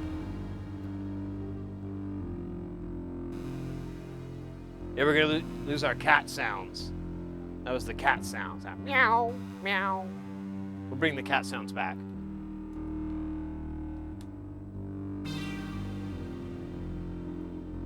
Thought I had to turn it up even.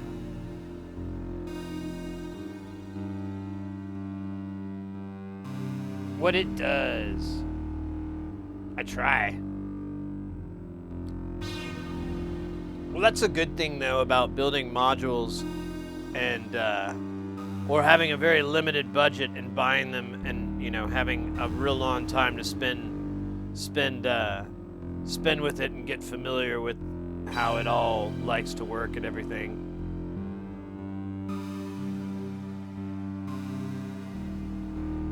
Well, we did create a new patch today. We cleaned everything off. Was that today or yesterday? That was yesterday. We cleaned it off yesterday. And so it's fairly minimized. There's not a lot of dead stuff hanging. Because a lot of the times I'll just have cables that just don't go anywhere. I haven't plugged in and I'm like, oh, I unplugged that for some reason. We'll never know.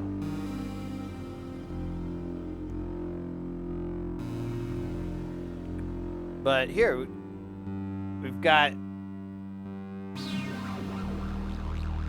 that guy.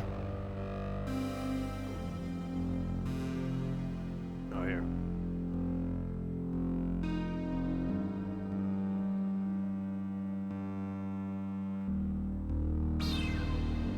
So there's those two. And then we got our cat sound. I think it's coming in over here. Yeah, it's coming in on here. And I can't really change the cat sound too much. But we did earlier, so it's proof of concept, proof of its existence. And then we had, oh yeah, what's this guy? I forgot. Oh yeah, it's the here. It's quiet right now, but it'll come in. It's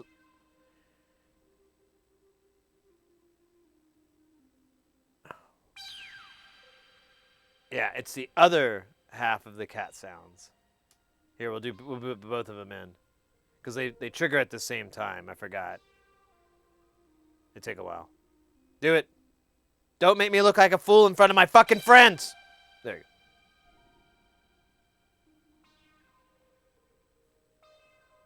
All right, I may have lied. No. It's set on a volume, so it's on the low end of it, so it's just kind of quiet. You can hear it. It's real quiet.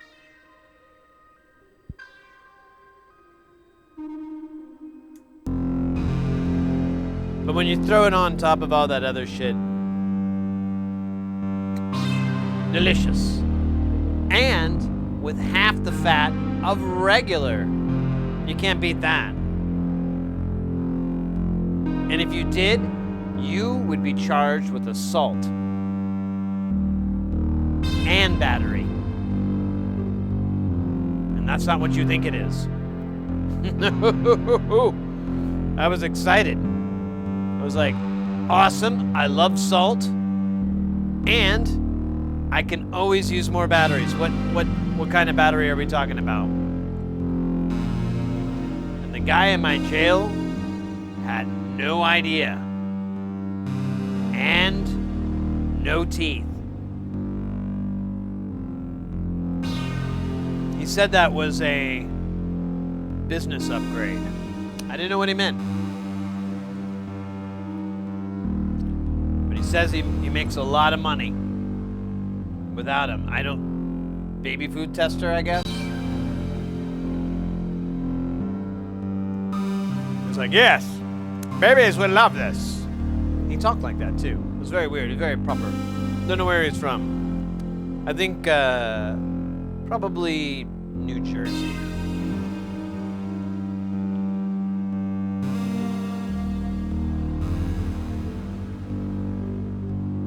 There you go. You're right. Now I have a new statement to be used against me in court. When I go, well, can't you just add that to lithium and then you've got, like, a rechargeable battery?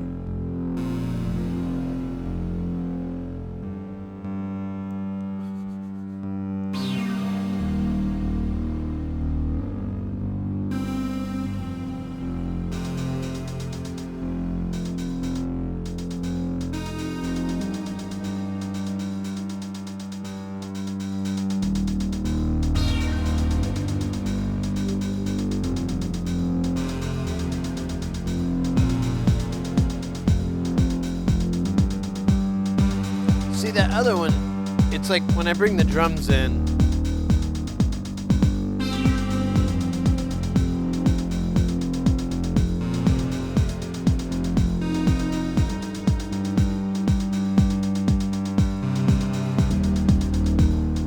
alright, that might have been what I needed to do.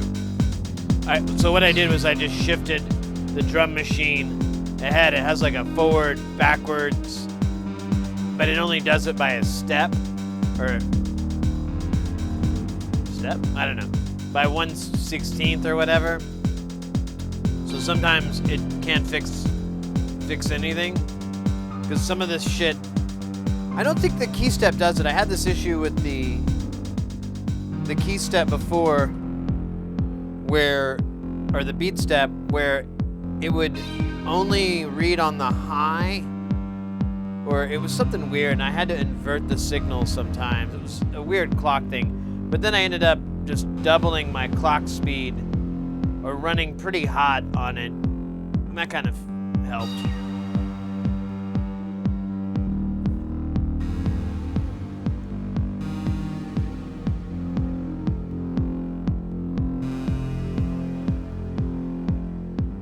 Oh no!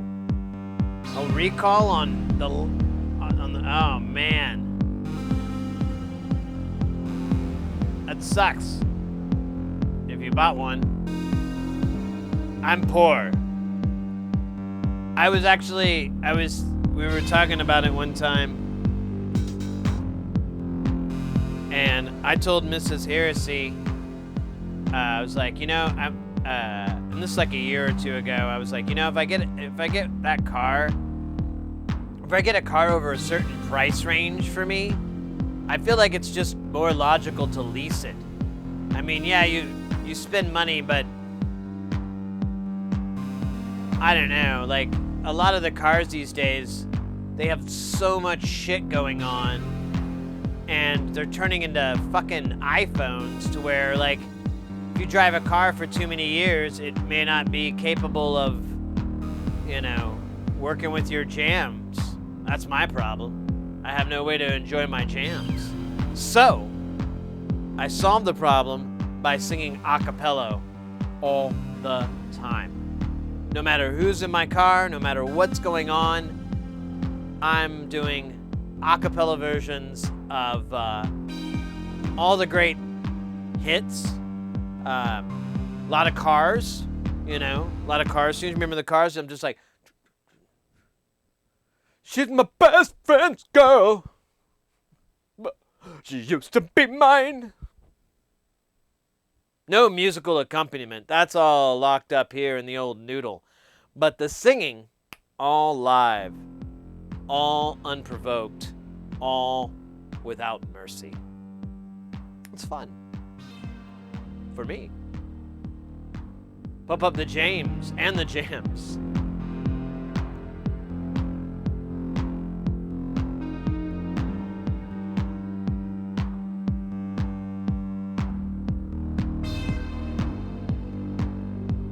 I know, right? Ooh. The catch game was won by a simple movement. Very well played.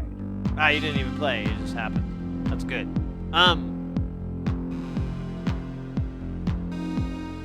This has a very kind of synthwave feel. That's the D. Always sounds like it's working on the next fucking keyboard part for a Cocteau Twins song. Am I high, or is that like stuttering?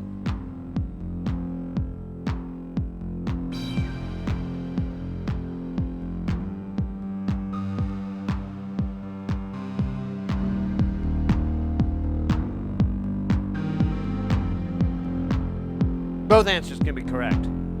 Anyways. What are we talking about? I forgot. Crazy son bitch. You got them all loose. All right. That was a delicious Dr. Pepper. I think I gotta get another beverage. I'm waiting for the kick to fuck with me again, but it's not. It's laying still. Still waters run deep, though. All right, I'm gonna be right back. I'm gonna get like a beer or something, and drain the lizard, if you'll know what I mean. And then we might like play some more bass, or maybe like play some keyboards, some guitars, stuff like what you hear in Jersey. Kind of fucked up his accent there. I'm not happy.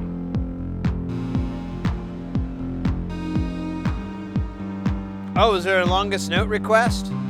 Oh. Let me do that. I see it now. All right. Let's see. What do you want? Do you want a singing one, or do you want the Waka Waka?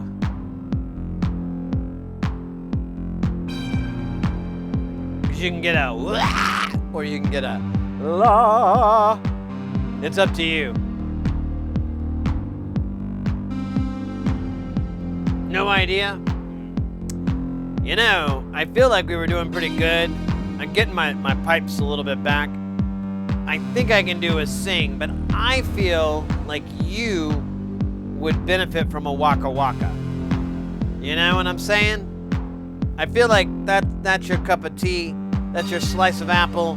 That's your Conan and O'Brien. Your Thompson twins. Your wait. All right.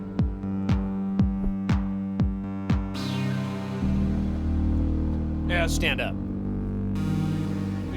We should stand up anyways. La la la la la. All right.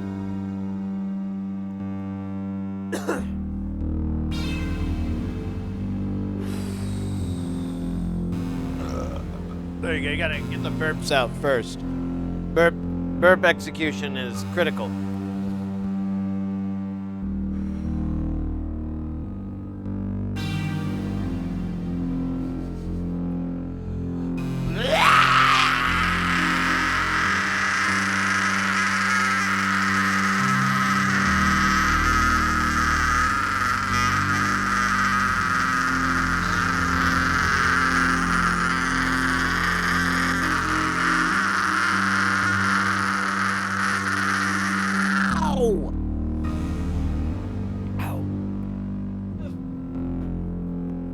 I know I could have done better, but I think that was effective.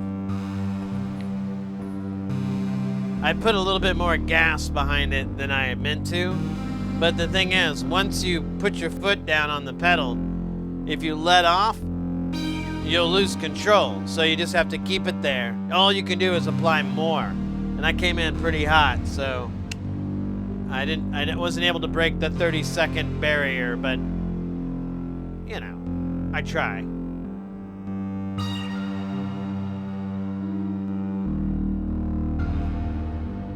That could be accurately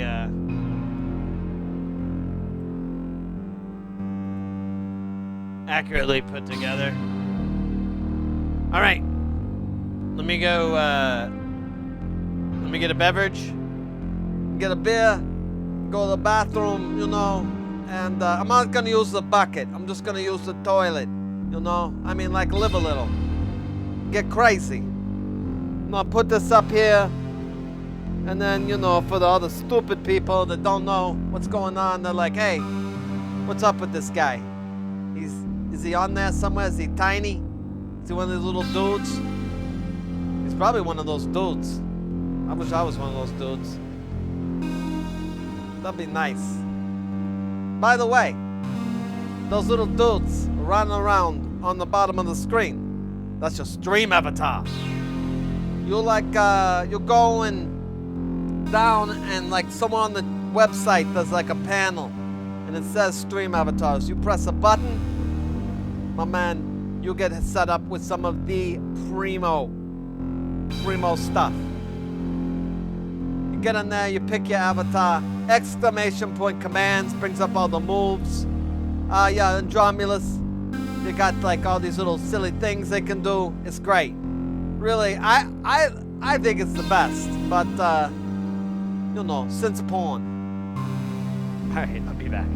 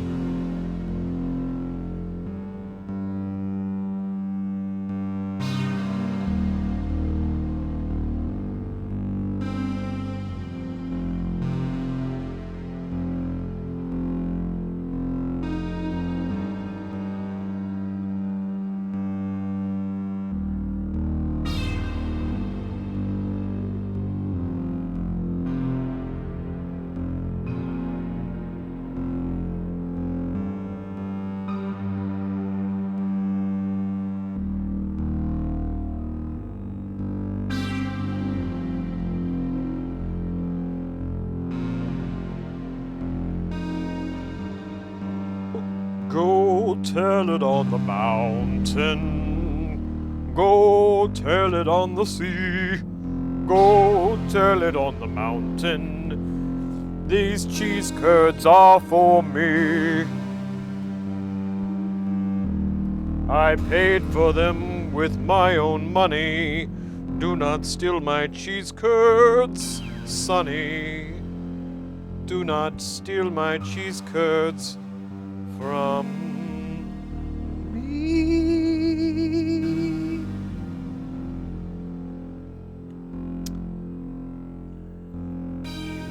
That song is based on a totally fabricated story that I didn't even make up. Someone else did.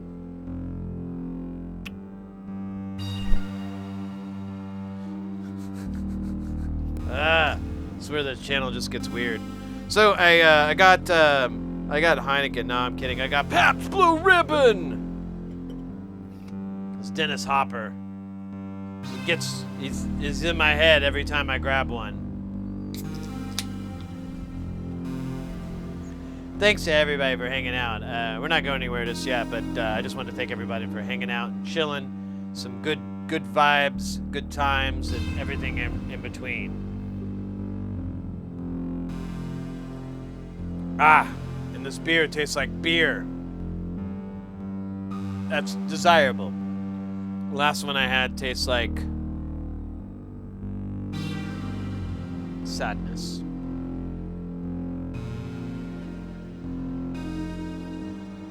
Why is that koozie so tall? That's a good question, actually. We haven't talked about it in a while. So, yeah, the beer is this. So this one is able to do tall boys. And it has like a little disc in the bottom to fill it out. So you put it in there. And this just helps to keep it in so you don't lose it like a bunghole. And then it also kind of helps seal it in. Mrs. Hearsay got this for me like a few years back. And it is the bestest thing. I love it. It actually works. It actually keeps things way cooler and way longer. I won't drink any like soda or beer without it. Like she bought me some bottled beer like a week or so ago, and I was like, oh yeah, it gets warm. I hate that. Nah. Yeah, because I want to hold on to my beer, but my body heat, because I'm such a hot, sexy person, as it's evident, the hot, sexy energy generates body heat and transferred literally, basic laws of thermodynamics, and that turns cold beer into not cold beer. But with this, not a problem. I don't even know if this company's still around. Brewmate?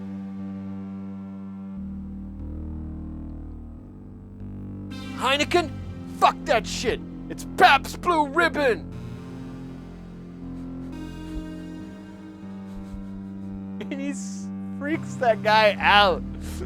He's so the other guy's like opposite of him is just terrified of him the whole time. Like, man, he does a great job.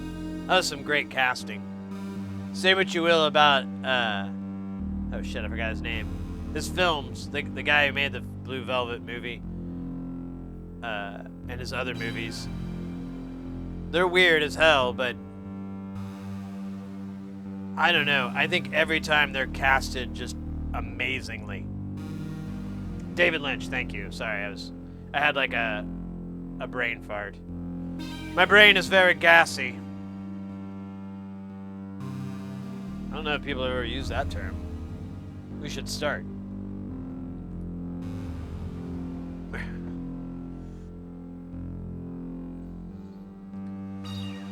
Golly gosh. Alright.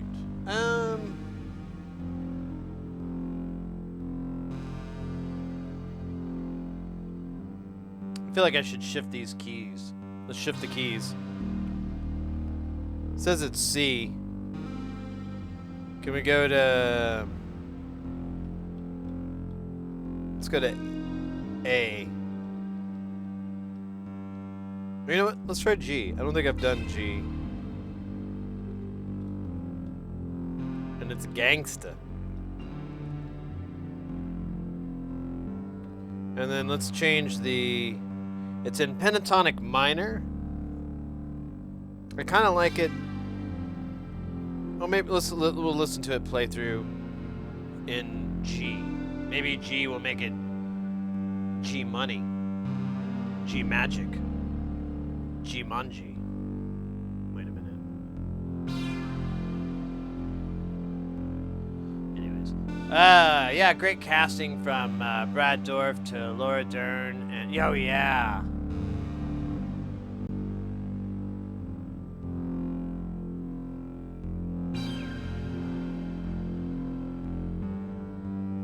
Finest scene, too. Yeah. I've been kind of toying with the idea of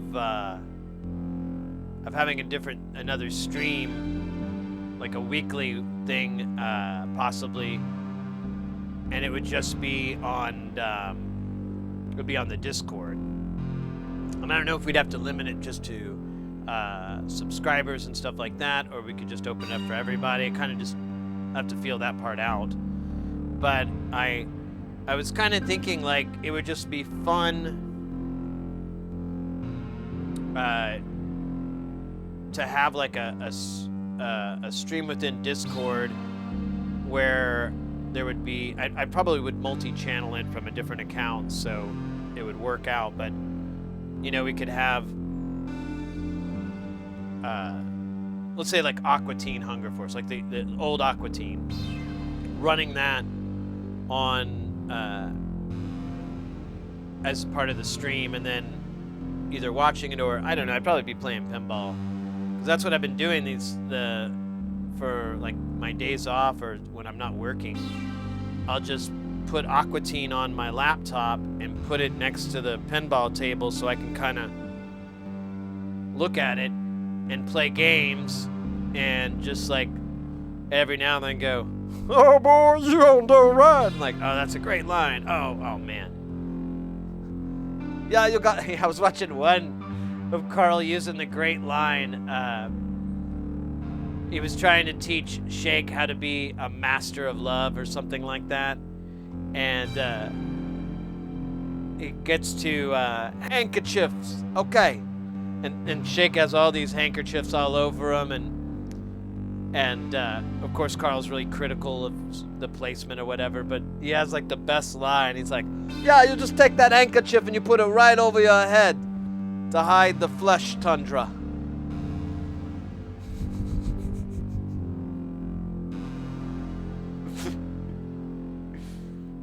Because, you know, she's gonna know about it sooner or later. Better be later.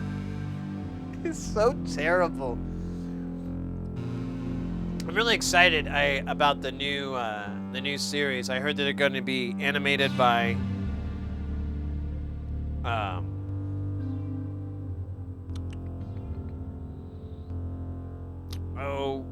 Floyd County, which is the same production that does Archer.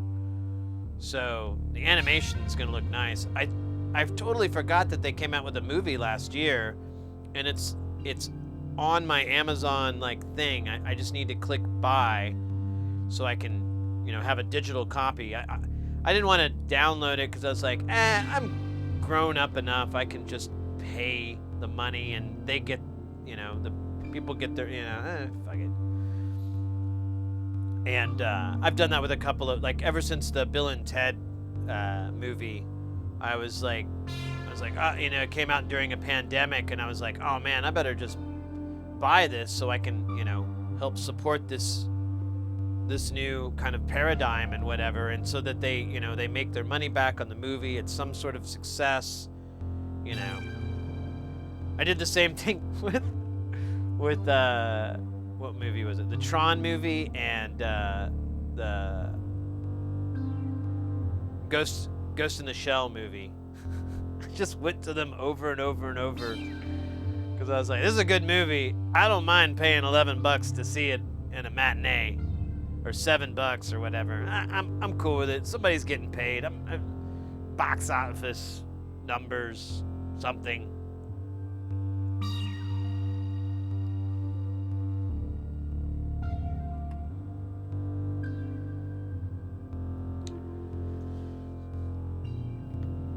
I remember I saw the Aqua Teen Hunger Force movie in the theater, and I went to a matinee, and it was an early morning one. And I went to a theater on campus, so I figured there'd be a bunch of people there.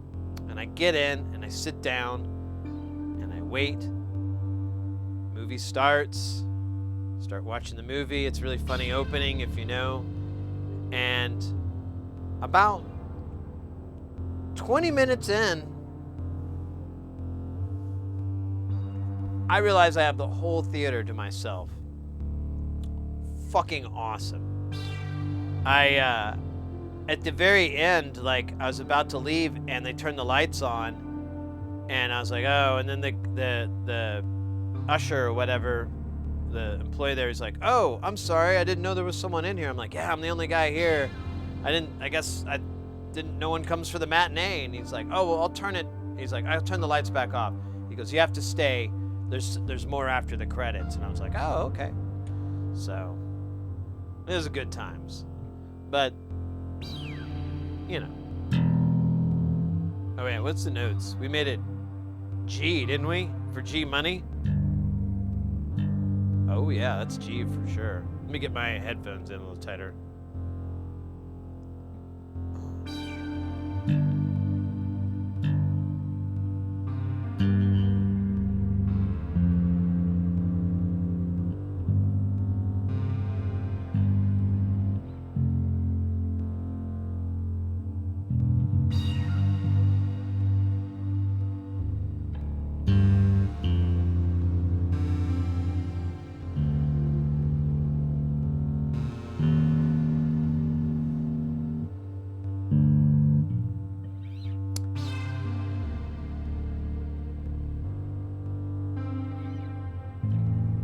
Let me change the sequence too.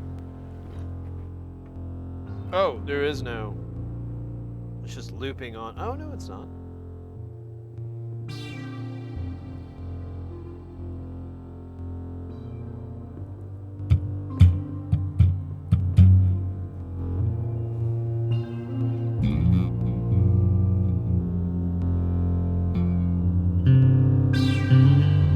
Yeah, it is in G now. Because I'm over here.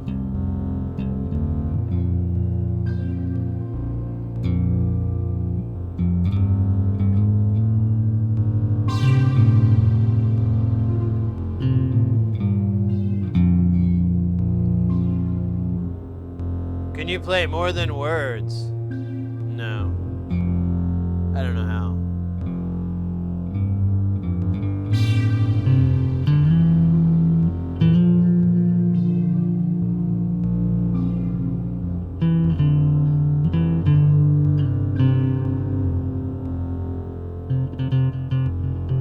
How you doing, Perkins?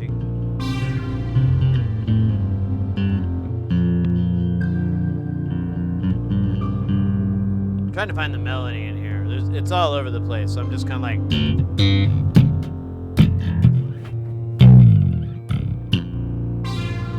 And then all of a sudden it'll just break into something beautiful and be like.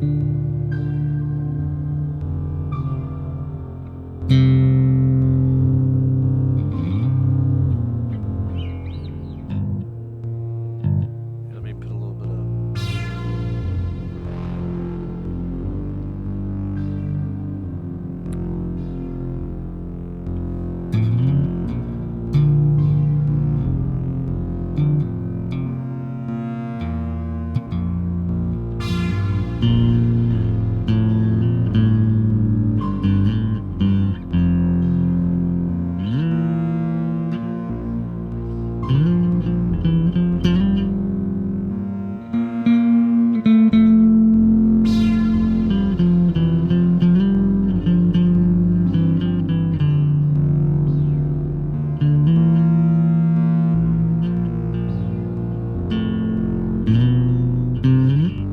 I keep hitting the wrong notes because I keep forgetting I'm in a different key. The electric. There you go. Yeah. I couldn't put my finger on it, but you might be onto something. You're definitely on camera.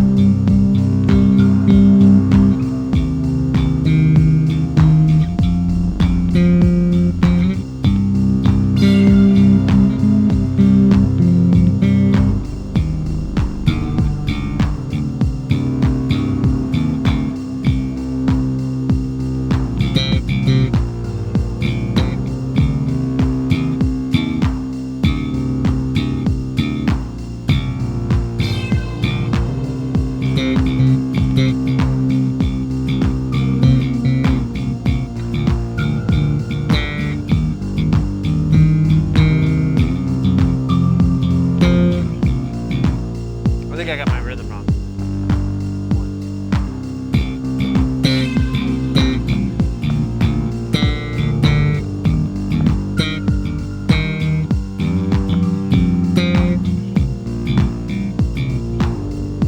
Yeah, I think the timing's off.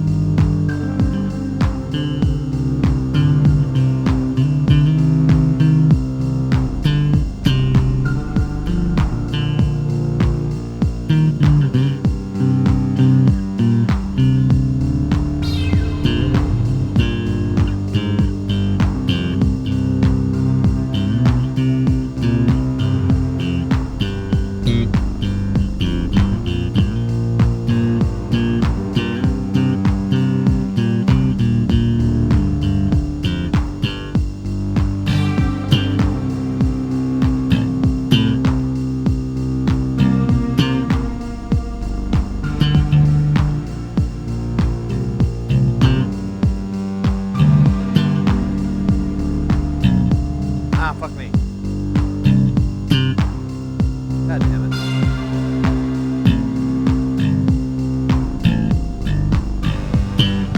Hey, Allie.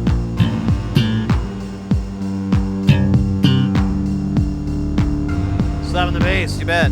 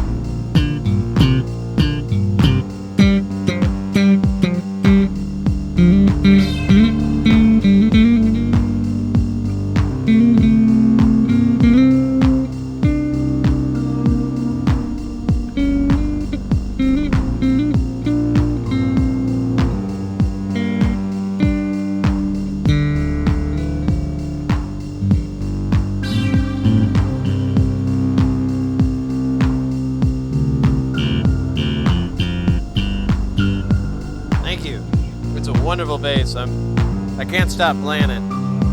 My thumb has a horrible, pretty decent callus from slapping. My other fingers are equally like, hey, what's all this string playing, bro? But it's such a pleasure to play. It's so wonderful. I don't really care. I'm just gonna keep trying to play and try to learn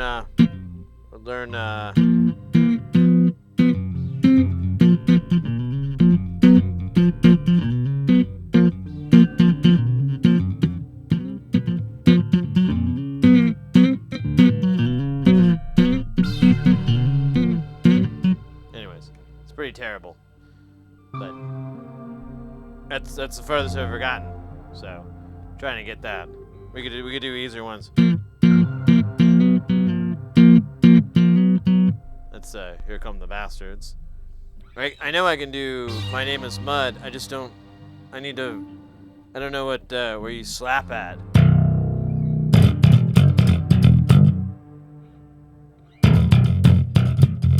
I think it's. I don't know.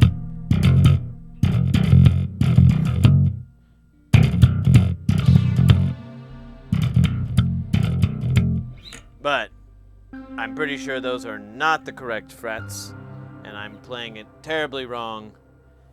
And a quick internet search will clarify my misgivings.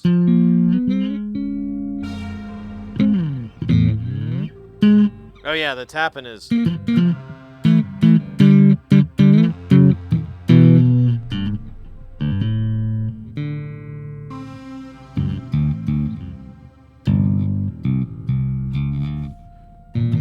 I can't. It's harder not to be able to mute the other strings, so I'll try to keep my hand.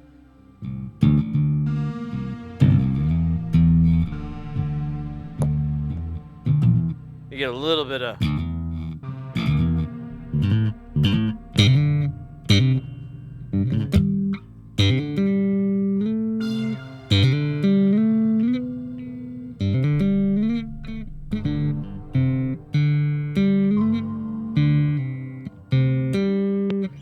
So I'm really hyped because I've never had a bass guitar that I could do anything like that. Just like I haven't really had the 8-string I have is like the first guitar I've ever had that had that nice of action that I could play like that.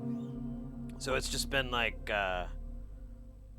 heaven. It's like taking the training wheels off. I'm just hauling ass.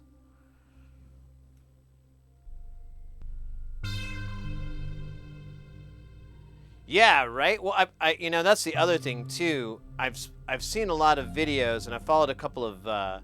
There's like there's one bassist I follow on Instagram.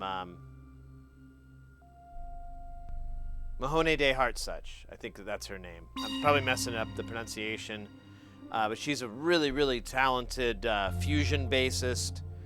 That's usually what I see her playing is a lot of fusion, like funk jazz fusion. And she's probably one of the top 10 bassists in the world. She's maybe a little bit of that might be a shorter list, but I'm not Mr. Bass, so I don't know.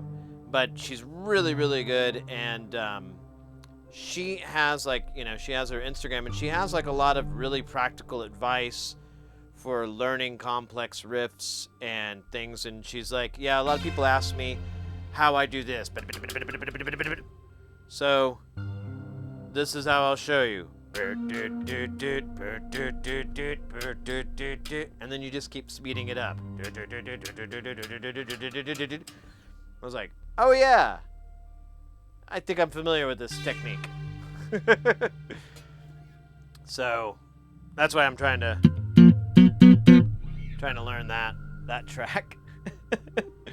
But I wanted to learn a lot of the, like I've noticed too, there's like a technique for double popping your thumb where you go. And same with your other fingers, you can do like a double pop. And so I wanted to try to get that technique down because I see a lot of like really good funk players just like doing double hits, and I'm like, how are you? Oh, they're going. I can't do it. So I don't know. I got to learn that technique. I think it might be easier with your fingers, and I'm able to do that a little bit because I can.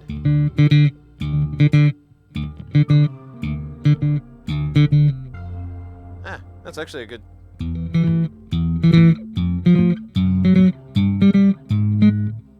I wonder if I could do it with my other finger.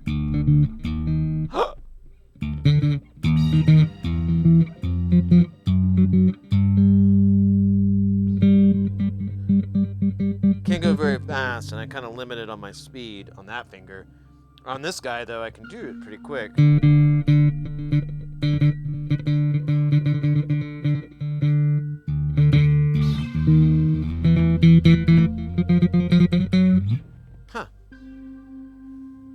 Crumble Noob, welcome in. Bass for your face. I just have it for whenever I make a joke that's a little on edge. Like my fart jokes. Hey-o!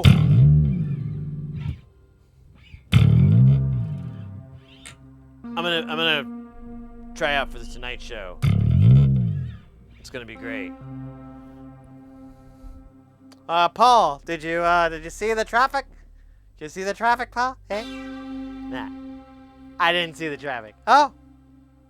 It was crazy. Oh, wait, I have a beer in my hand. I can't do it. You get the idea, though. Brrr. But with a real instrument.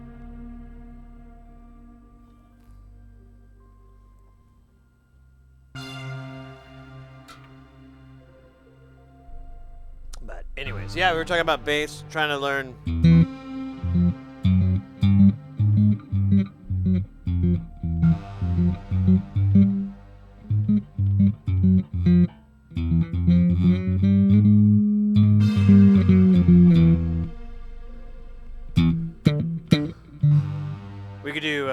We do block rock and beats. Where's it? Wait. How's it go? Wait. Ah, fuck, no, I don't know.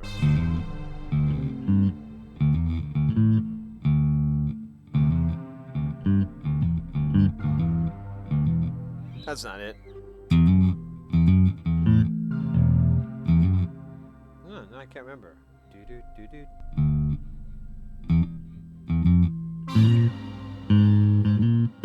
Ah, yeah.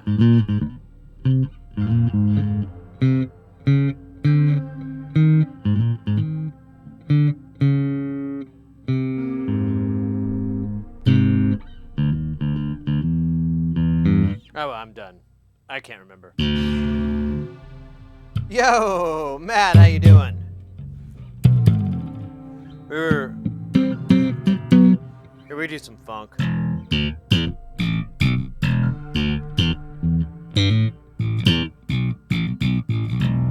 I can't do metallic. I can only do.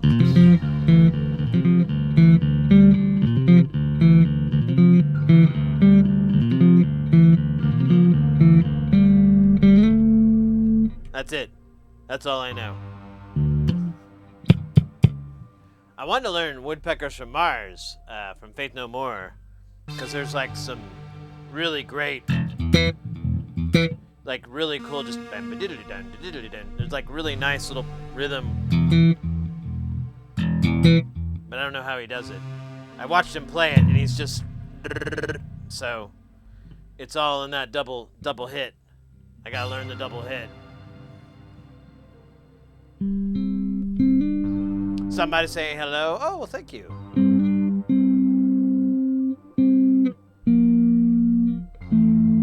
What, wait, who has good bass lines? Faith No More? Yep. Billy Goal is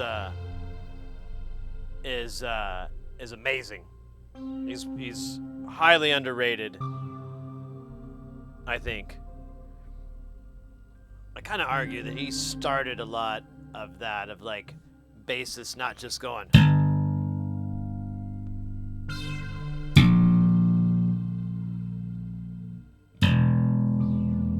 Instead, he's like, you know, I mean, I guess, you know what, that's not fair. There were other musicians doing that. I guess that's not true. He's the one that I recall, though.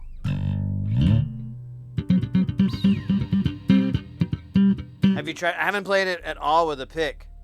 I haven't even tried. Got people's skin all over it. Should wipe this down, actually, when I think about it. But no, I haven't even tried it with a pick. I've just been using my fingers.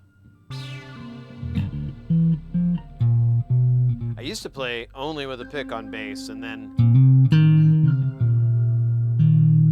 I learned that that is a little bit limiting. And if I want to get to the level I want with a bass, I need to really work on my hand, like work on doing the claw and slap pluck and all that, and just using my finger, strumming as well, individual plucking and strumming. I can do that with my hand, and I'm like, this is an opportunity for really to develop that. So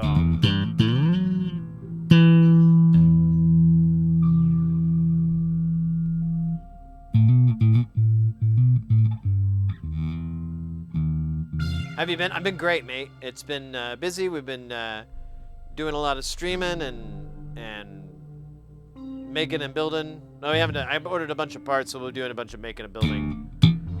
And then we'll have a text. We'll do the soldering stream this upcoming week, and then we'll be in San Diego the week after that, and then we'll be in Atlanta the week after that. So we'll be doing a lot of IRL streaming from these events. It's not zebra wood. It's oh man, I gotta pull it up again. I always forget what it's called. Alright,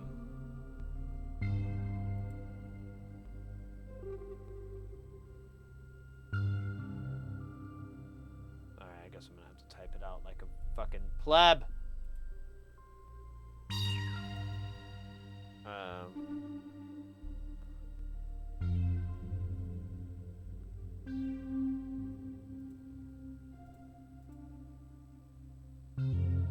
Oops.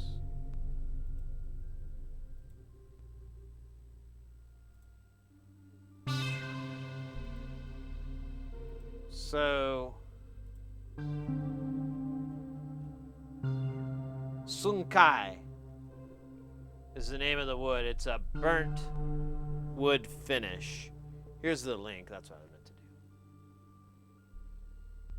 If I can get it.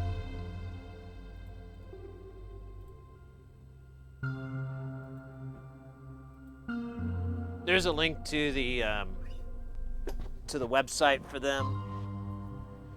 Go check that out.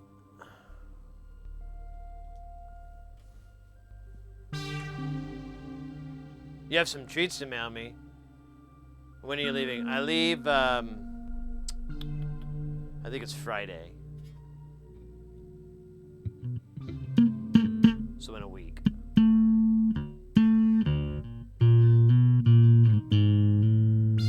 I'll be back for like a day, but I'm just basically coming home to do laundry and go back out for 5 days. It's gonna be a long one. I'm not looking forward to it. That's why I'm not so mad I got these other gigs canceled, because I'm like, cool. I was not looking forward to working myself to death. Love the IRLs? Good, good. I know some of y'all really enjoy it, so at least it's worth our while, right?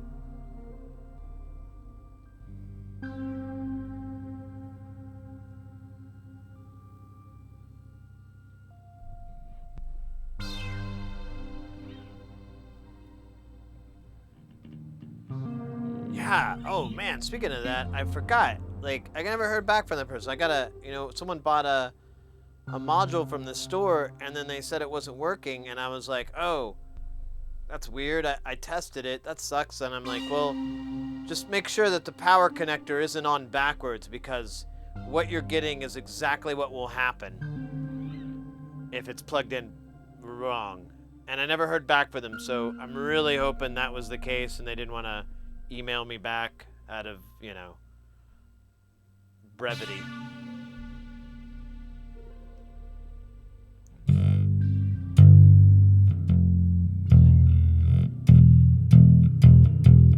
It's my greatest fear. When I saw that email, I was like, no!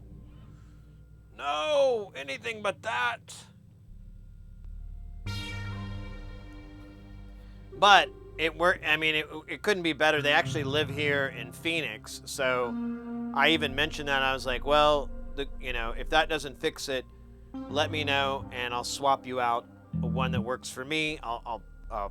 And I was like, since you're here in Phoenix, that'll make it easier. If they didn't want to meet up, I can at least, the post is dumbass fast. Like, if I drop it in the post, it'll be there the next day. It may take 2 days at the worst, so I was like, all right, well, we'll get this sorted out. So, just dawned on me, and I think out loud a lot. I should put my farts in the oven to see if I can cook them. See? That came out of my brain right now. Cooking farts. Cooking farts. I'll be cooking farts all night long. Cooking farts. Cooking farts. Cooking farts in the neighborhood. Oh yeah, why does it smell so bad?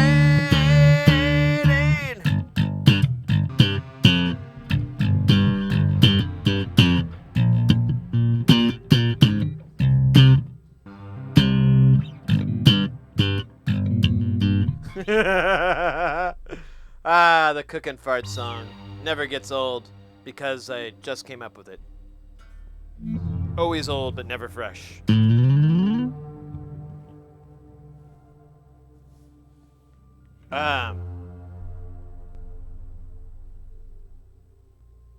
should shred it. Here. It's all I've been doing. They're really good. Let me get a different pattern here. I gotta two-hand this.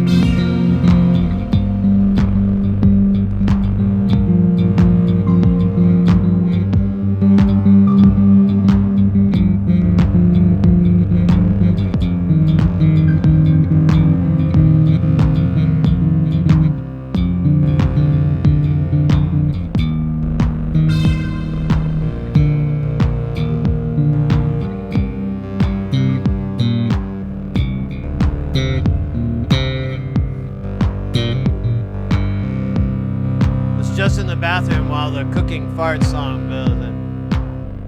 Yeah. It's called precognizance. It's the ability to be everywhere and nowhere and with hair and a bear.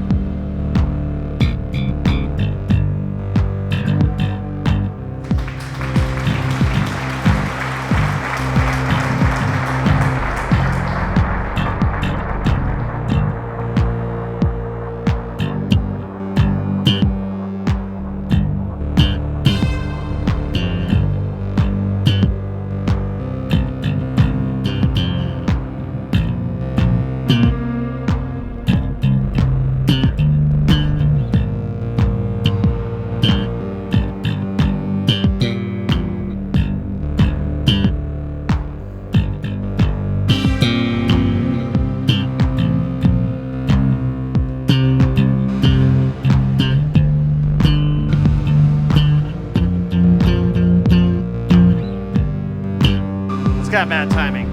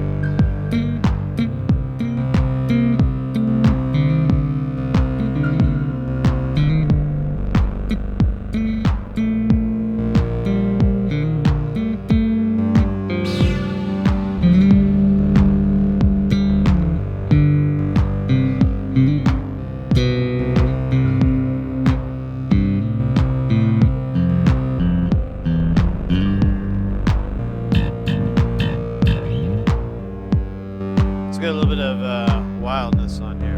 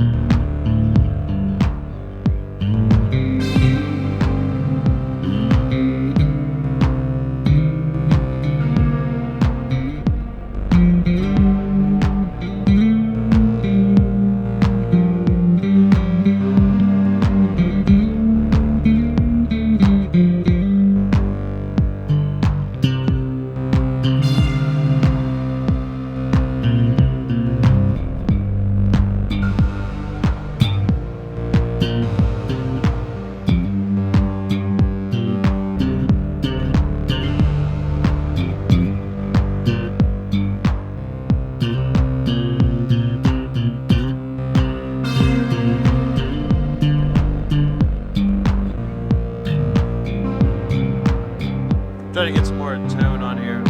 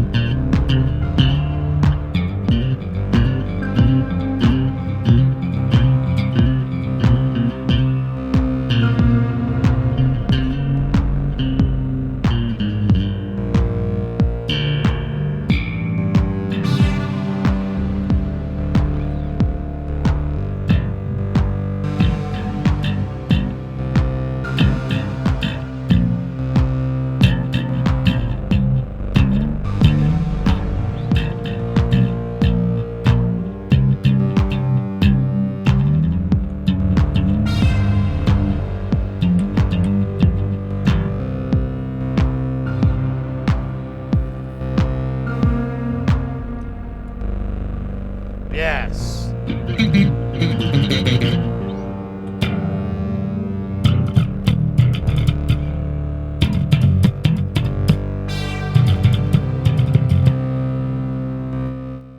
Gotta learn some more Primus.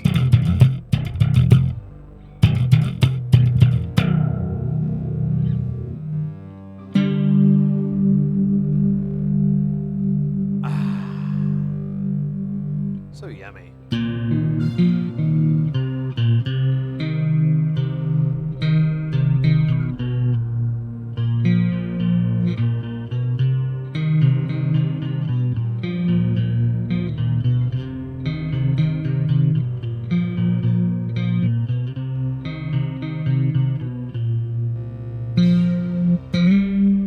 What's up, Chompers? That's my cat. That's not the name. We went over this earlier.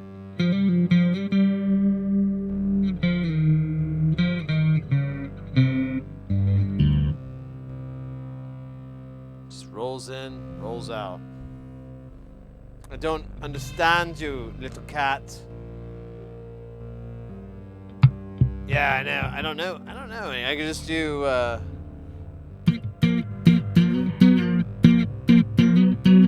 Here Come the Bastards. One note from My Name is Mud. And kind of play Jay was a race car driver.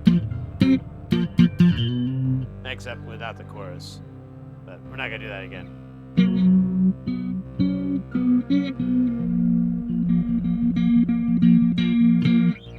But I wouldn't mind learning some more. That's the ticket. This bass would finally give me the opportunity to learn some more advanced bass playing, some better bass playing. I'd like to look over and see if there's, from like the great bassists, like Victor Wooten and whatever. I know he does a lot of clinics and he has a lot of really great practical advice for bassists and musicians. So I feel like I should maybe head over and see if I can find, videos and whatever of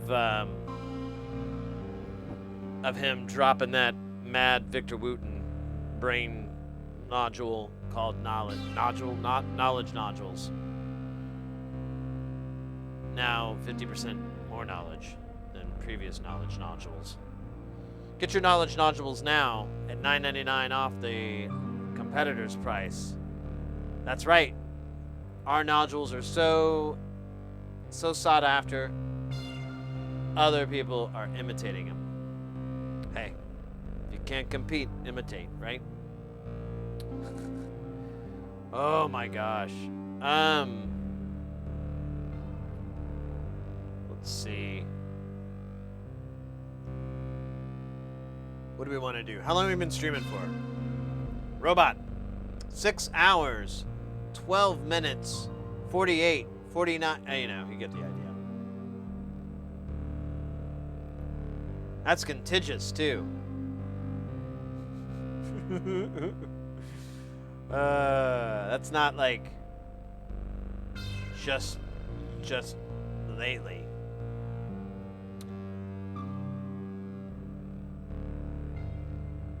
Oh, my back is killing me too, so I should sit down at the very least. We're gonna keep rocking out here.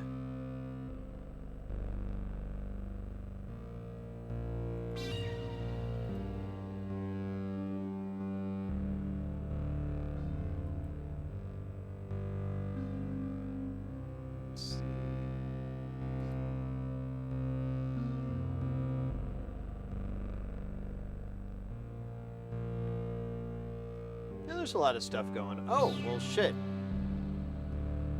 I wonder if they're still available.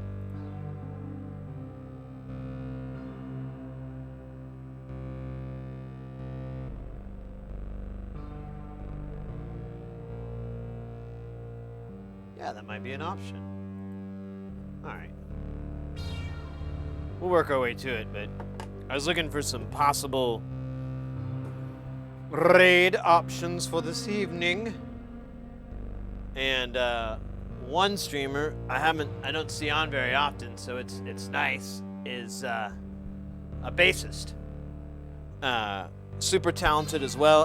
I want to say they're in Atlanta or whatever, but they're like a session player, or they play in a band. I can't remember the details, but they live and breathe the bass, and they've got some loop stations and some drum machines and stuff like that. I think that might be a great place to go, and a nice new face too, because I don't think we've ever raided them before. So we'll if they're still around when we're ready to get out of here, we'll do that. I think that's a good idea. They've only been streaming for like an hour or so, hopefully they got more pep in them. I mean, 6 hours. Come on. And then I'm just gonna jump on the pinball machine and play some pinball as soon as we're done. Well, like 20 minutes. I'm gonna sit down and lay on the bed and order food, and then I'm gonna play pinball. I'm excited though. Again, I gotta mention, I think I'm gonna pick it up. It may not be within the next month. It may be a couple months from now, but one of the people in chat, Panzerwolf, sent me a message about a reflow oven that is tabletop size and is like high professional and is like $300, like well within my budget. And so we'll be able to do that technique, which I would be very interested in trying out. I know a lot of people have brought up using reflow ovens, using stencils, and I've always been for it. It's just like, I don't know, it's not going to stream very well, but this machine is dumbass fast, so it's not even an issue. It'll just be like we put it in the easy bake oven for 5 minutes and then we pull it out. I don't even think it's 5 minutes. I think you could do it for less. And then we can also, from what I could see, you can pull the drawer out and expose it, And so if there's any components that are a little wonky, you can go in there with tweezers and bump things around while it's still at temperature, which is a big thing for me. Because like people are always talking about using like toaster ovens to do it. And I'm like, yeah, that seems like an option, but I don't think that's an option I want to do. Oh, and this thing also has an exhaust that we can plug Mr. Snuffleupagus into, and so all the flux fumes, all that can be filtered out from the fume extractor. So, I mean, it's a win-win-win-win-win. I think it'll fit on the desk and everything too. I think the biggest thing is me just holding out from buying it because I want it really bad now. Every time I bring it up, I'm like, yes. Because, it would be cool to have modules at a extremely high professional output, you know? I mean, I like hand soldering them, but, you know, when you get up there close, you're like...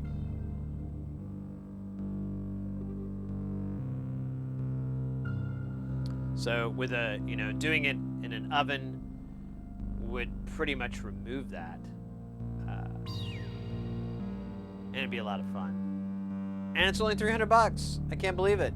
That's like cheaper than an iron. Well, the iron I want to get.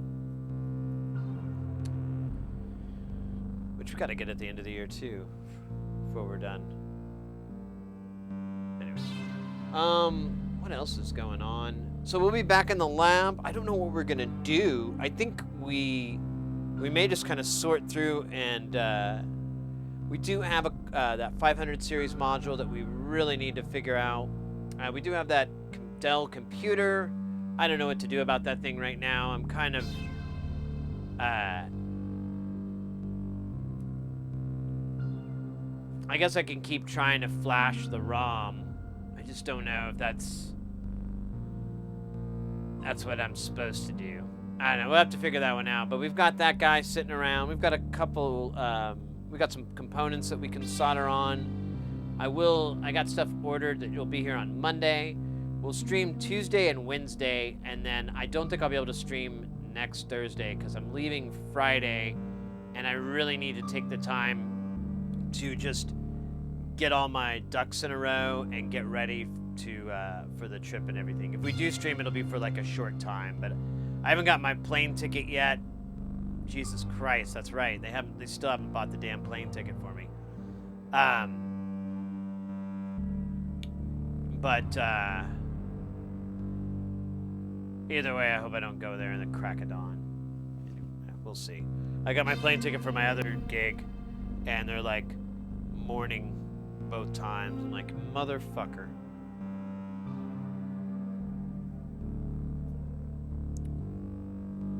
Well, that was fun today. We got the Monotron out. I think I'm going to build a cable. Maybe we could do that. We should try to build a cable for the Monotron. I think I have the wires to do it. I've got, like the wire. And,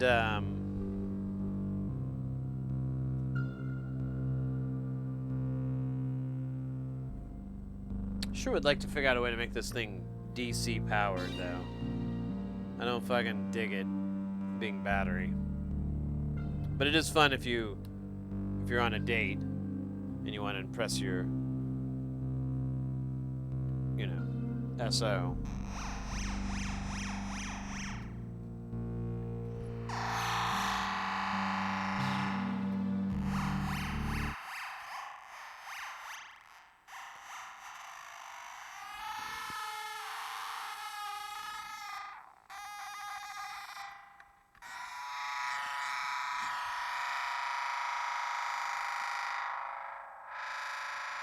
I mean, if that doesn't get you excited sexually, I don't know what's wrong with you. You might be dead. You might be dead. Just saying. You might seek a physician. Definitely don't go off of me. But I'm pretty sure a physician will determine you dead. So like, they'll ask you too, how did the monotron make you feel?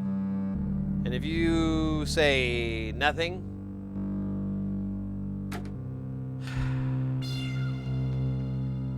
straight jacket.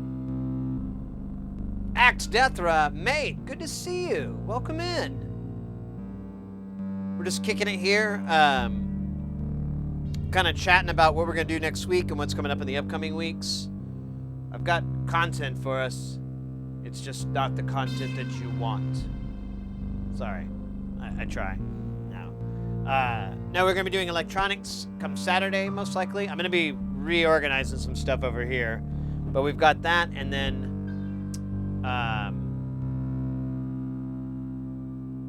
and then I leave for I leave for San Diego.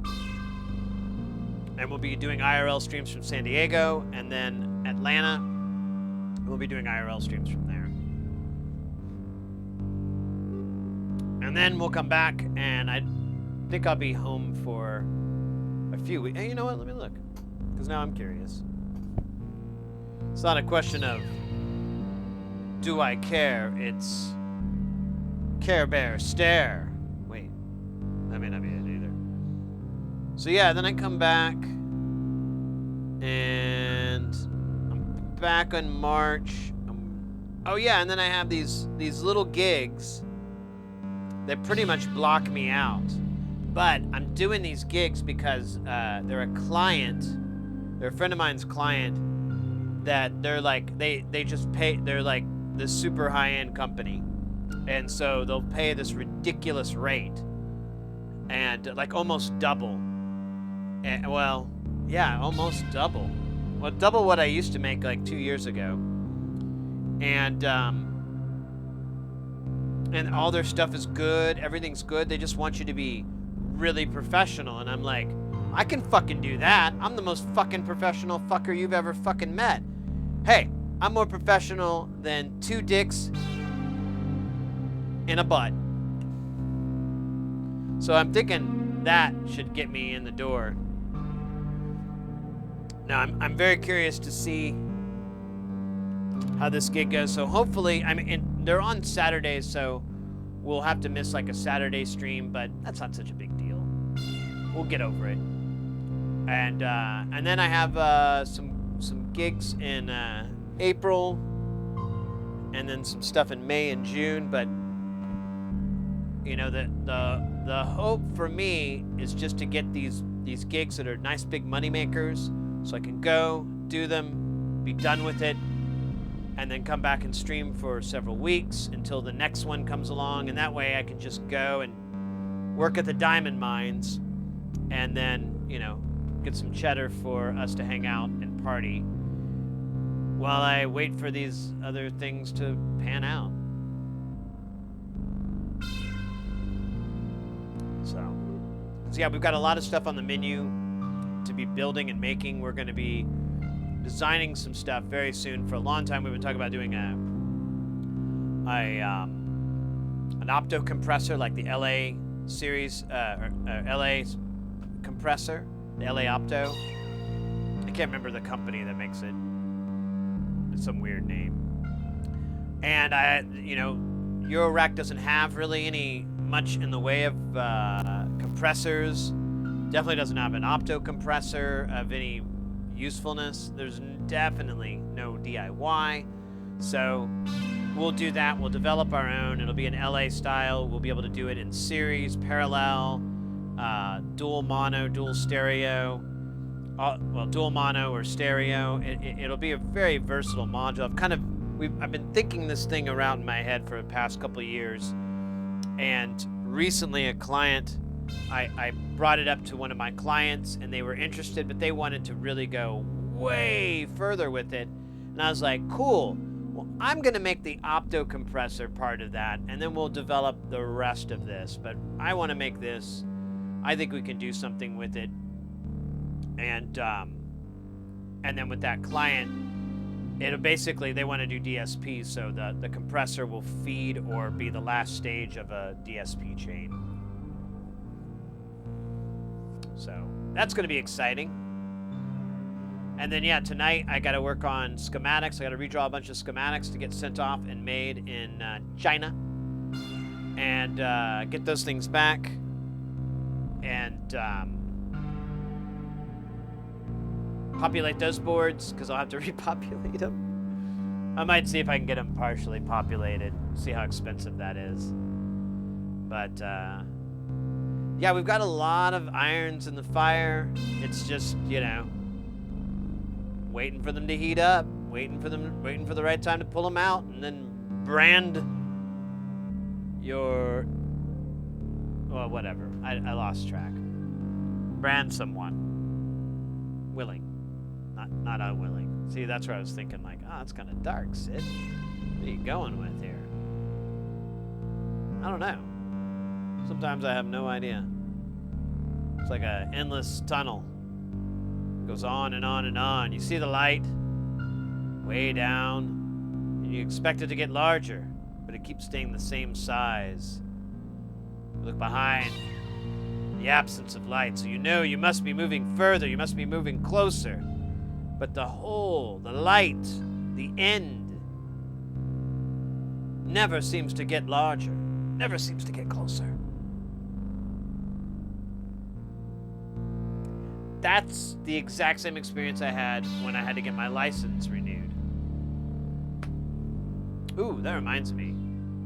I hope my license plate is renewed. I'm trying to think of that now. I think it might be old. Nah, we'll figure it out. What are we doing now? We are, hey, Furball, what do you got? You got a dab? Baby. You know it. How you doing? We're kicking it here in Jamtown. We're probably going to raid out here in a little bit. I got a good raid target for us, but I'm having a good time just hanging out and kind of chatting with y'all about, and kind of just talking to my, you know, keeping it track for myself, what we'll be up to in the upcoming weeks.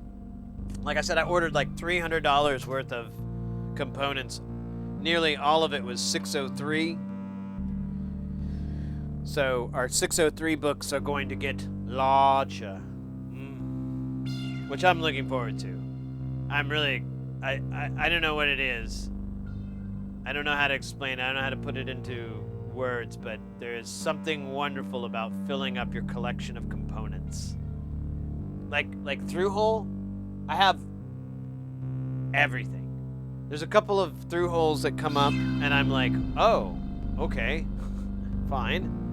But I have nearly every value, all the way up to like 10 or 22 mega ohms. Oh yeah, we're gonna do it this way. Oh, wait.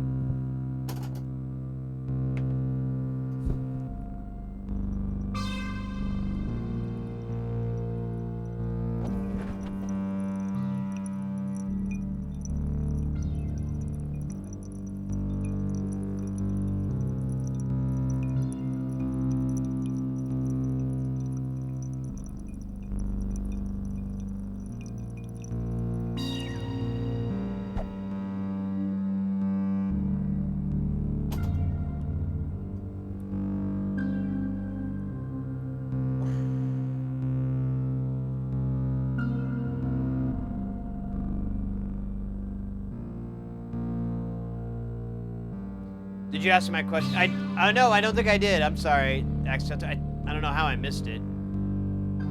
Kind of stupid. Yeah, I'm going to be in Atlanta in March. Yes, I'll be in Atlanta in March for like, I think it's 5 or 6 days.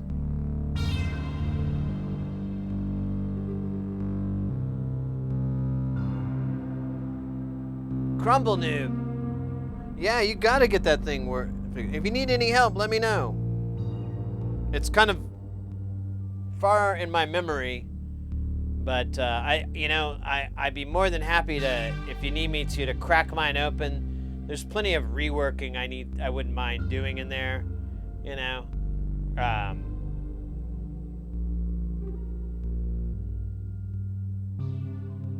But feel free to hit me up if you need any assistance troubleshooting, or you want like, well, what value do you get here? You know, anything like that. Since mine's, for the most part, it's mostly working. There's a couple of things that don't seem to function, and I just let it go because it's okay. You know, but if I have to crack it open, it would be nice because then I can maybe take care of a couple of those things. You're only a few hours from Atlanta. That's the thing, though. That's so funny. Like, I mean, if you'd like to, if you want to try to do something, that'd be good. But I'll give you a heads up right now. Anytime I try to visit friends of mine, whenever I travel, it only works if they live in town, like within 10, 20, 30 minutes from where I'm at. And most of my friends don't live in downtown wherever, you know. They don't live in downtown LA or downtown Austin or you know, anything like that. So a lot of the times it doesn't work out because I don't know my schedule. You know, I'm not done until the job is done, and there's no way to know that in advance. You can guess, you can try to, you know, judge it in. Some things have a hard cutoff time, and I can schedule around that. And but I won't know that until typically the day of, maybe a day before. So just a heads up, I'm more than happy to go grab a beer or a coffee or dinner or anything anytime I'm out of town if I can with you guys. But please understand, it rarely works for me to hang out with anybody. Like I've only done it like 2, maybe 3 times, and both times they were really easy gigs. Like I already knew what the gig was before I showed up, so it wasn't a big deal. Cool, I'll let you know. I need to re-inventory what's up with it. I have to install the extra noise board too. Oh, cool. Well, yeah, I'd love to crack open this thing and work on it again, or you know, like kind of go over it again. We did it for 909 Day a while back on the Golden Shrimp Guild, and it was so funny. I took it apart to show everybody how it works. And then I put it back together, and like all the hats stopped working. I was like, God damn it! And it was like a short session. It was like a 30 or 45 minutes deal, and I was like, I don't have time to fix this, so we're just gonna move along. And it was just a bad wire harness. I'm just gone to several times. I can do same day plans while I'm off. Yeah. You know what? If you've got nothing on your roster, you can do that. We might be able to plan something. Definitely hit me up. I believe I want to say I have a conversation with you on Discord. If not, you feel free to contact me there or any other social media. And if your name's different, just help me remember. I'll go, hey. But yeah, mate, I'd be down for that. That'd be fun. Mr. X was pointing out one time he was like, he said that my job seems really, really lonely or whatever, and I was like, I never really thought of it that way. But yeah, I mean, yeah, you're by yourself, and even when you hang out with coworkers, I feel like I'm by myself because, you know, either they want to get like shit-faced drunk every fucking night, and I don't want to do that. Hangovers too hard for me, and I don't like working in the next day with a hangover. And or they're just like, I don't know. They're not as fun as you guys. You guys are fucking fun. My coworkers, some of them are fun, kind of fun. Your name is the same. Okay, that's what I tell people with mine too. I'm like, I'm just Sid Heresy with a Y. It's usually all one word, but sometimes I did an underscore.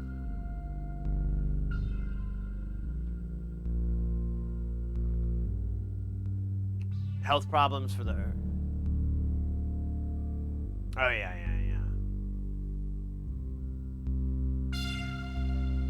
Yeah, that's why I do for my stomach. I have really bad stomach problems all the time. and so I use ganja for that. And I thought about, just for the sake of kind of like a baseline of like not smoking for like a while. I did hear that when you want to do something like that, it's best to taper off instead of just quit cold turkey, because your nervous system has a little bit of a shock from that, and it usually just manifests itself as difficulty sleeping, from what I've heard and read and so forth. And so and that's one of my favorite things, is to have a big rip right before I go to bed, because just kind of, and I can pass out pretty easily. So, but I've been thinking about just doing the baseline, just to kind of feel myself out, make sure that I'm not just smoking all the time because it's really fun. But I also, it's also helping me in some way. But at the same time, I have to ask myself, do I really fucking care? Not too much.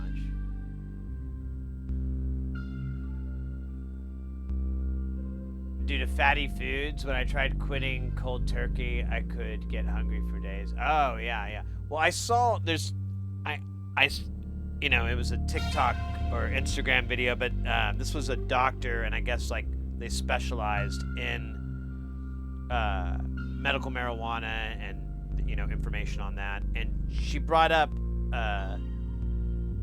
assuming that she's accurate, I mean, it's the internet, but she brought up a lot of really interesting factors on, like, if you want to cut back, or if you've got a drug test or something like that, and you're a moderate to heavy user, and that moderate, I think, is daily, and heavy is all day, and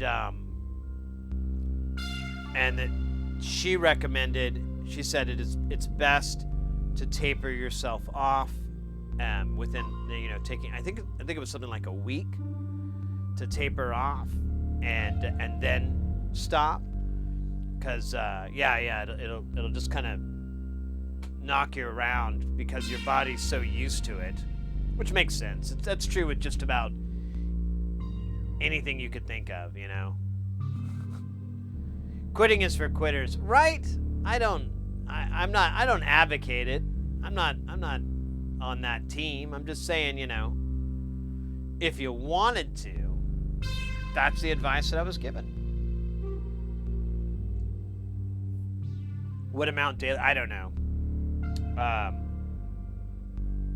I think heavy users are people that smoke throughout the day. So they'll smoke every 1 to 2 hours throughout the day. I would consider that a heavy user. A moderate user, I would think, would be someone that probably smokes like after they get home from work, or before they go to bed, or something like that. I would think that would be more, because it's every day, but it's maybe once or twice a day. And then, I think a lot of the rest of the people, they just, maybe a little bit here, a little bit there, but maybe not every time. I don't know. On low tides, I can make a 0.2 last all day.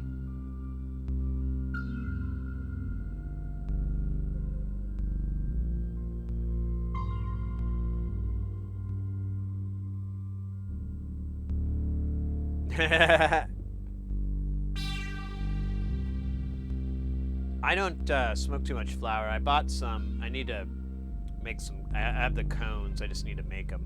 I haven't bothered to stuff my muskets. But I don't smoke too much flour. I mostly just do concentrates. And if I'm like streaming and staying at home, and I'm that, I go through a gram, about 48, 60 hours, maybe 72, maybe 3 days. But usually it's a couple days. I can go through a gram. And then typically I buy 5 grams, because that's the maximum here in Arizona that you're allowed to buy in one day. I'll buy 5 of those grams, and then I usually can stretch it out for a week or two. Since I've been working, I don't smoke nearly as much because I'm working. But I still have my stuff. I still have my vaporizer and everything in my car, and I'll go and just hang out in my car and do rips. And then I think I make a gram last about 5 days.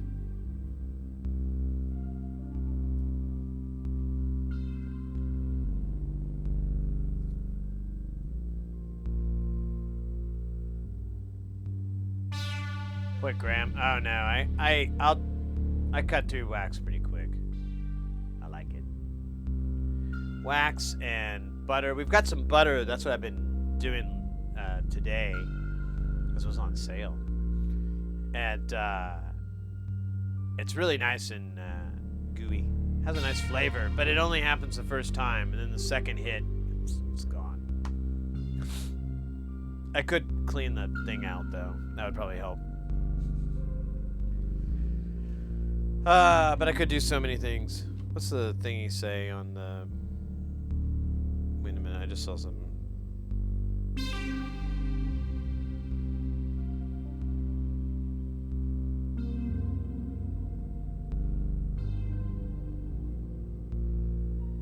Alright.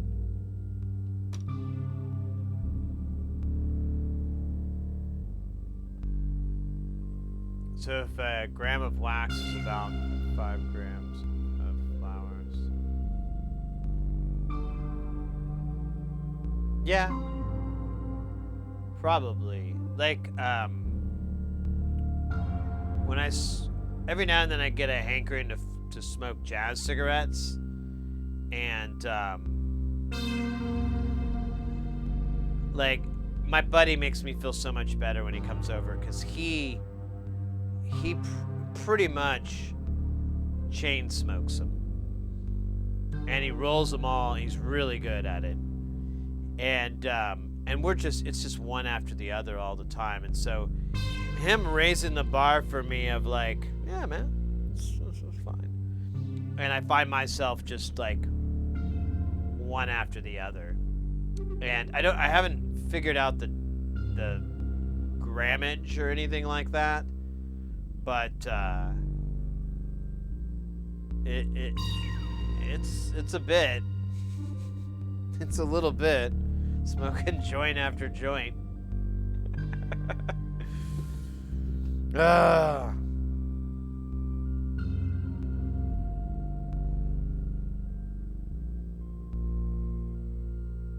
Sativa. Yeah, I don't really have that reaction to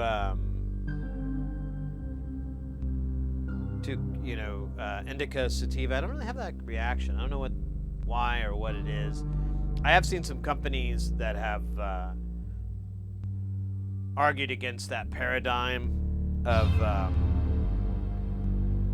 the two strains, and arguing that it's more complex than that. And I tend to agree with that line of thinking, because I'm like, yeah, at least in my experience, I've had some stuff that, yeah, it just always makes me sleepy.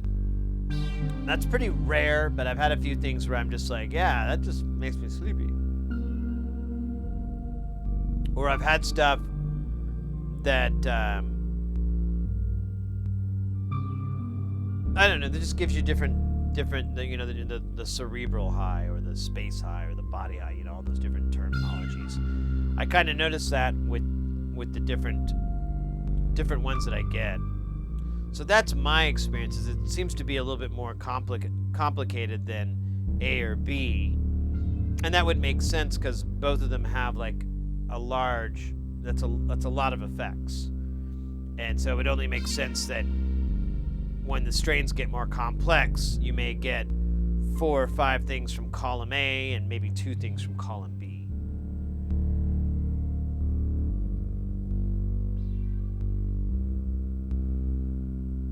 Yeah, exactly. And that's the argument that I've heard from those places, that it's not a good way to judge it. I don't know. I have no knowledge of that stuff, so I'm not gonna pretend like I know. I just, in my experience, I'm like, I think it's more complicated. I think, you know, I've had plenty of sativas that, you know, do all kinds of stuff. And same with indigos. I don't really see the similarities. But a lot depends on emotional state, food you have, amount of sleep. Oh yeah, that's a good point too. Same with weed. Yeah, sure. Vita, the plants listed in the sativa tend to make me more energetic.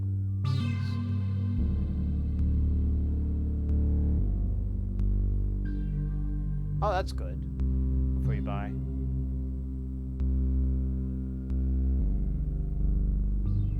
Ah, interesting. Energy bars.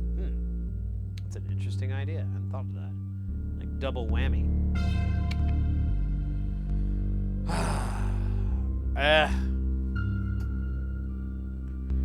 Alright. I think there was a dab, was there not? There was a dab, and I have not... Or did I do the dab? I think I did do the dab. I could do the dab again, just to be sure. You want to make sure that you don't undo the dab.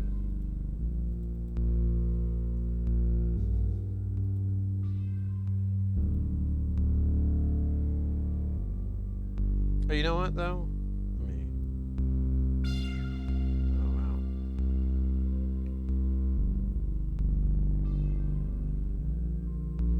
I put some dab juice in here. It requires just a little tiny bit more.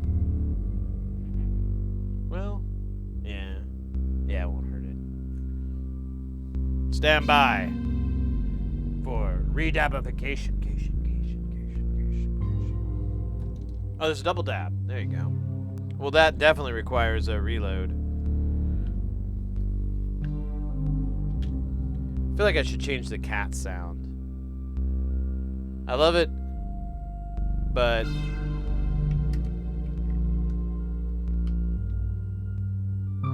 meow.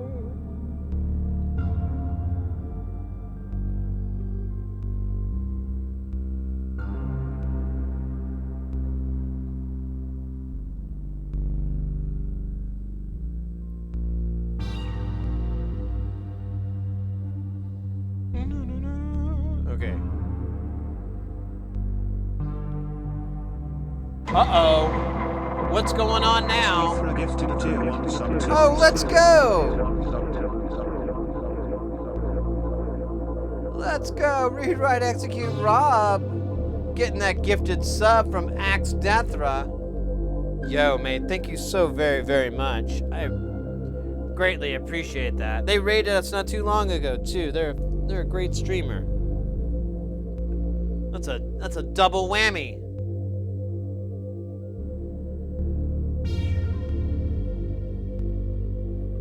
Check Leafly. Yeah. It's a good service. Oh shit! I just realized I started this thing.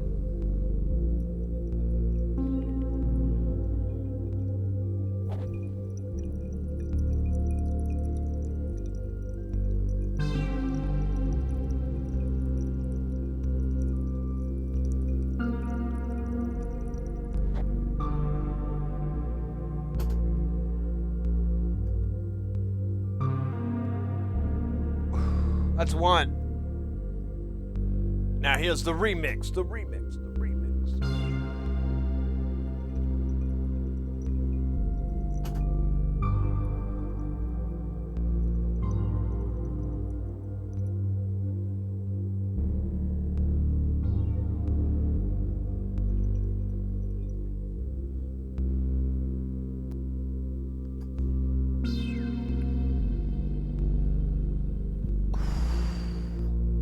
That's a double-double.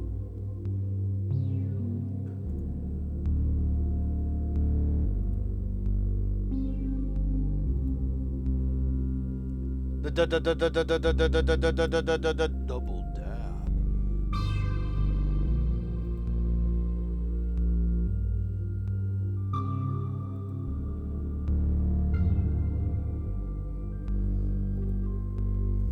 Damn.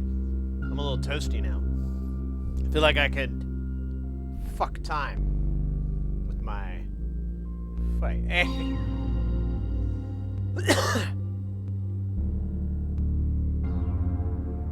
Yeah, I gotta take what's available. Sure. Yeah, they're great. It's so cool that they like the channel. It's kind of special. Actually, I went over to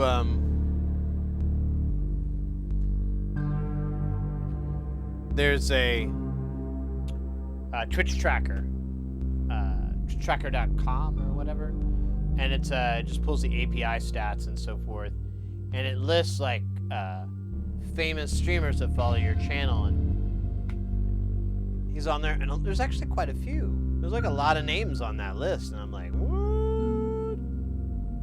what the hell? I followed a bunch of them back, and then I forgot about it, and then I'm like, why is this person on my... Oh, right. I don't know if I'm into this. Think that person will have up to 8 streams. Oh, that's nice. Yeah, I used to have a guy that would do that. It was awesome. It was really took pride in that aspect of his work. I thought it was funny. It was cool. Oh, shit. I keep knocking that chair over. All right. Guys, I got to get some dinner. And,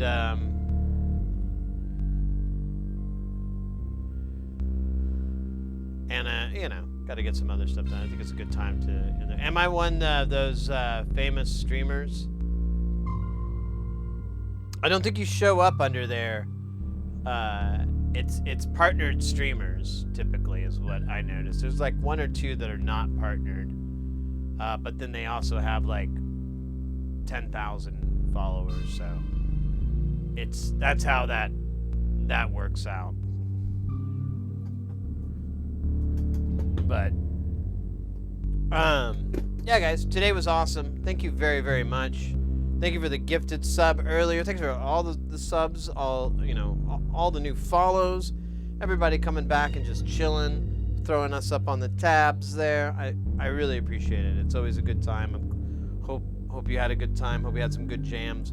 We'll be back in the lab soon, and we'll get some electronics, some soldering done. Feel some good solder in our life.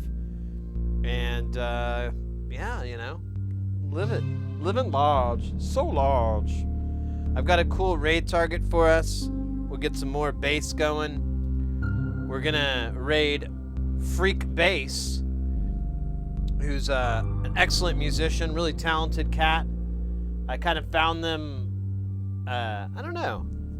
It was kind of a, stumble across scenario on Twitch.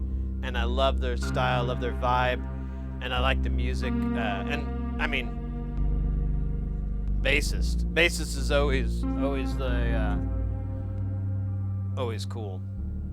So, without further ado, let's get this rocking and rolling. There it is. And yeah, guys, take care. Hope to see you this weekend. And if not, I'll see you hopefully next week. Rock on till the break of dawn, the funk phenomenon.